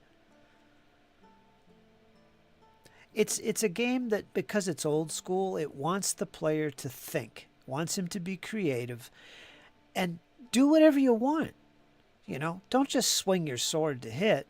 Throw dirt in his face. Somersault off the table into his face with a kick. Do all kinds of stuff. Think, be creative, because that's where the system shines. And it's all handled with that simple freaking mechanic. Granted, those were combat maneuvers, you know, give you bonuses in combat. But you have to think outside of combat too. Like entering a room, looking around, keeping your eyes peeled at things. Don't ask for perception rolls because there is none. Just, you know, do things. You want to search for traps? Well, start feeling around. You know, describe what that looks like. You know, you're wearing gauntlets as your fingers go around the lock of the door. You know, could be important if there's poisons, contact poisons. You got to be creative and describe. That's how it works. And if a die roll is necessary, you roll your d20, add your attribute bonus, and add your level. That's it. Period.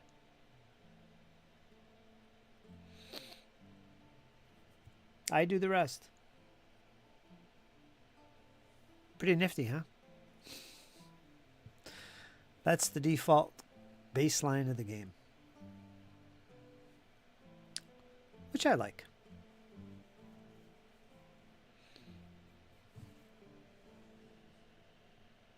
Here, folks, you know how to play Castles and Crusades.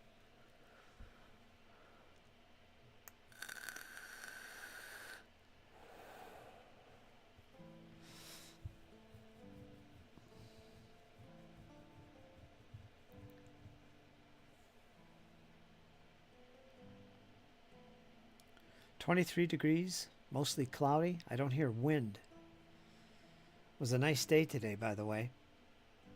There was very little wind. That's why. And it was sunny. I'd say it was in the mid-30s in the sun. It was definitely above freezing in the sun. I saw the ice melting. Yeah. So that was nice.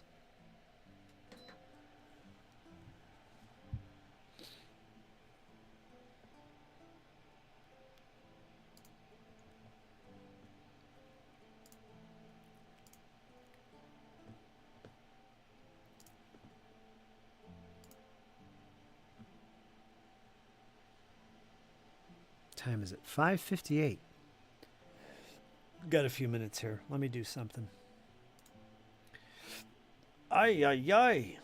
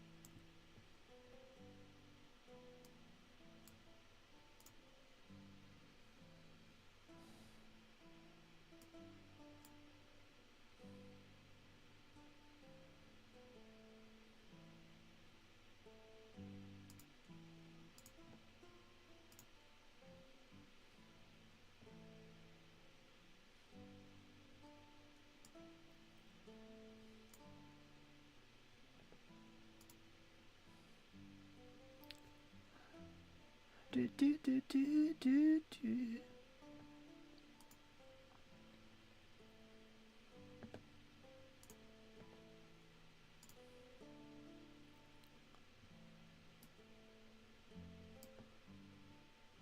I think that's the cover to my book.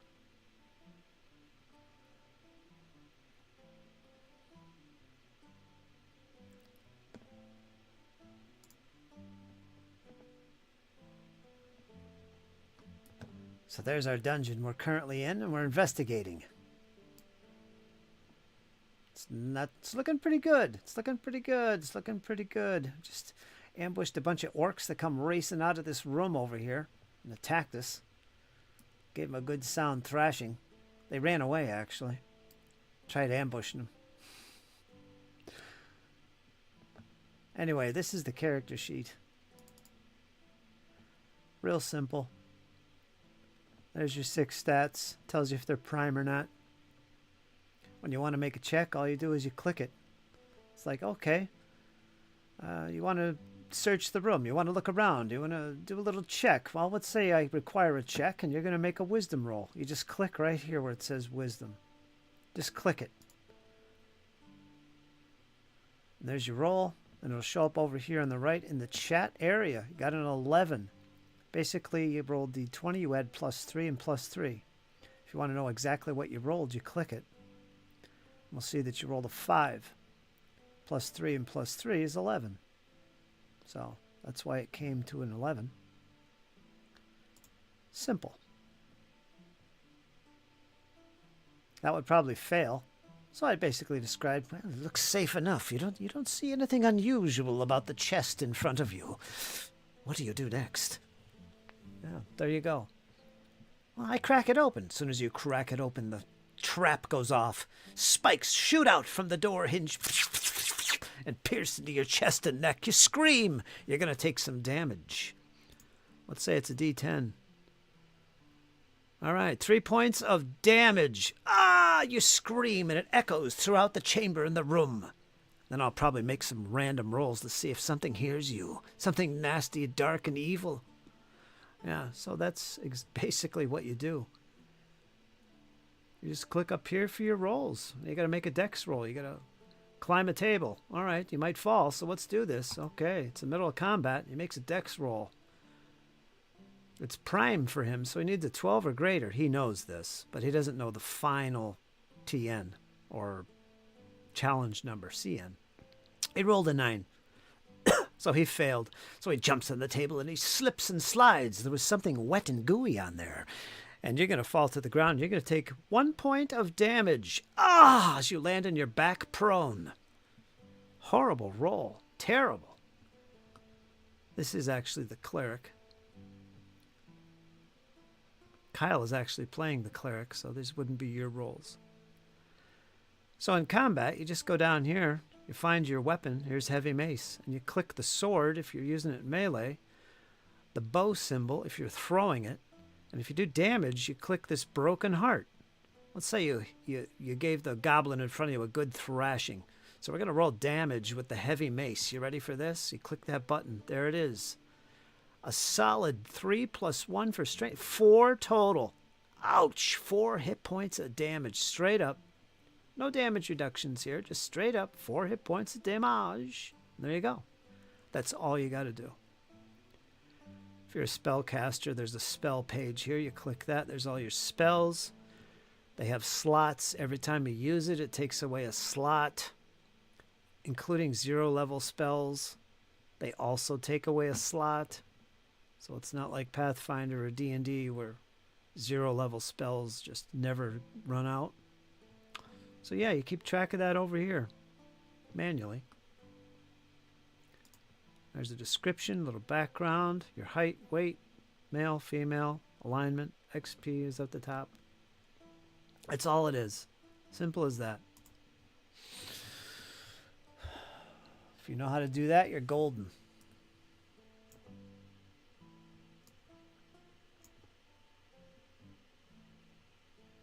Arr. The dwarf is a pirate. He's got a pirate accent. That's it.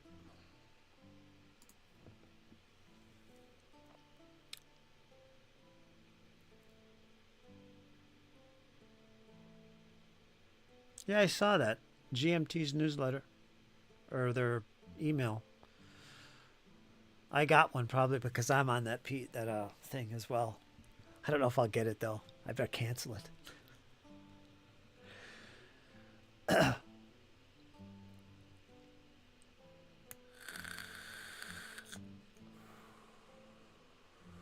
Were they misunderstood orcs? Nah, they were just guards. They were miserable.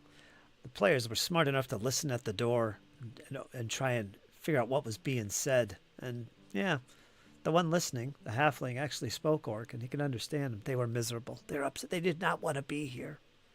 Get me out of here. This is boring. So we lured them out of the room. The halfling did. The rest hid. But the halfling ended up getting overwhelmed and trounced before he could do anything, and he was killed. Almost. Almost killed. Right now he's unconscious.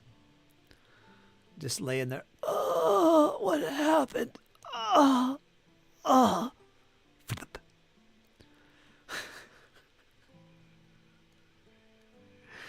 Yeah, I could do that now.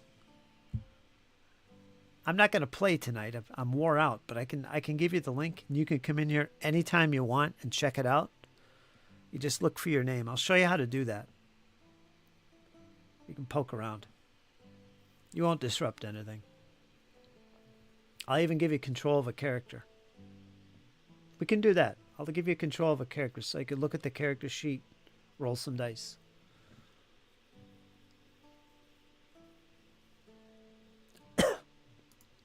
I don't want to get too crazy tonight. So let's see. I put the links already in the rogues. So what I want you to do, go over to Discord.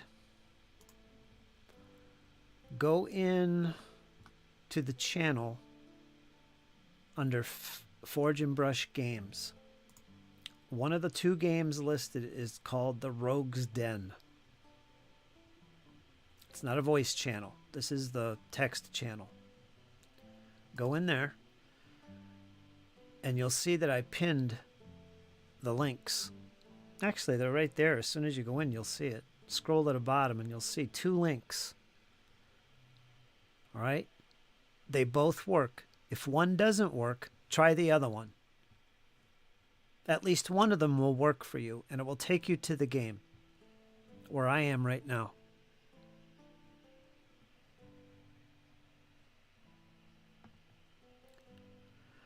And then whichever one works for you, save it into your browser because it doesn't change.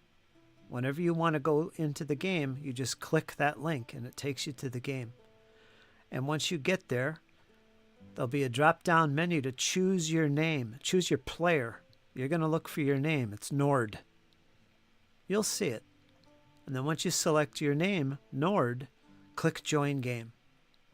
And that should bring you in. Might take a while at first because it's got to load all the assets. First time coming in. So try to do that.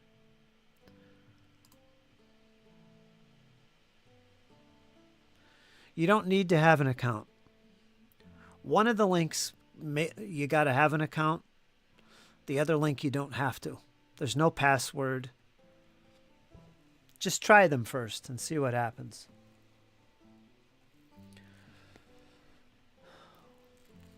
Sometimes it's a little tricky getting into here for the first time. You might have to make an account. But normally, no.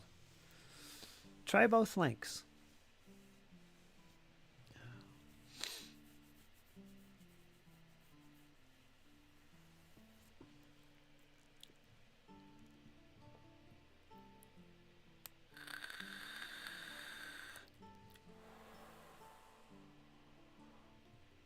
Squirrel's done this before.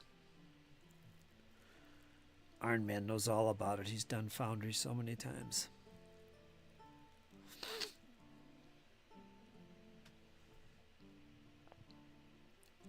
I like it. It's nice to have to run games. I mean, you don't have to use it to play a game, but it's nice to have. I like it as a GM. Organizes stuff for me and really facilitates playing online quite effectively.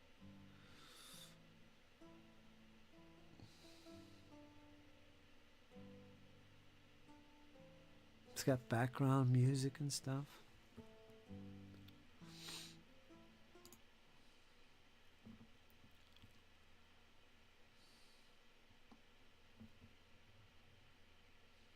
Okay, you do that. I'm going to switch my scene. I'm going to try something myself here. Hopefully it doesn't log me out.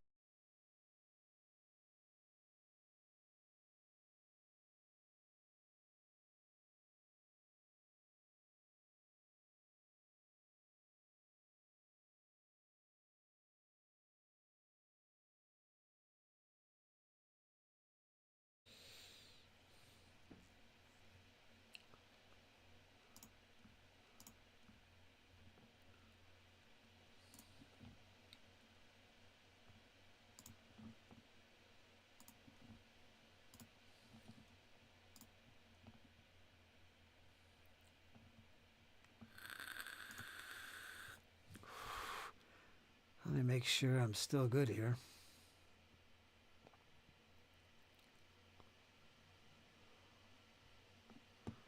Let's see.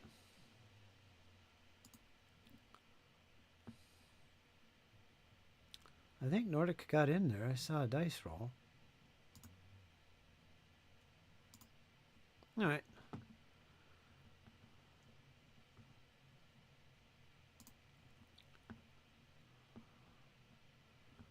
Let me get the chat working again.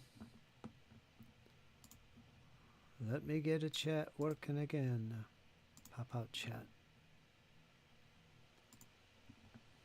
There we go. Off for the evening. Take care, squirrel. Enjoy the meal. I'm going to make something pretty soon here, too.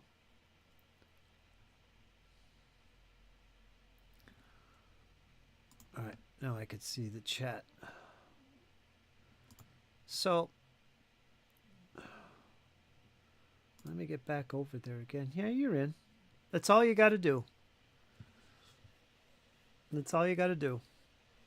Let me give you control of a character. Well, you tell me, which one of these four would you like to play? We have a halfling who's fully healed and ready to go. A halfling rogue. And we've got the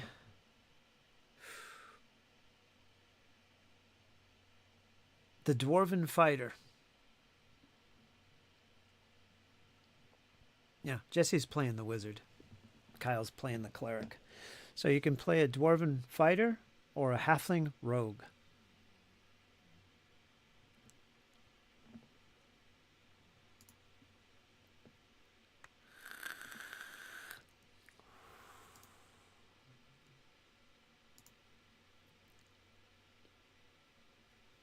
If you double click a token, I think you can, well, I think you can look at the character sheet, but you can't manipulate it.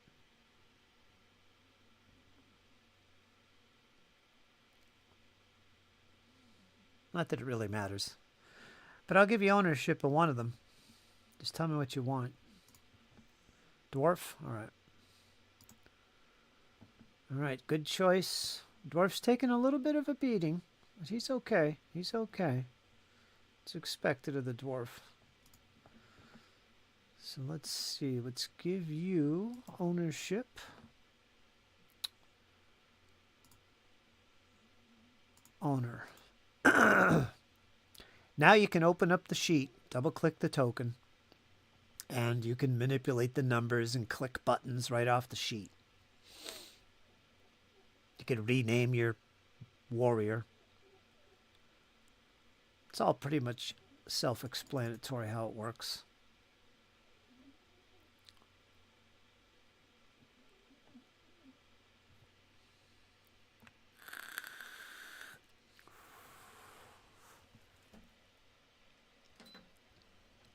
Not everything is automated. So it's good when you're playing the game to actually have a little notepad with paper next to you so you can keep notes like, oh, I have my shield on my back right now. You might want to write that down on paper.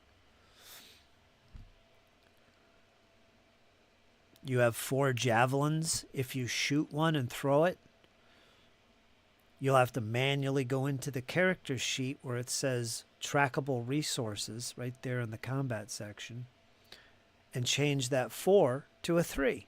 So you have to manually do some things, from what I can tell anyway. And that's what you do. It's simple as that.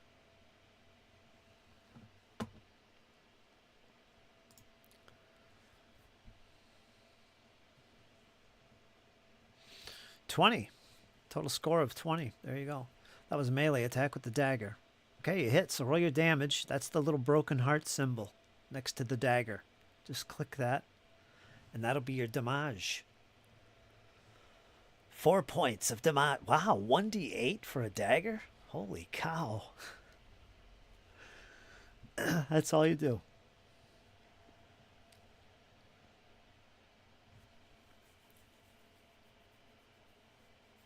I'll show you how to do things Sunday. There's a lot of little nifty things, like the combat tracker. It's mostly how to navigate Foundry more than it is the character sheet. I mean, there's just a few little things you should know if you've never used Foundry before. Like if you look at the top right corner where there's crossed swords, hover your mouse over that. It says combat encounters. What you could do is whenever a combat breaks out, I'll tell everybody to open your combat tracker. So what you do is hover your mouse over those crossed swords right here in the top right corner. You'll see it. And right click on it. You could left click it, but you don't want to leave the chat area, honestly. So if you right click it instead, it creates a pop out window that you can move around the screen of the combat tracker, which shows the current combat. The initiative, basically.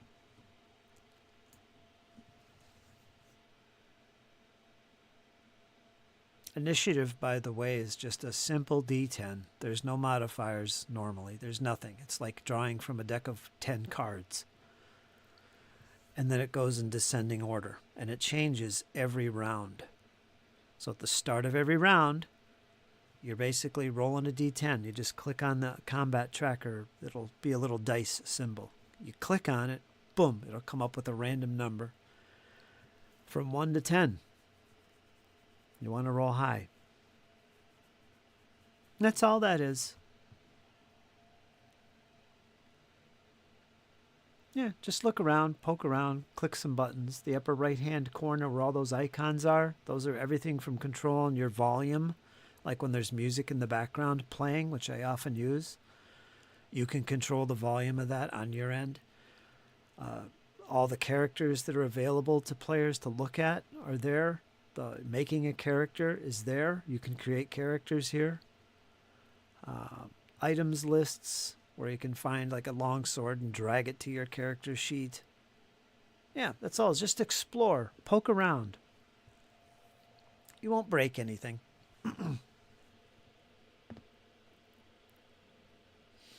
And you could come in here anytime the game is up and loaded, which it is now, 24/7. The only thing it can't do is move things around the map because it's paused until I unpause it, like I just did.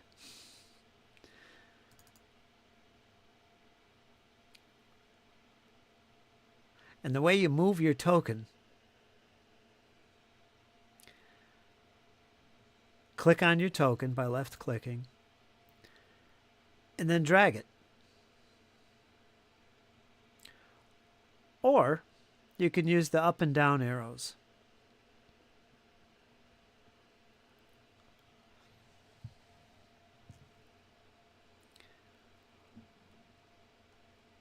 You should be able to select your token by clicking on it.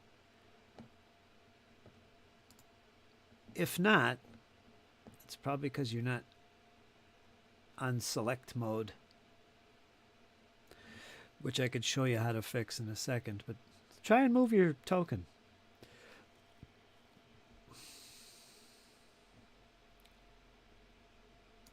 Hopefully you can. Yeah, so do I. I like keeping initiative varied.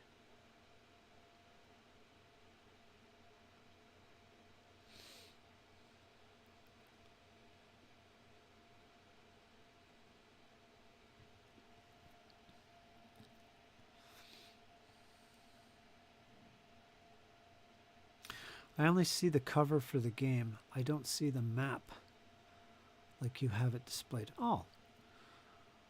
Well, the reason for that is because I didn't activate this. Let me activate it. It'll bring you over.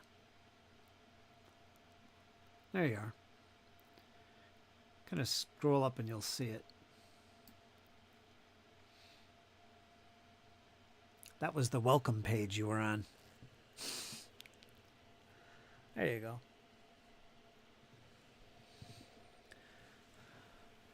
Hey, get out of there. Where are you going? As he sneaks off into the secret chamber.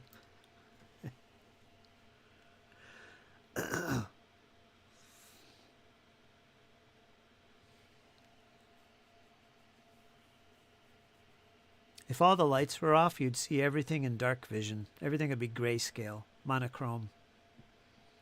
Because you're a dwarf.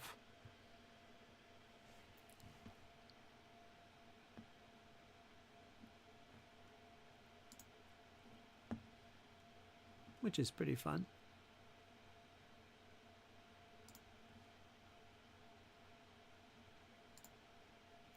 Let me end that combat so there is no tracker. Get rid of that.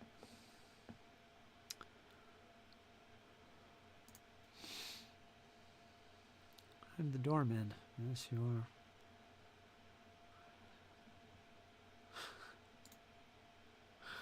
Yeah, you could do that. Make an intelligence check, please, and tell me if it's prime. And that's what you do. If it's prime, you need a 12 or greater. Of course, I'm the only one that really knows. I modify that 12. It's going to be modified by something. Unless there's no check required and you automatically succeed, I determine. But it's really frickin' simple. I really like that about Castles and Crusades. So simple, easy to teach people. I hope. You've never played it.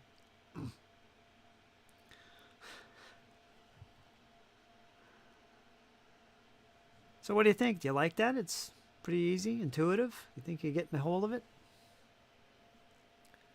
No problems?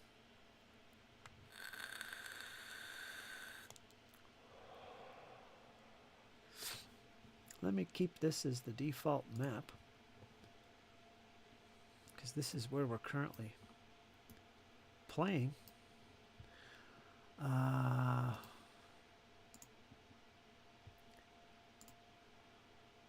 There. So every time you enter the game, it'll take you to this map and it'll be centered on it.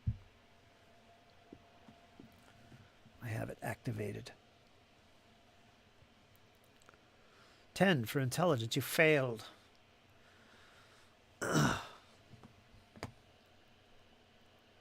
Sorry, no cigar. The hinges reveal nothing of its craftsmanship. In fact, they're rusty and hard to see exactly if they're even metallic. Terrible. Well, they're definitely metal if they're rusty. You know that much.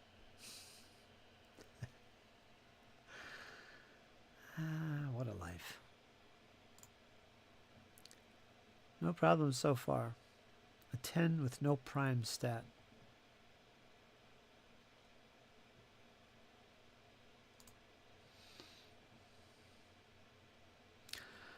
I think it tells you when you roll it. It tells you if it's prime or not.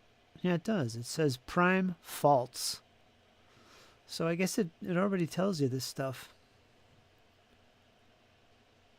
for the GM's use. So what the GM does, he takes the number that you need, which is either 12 or 18, and he modifies it by the level of difficulty of the challenge, whatever that is. And it could be anything from +1 all the way up to +20 or even higher. So there's a lot of leeway for the GM to figure out what the modifier is. Typically, it's anywhere from 1 to 5 or 1 to 10. That's more normal. Something is going to be added. even when it's really easy. Like, if you were having an arm wrestling match with a level 1 orc, I would add the orc's level of 1 to the number you need to roll. And also, there's a little special bonus that applies only when you're checking against opponent's attributes, like in an arm wrestling match, strength versus strength. Whenever that's the case, like as opposed to climbing a tree, but when you're actually rolling against another character's stat, instead of making opposed rolls like you see in a lot of games, what this system does is you do it as usual. You roll your d20, you add your level, you add your attribute bonus, and the opponent, because he's not rolling, he basically modifies the target number with his level. On top of that, there's a special +6 bonus if his stat being tested is his prime, which for orcs, any physical stat is a prime. So he would add 6 to that. So in an arm wrestling match against you, who's got a prime in strength, you would roll a d20, add your strength modifier, and you'd need a 12 or greater to beat the orc in an arm wrestling match. But the number you need to roll, which only the GM knows, is modified. It's going to be 12 at its base, plus the level of the creature, which is 1, so you need a 13, plus 6, because you're going against his prime stat. So you need a 19 in strength to beat him in the arm wrestling match. So go ahead and make a strength check, not knowing that you need a 19. I'd probably say you have to make 2 or 3 successful strength checks to win. But we'll do 1 strength check. You got a 10. Modifiers are already in. So that was a horrible roll. The orc slams your wrist to the table and laughs in your face. Ha ha ha ha ha! Fool! You can't beat me. And there you go. The coin or mine? He grabs at the coins and pulls them to his waist. Yeah, so there you go. I hope you're ready, Nord. I hope you're ready. Great adventure awaits, for sure. A quick death, more likely. Joke's on you, orc. That was my weak arm. Yep, he's got stonecraft. He could tell things underground. It's got that old school vibe, for sure.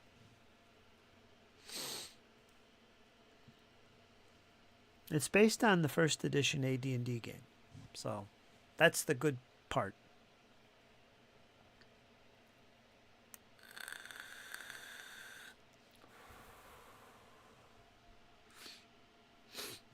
Now, the idea of automatically succeeding or getting a critical hit on a 20 or a fumble on a 1 by default, that's not the case in this game. But there is options to add that. And I've been pondering whether I want to do that because Kyle and Jesse, they like having that. Oh, I rolled a crit, I rolled a 20. So I'm thinking about allowing it. And it's got a whole bunch of options in the CK guide that I could use to represent that. I'll think about that. Right now, we're not using those automatic crit success or whatever you want to call it with a natural 20. We're not doing it now, but I might use it just for funsies. There's some interesting options for it I think would be fun. I'm glad to see whoever kitted the dwarf out remembered chalk for dungeon marking. Well, they were the pre-gens. Nobody made them. They were the default characters. Later, you can learn how to make your own character, which is easy, of course. But it's more learning how Foundry works, how to drag and drop things to your character sheet when you buy them and stuff. Squirrel's still here. I'm still here. Just giving him the layout of Foundry and get him excited to play. He's all set. He's good. He's good to go for some Castles and Crusades. You could play 2 Squirrel if you want. Jeez, I guess everybody can play in my games. Because you've used it before, 2 Squirrel, if you want to try your hand at it. If you're around on Sunday, just come on in. I'll give you a name and you could just join as usual. You're a rogue, aren't you? Let me see if you're one of the rogues. You should be.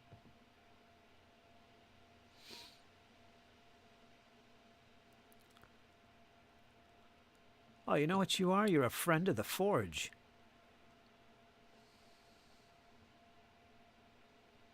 You don't have to if you don't want. I'm just saying. You're definitely welcome in there too. Let me find you.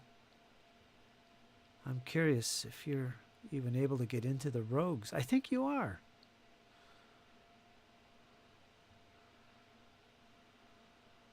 Yeah, you are. Yeah, you're in there. The rogues, if you don't know, are my little role that I assign people that I play games with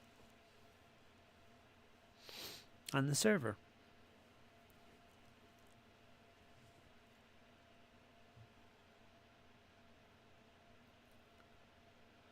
That I've played with before. I'll have to put Iron Man in there too. I don't think I've ever played a game with him.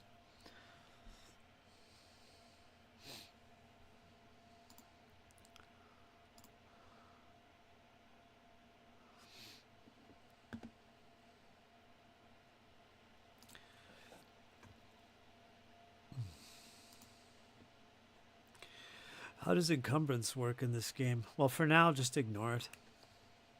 Because we're literally just floating around some random dungeon and I'm making stuff up as we go. Don't worry about it. We're literally learning together. But there is an encumbrance system. I don't even remember how it works. I read it a long time ago and I haven't read it recently.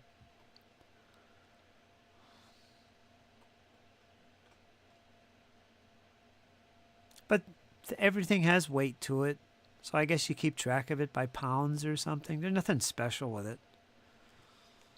But I think it's got a very simple way to handle it.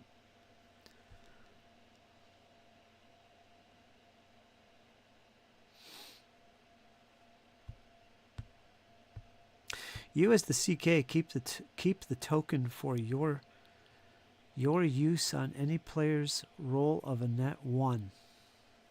Yeah, there's a bunch of options you can do.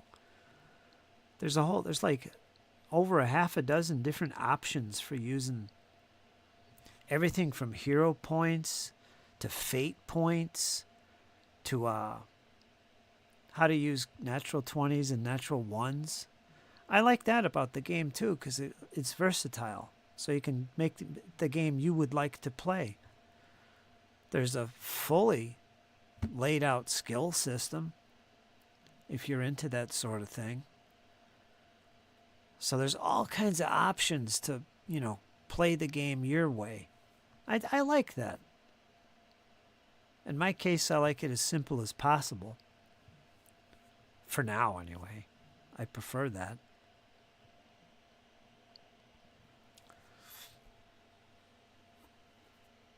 It's nice. It's nice. Now, to get out of the game, Nord, upper right-hand menu, those little icons, where the combat tracker was and stuff, there is a cog wheel, settings. Click that, scroll to the bottom, and there'll be an option to go back to the forge. That's how you get out of there without just shutting the window down.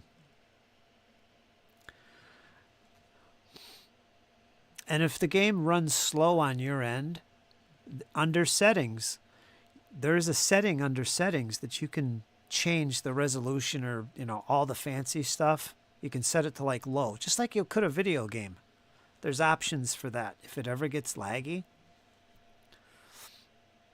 which it probably isn't for you, but yeah, there is that. You can control that, explore, look around.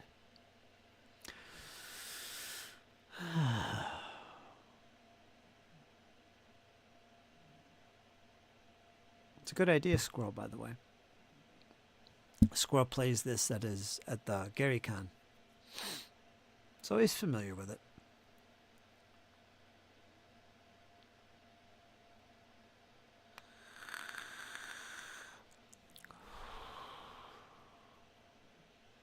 I don't know.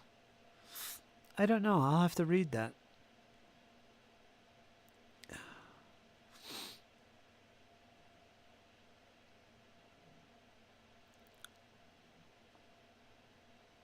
Yeah, it's a good idea, Scroll. Kind of gives the CK something to play around with. Which was severely lacking in Pathfinder. I need a villain point, I tell you.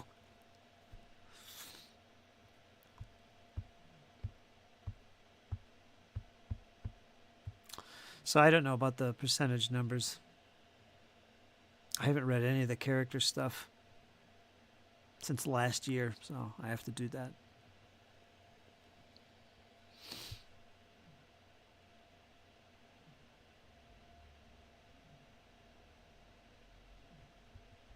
You got the rule book. You can read it.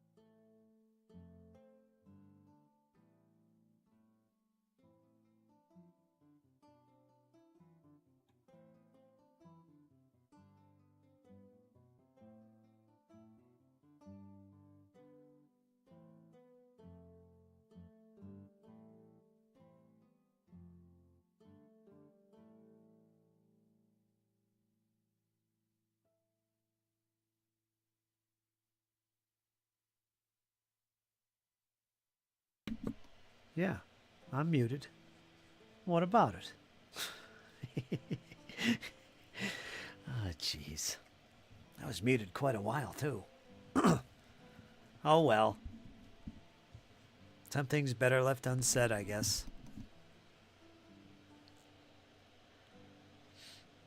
So, yeah, if you see us on Sunday, and we're in the Rogue's Den, everybody that's got access to that channel, go ahead and pop in. It's open to everybody. Right now, it's just me, Kyle, Jesse, and Nord.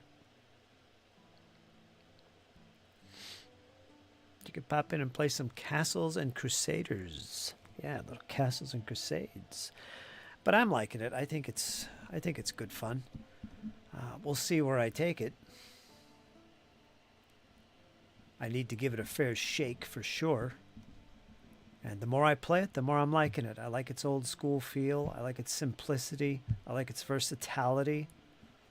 My kind of game. Especially for nostalgia purposes. I'm liking it so far.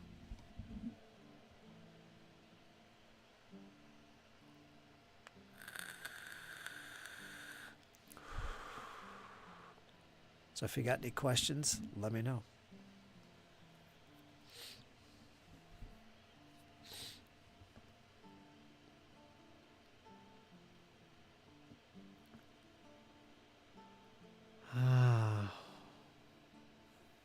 More than Beckme?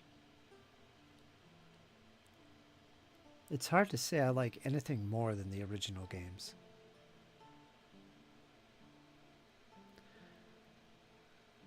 Honestly, it really is. But I like this also because it's a modern game that's alive. It's got a really, to use a squirrel term, robust community around it. And the thing is, here's the argument you could make about playing those older original versions of the game. Because so much time has gone by with this hobby of ours that we love so much, there is in fact better ways of doing things.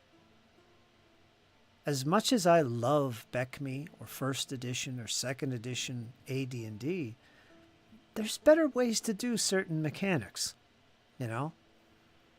Maybe better ways for me, or maybe better ways in general, but better to some degree. And that's a big pull for me. Like skill checks, ability score checks from Beckme are a simple, I don't remember, are they a 3d6 roll?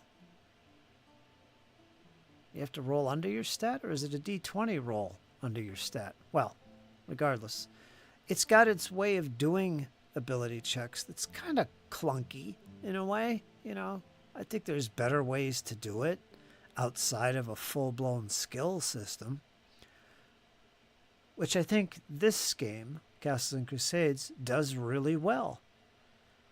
It's got the same philosophy as the original games, but it does it in a way that really makes sense. This is a cool way to do ability checks, to handle anything and everything. So I think it's a smoother way of doing it, but they're doing the same thing. I just think that this is a better way. So I would probably be more likely to enjoy this game as opposed to Beckme because of that. But, still, you can't say it's better than Beckme because Beckme has that magic that we call nostalgia, and that's got its own pull and its own thing. So, and that's something Castles and Crusades tries to emulate and bring back and keep alive and make it progressive. But there's something about playing the old way, that you can't beat. So it's like a moot question. You can't say one is better than the other. It really is about what... They're both great, That kind of thing. Hi doing, Nick 4. Nick is in the chat. Probably got done doing one of his massive drawing sessions. And he does some long sessions.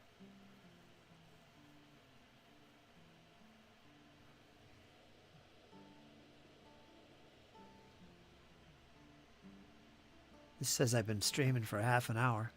That ain't true. Because I shut it down and started it up again. So it's like 5.5 hours, I think.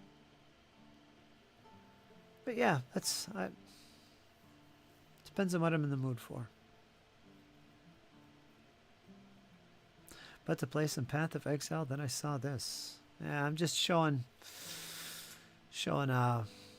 one of my friends here, one of my players, how to get into Foundry and how to play, in this case, Castles and Crusades, which we're toying around with on Sundays. I think it's your first time in here, Nordic, isn't it? First time using Foundry? Da-da-da-da-da. And if you don't know, this is typically how I run my games online, Pathfinder or whatever I'm playing.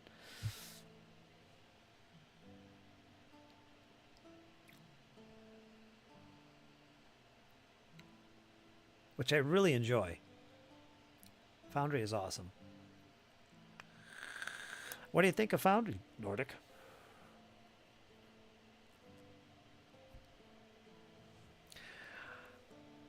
I think it really, really facilitates online play really well. I think it's the best VTT out there, virtual tabletop, even compared to Roll20 and some of these other things. This is the best one I've ever come across, and I think I've tried them all. Roll20 is just horribly clumsy and outdated, clunky. You pretty much got to be a hacker to do the things you can do in here with a simple click of a button. It's really intuitive. I've been using it for, what, 5 years now? So yeah, I'm a fan. I used Roll20 for a while, but it got so complex just to do something. Like, oh, I want to be able to show a picture to my players when they open the treasure chest of what they find. I got to upload, I got to put in a code and a hotkey on the map. You know, it's a lot of stuff to do. Just to do something simple in Foundry, you just drag a journal entry to the map, and there it is. There's your picture and description or whatever you want. Ridiculously simple. Macros are easy.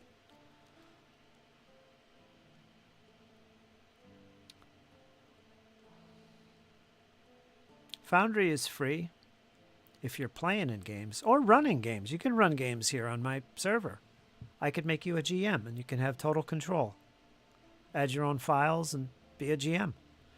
So you don't really need to buy it at all. I bought it 5 years ago. One-time payment of $50. Which you can do too, you know. And there's 2 ways to use Foundry. The one way is to be your own private server. If you got good internet connection and computer, you can be your own server and have people join your IP address and all that. You could do it that way, which is a little more complex. Or do what I do, and for $4 a month, I use a service called The Forge. It's a separate website, and they host games. It's a cloud service. They host games, and they're made specifically for Foundry. Their whole layout is set up for Foundry, in fact. That's what I do. I have the lowest tier, and it's like $4 a month. Gives me so much space for anything I want to upload. Usually I don't have to upload anything. And yeah, gives me a place to host my games. So it's easy for you to just click the link and you're in the game, as opposed to doing it the hard way and doing it with IP. But if you pay the $50, that's what you're capable of doing. Hosting games either on something like The Forge or host them yourself from your own laptop or computer or whatever. Rachel does that. She hosts games on her computer. I use The Forge. All right, Nordic. I'm going to end the stream pretty soon because I got to eat. You guys are keeping me busy tonight. Holy smokes.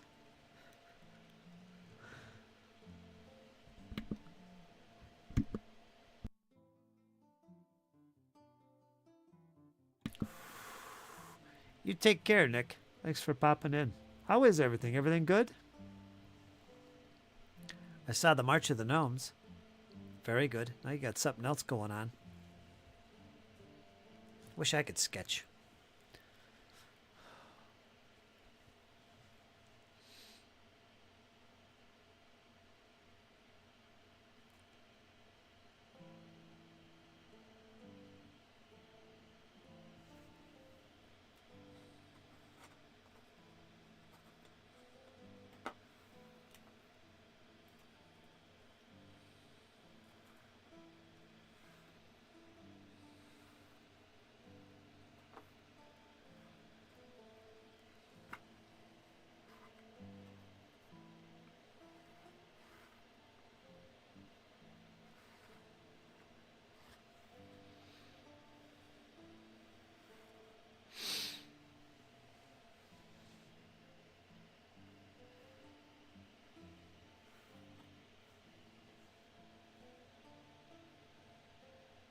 Good progress today.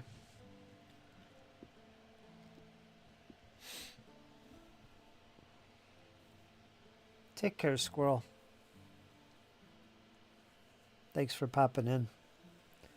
You and Zaddy have an absolutely fantastic evening. Keep yourselves warm. And thanks for the little adventure. Harn World. Actually, we didn't play today. We just rolled some stats. Playing some Harn Master. But I'll be back tomorrow streaming, of course. In fact, we're going to play Harn Master tomorrow. Which I'll stream. A little bit of Harn Master. Whatever Squirrel has prepared for us.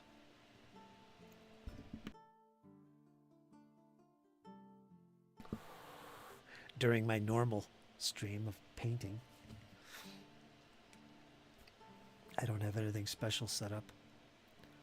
Back for the end. Yeah. You have any questions, Nord?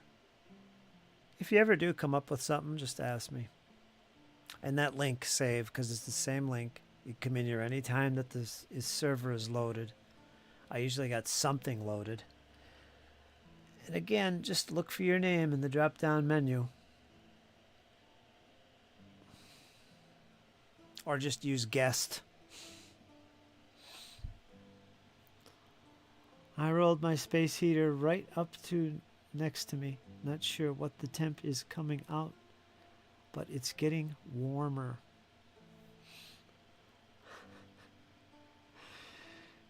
Today it got to almost 30 degrees, Nordic. No wind.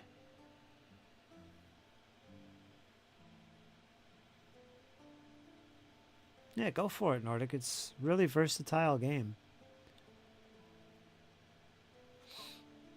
And see how you like it, you know. Play on Sunday and see how you like it. Granted, I'm not, you know, totally familiar with the rules yet either. I'm still learning, but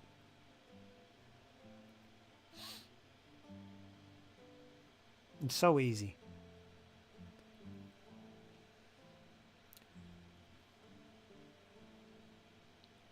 It says it's 31 right now.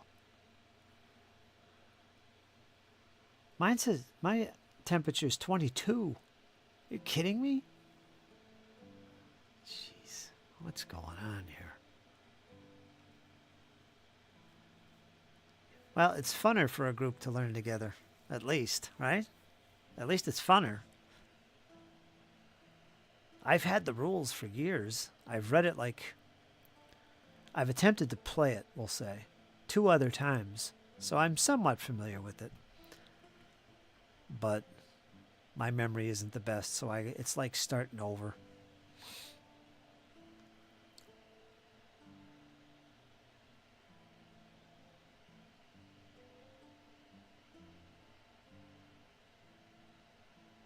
"20 degrees, snow is falling." Oh, nice. It's nice in a way, squirrel. 31, it's supposed to go down to 20. Well, let me take a quick look myself. What's it going to get like tonight? It's the wind that's the problem. You guys can see on the screen what I'm looking at. 23 degrees it says here. Feels like 20. Light rain and snow are expected in my area. Low will be 19 degrees. So a little bit of snow there, 35% chance here in South Abington, PA. But look at these temperatures later in the week. Look at how cold it's getting. 14 degrees Wednesday night. Get out of here. At least it's not single digits. Monday, 36 degrees.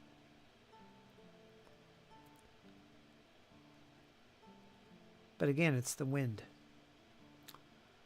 That's all I care about right now is the wind. It says 3 miles per hour.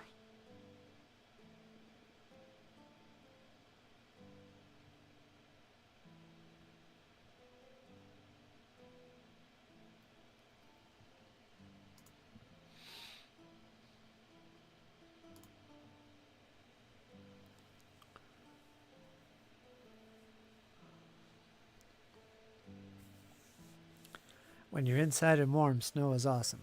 Yep.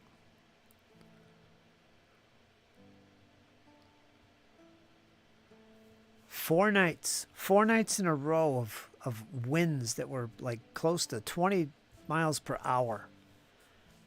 4 nights of it constant. Oh, man. That was brutal. How you doing, John? I am on runway at DTW, getting plane de-iced right now. But on my way to Phoenix. Lucky you.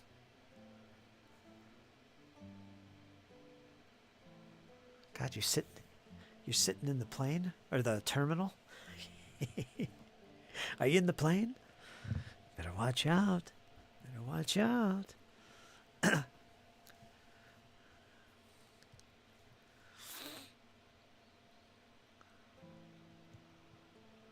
Have a safe journey, man.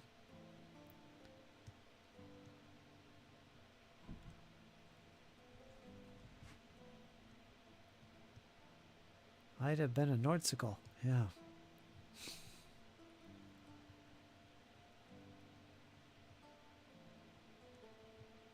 You're on the plane, jeez.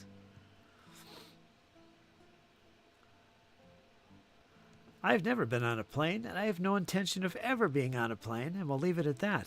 You can have your death tubes. I can't be bothered.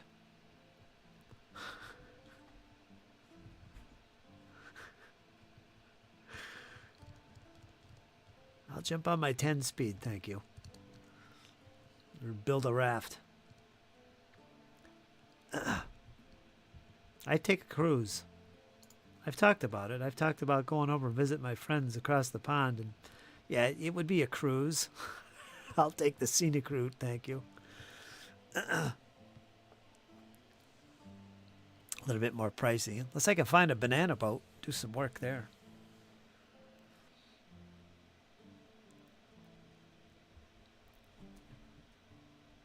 Been on it for an hour. Boy, that sucks, man. Gripes.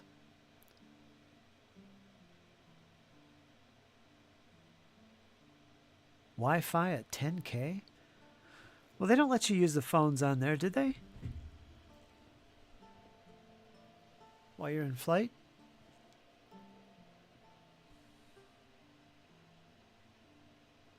Of course, well, how would I know? A couple times a year for work.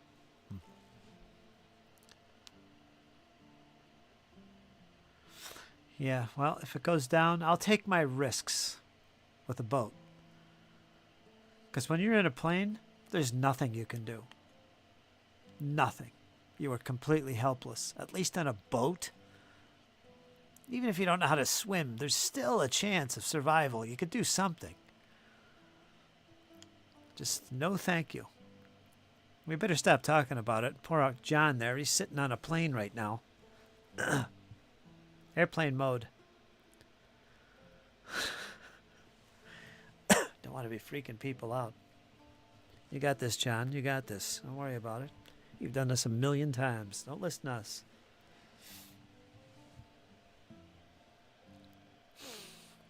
Don't listen to me, anyway.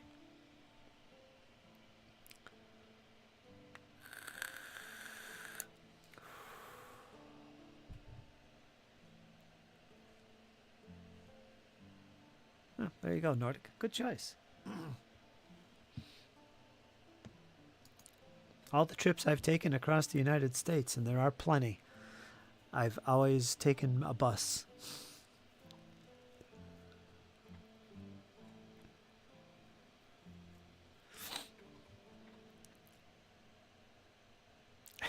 You're welcome, John. You're welcome.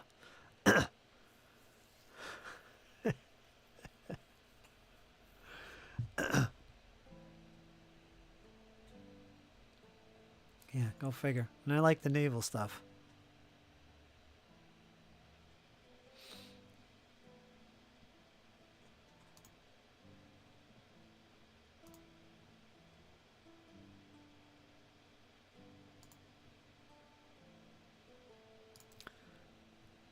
Yes, it's dark. It's not actually that dark in here. It's my exposure level.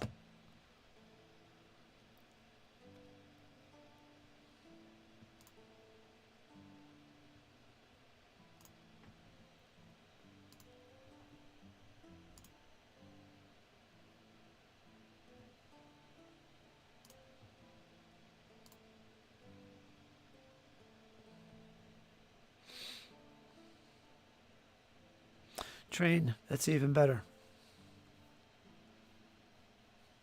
I agree. I've taken trains short distances, but I hear you can take them all the way down to Florida. Along the coast, they have a train set up for that, which I am definitely going to do. That would be awesome.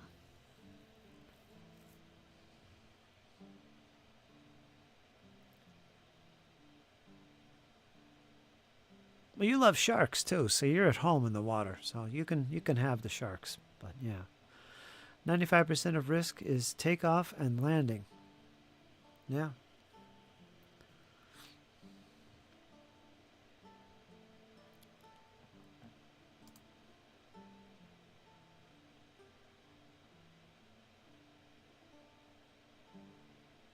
Huh.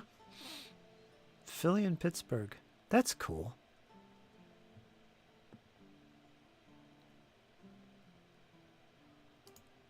Well said, Nordic. Well said. I can agree with you at least halfway with that.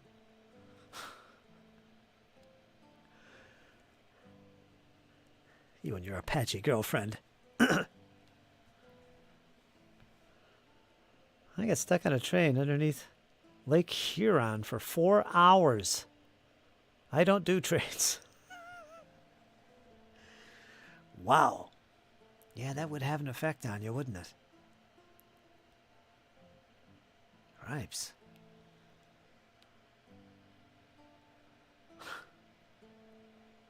Wow. Lake Huron, no less.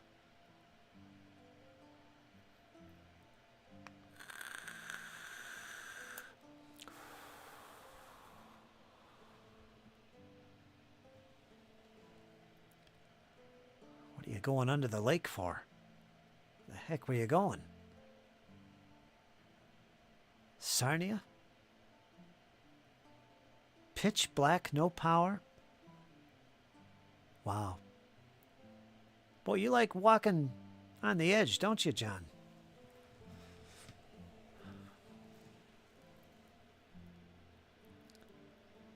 He's one of those edge walkers. That's what he is.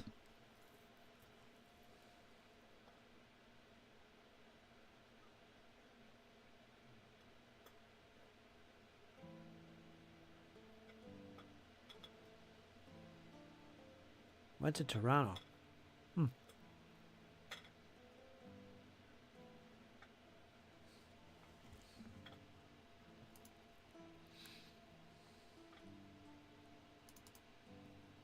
Yeah, I'm just not a plain person.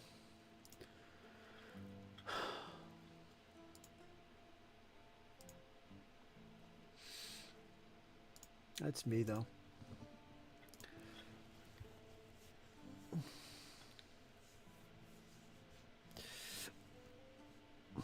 Amtrak. Wow, St. Louis to Missouri. 2-day trip. Really? How you doing, Ryan? I'm going to look into that. I haven't looked because I haven't planned any traveling anywhere, but I'm really curious. All the different train routes that are available. I'd probably do a lot more traveling. I don't know why, because I could take a bus, but I don't know, just the idea of doing the train thing. And they're quicker, aren't they? I mean, where did you say you went? Missouri to New Mexico? Wow. St. Louis. I've been to St. Louis. Down the Albuquerque, New Mexico. I'm not sure I was through New Mexico. Nevada, yes. Texas, no. Nevada, yes. I don't think I got into New Mexico. Again, my trip was going from Scranton, PA, all the way to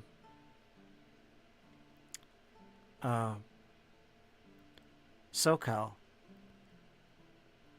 Claremont. I think Claremont was where the bus station terminal was. Claremont, which is in SoCal. And that would take me 2.5 to 3 days. One way. Pretty much nonstop. Barring any situations, which did happen a few times. Snowstorms. Bus drivers getting so tired they have to pull over and rest. That happened. But otherwise, it's good. It's a good trip. Cramped at times, and sometimes it's nobody on the bus but, a handful of people.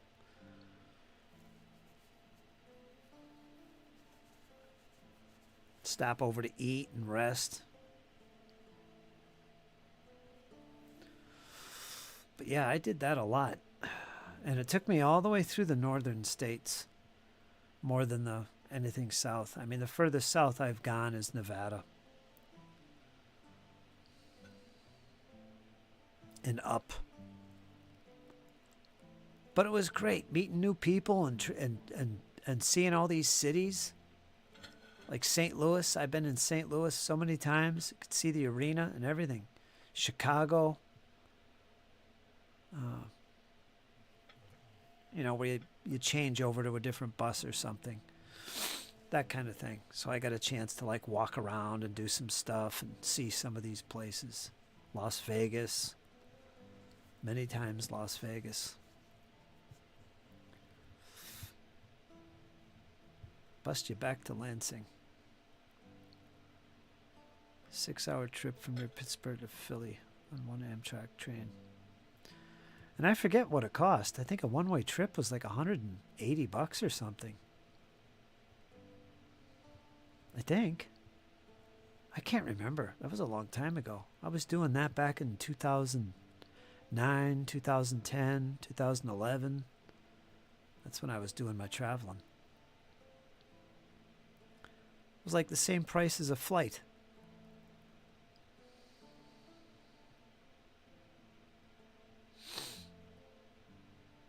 18 hours.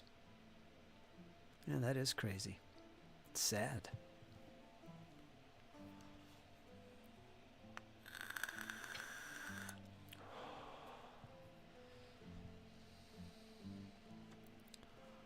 Almost de-iced. That's good. I can't remember the cost. My mother got me the tickets at a big discount. It was good fun, though. I would never do it any other way. You get to see all these cool landscapes. How flat it is out west. How mountainous and full of forest it is in the east. It's just the cornfields in Ohio. It's just amazing. Met some great people. Met a guy that he was a gold miner in Northern California. And he's telling me all kinds of stories. I mean, he's one of those guys that lived up in the mountains for months at a time with his buddy that's, they're panning for gold.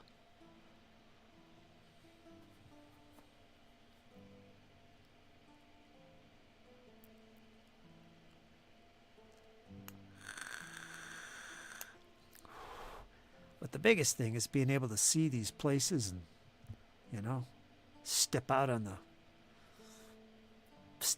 the desert. Utah. I was in Utah.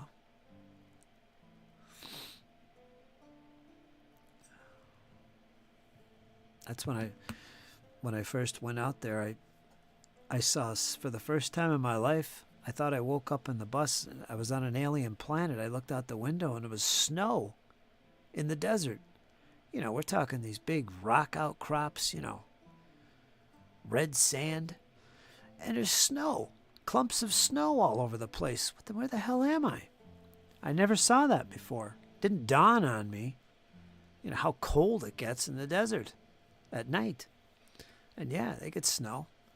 So that was a weird thing to see. So that was pretty amazing. But yeah, I wouldn't trade it in for anything. It's good stuff. Good memories. Swimming in the North Atlantic. Before I depart the world, I will swim in the Pacific. You better be careful. It may be your last. You'd be happy, probably. You had a big smile on your face as you get pulled under by a finned creature. Oh, but I love them. I love them. Take me. Take me, Great White. Take me. Great. Nope. Closest I was to the ocean was New York City. In the harbor, it stunk. Like fish. Oh, California. I've been to the Pacific too. I used to go to, what's that beach with the Queen Mary? What is that beach? They got the Queen Mary there, and they've got the lighthouse. I was in the lighthouse. What is that? What beach is that? I can't think of it. It's well known. You could look it up on YouTube. I was there many times. That was cool. That was the Pacific. And I remember sitting there at the lighthouse, looking out over the ocean, and just imagine it just infested with sharks. I did not go near it.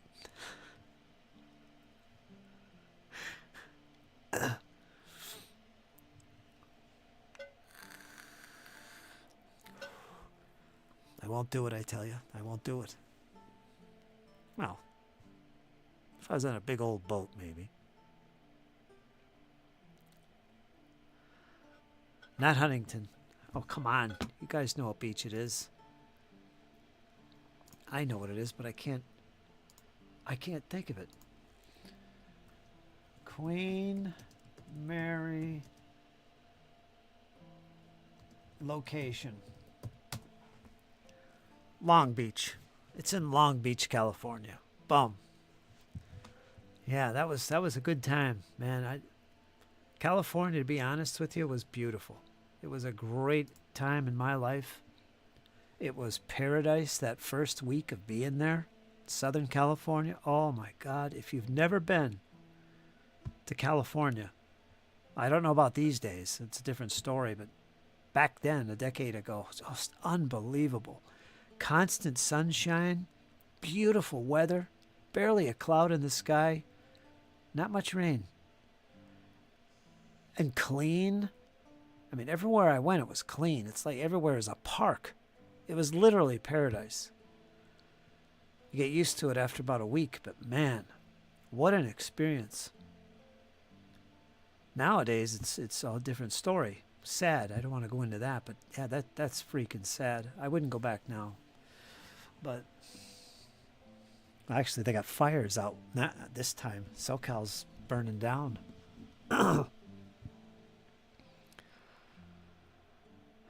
Yeah, they say it's haunted. I wasn't actually in it. But all along the docks, they've got all kinds of restaurants and food and places to shop. So it's got a whole boardwalk. People walk along that and they bike along it, jog. Yeah, I went all the way around it. It was a good time. Didn't go on the ship, though, for some reason. Probably afraid it would sink.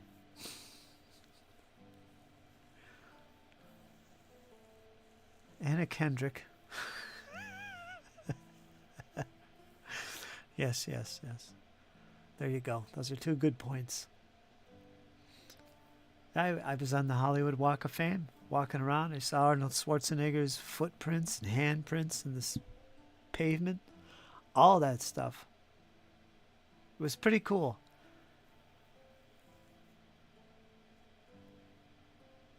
Pretty cool to see. Saw all the stars. Saw Bruce Lee's star, Jim Morrison's star. All the Count Basie, all these famous iconics from the past. That was really super cool. I took lots of pictures, but it's in an old phone that is now long gone. So I don't have any pictures. What a shame. I've seen ghosts of Gettysburg. I've seen ghosts around my town, too. I've seen ghosts in my neighborhood. My neighbor's one of them.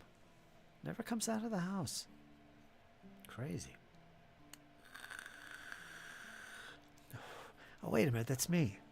That's me. I must have been looking in the mirror. Scary times, folks. Scary times. Gotta get out of here.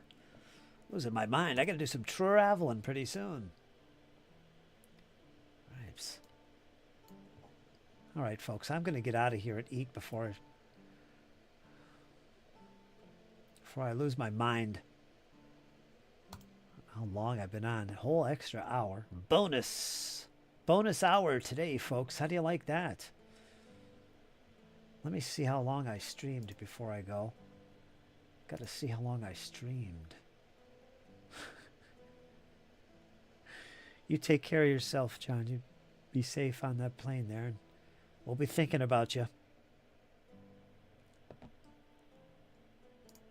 And thanks for popping in and letting us know. Let's see, what am I looking for here? We're going to go to my channel dashboard. Let me look real quick. Let's see what I did. Oh, I lost a viewer today. I lost a subscriber today. Wow. Somebody didn't like me. I can't be bothered by this nonsense. Let's see, I did... Oh. It's not telling me. It's still the same stream. That's funny. What does it say on here? Hold on. This says...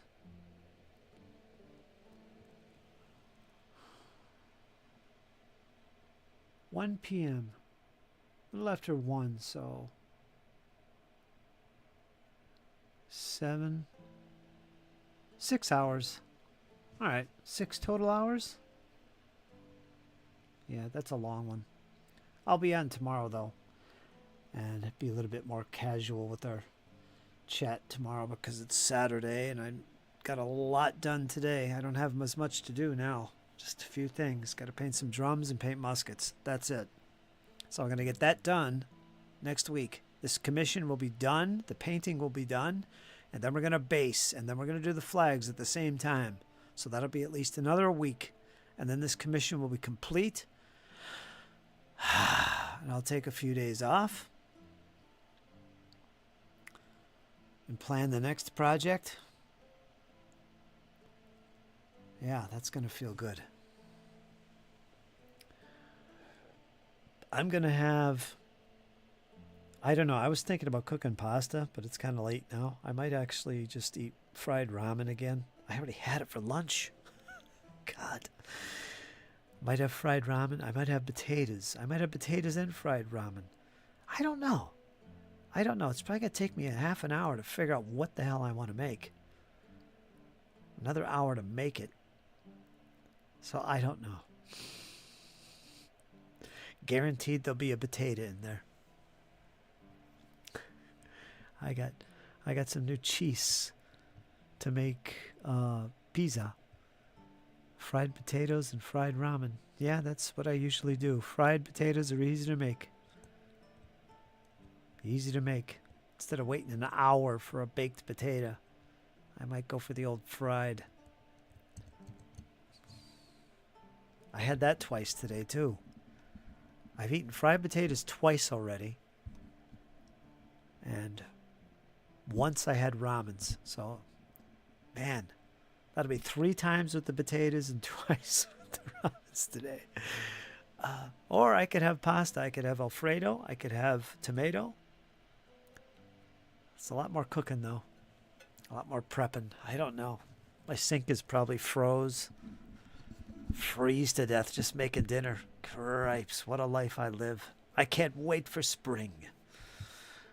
Anyway, that's what I'm going to do tonight. Yeah, it sounds better, but it's a lot more work.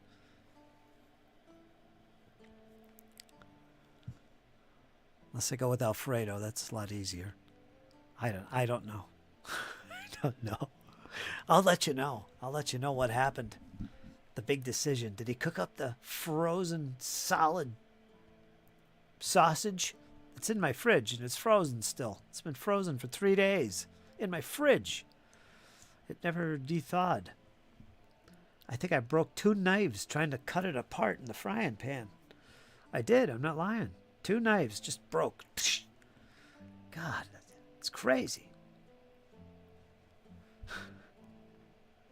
No exaggeration. All right, folks, I'm going to get out of here. I've had it. Good luck painting tonight, Nordic. Pop in one of the streams there, maybe, or channels. Maybe someone will join you for sure. I'll be fighting with my stove. But yeah, I'll see you guys tomorrow around the same time, afternoon. Hope you guys enjoyed. Thanks everybody for listening in, including Nick. And Squirrel and everybody, I appreciate it. It was good stuff. I had a good conversation. Got to roll some digital dice too and some actual dice. Tomorrow I'm going to be on. We're going to play some Harnmaster with Squirrel. Look forward to that. That'll be on my stream. And yeah, look forward to that. So everyone have a wonderful evening. You take care of yourself, Nordic. Enjoy the pizza. And I'll see everybody soon. So folks, hang in there, and you know why. It's only going to get better. It's only going to get better. I'll talk to you soon. Take care.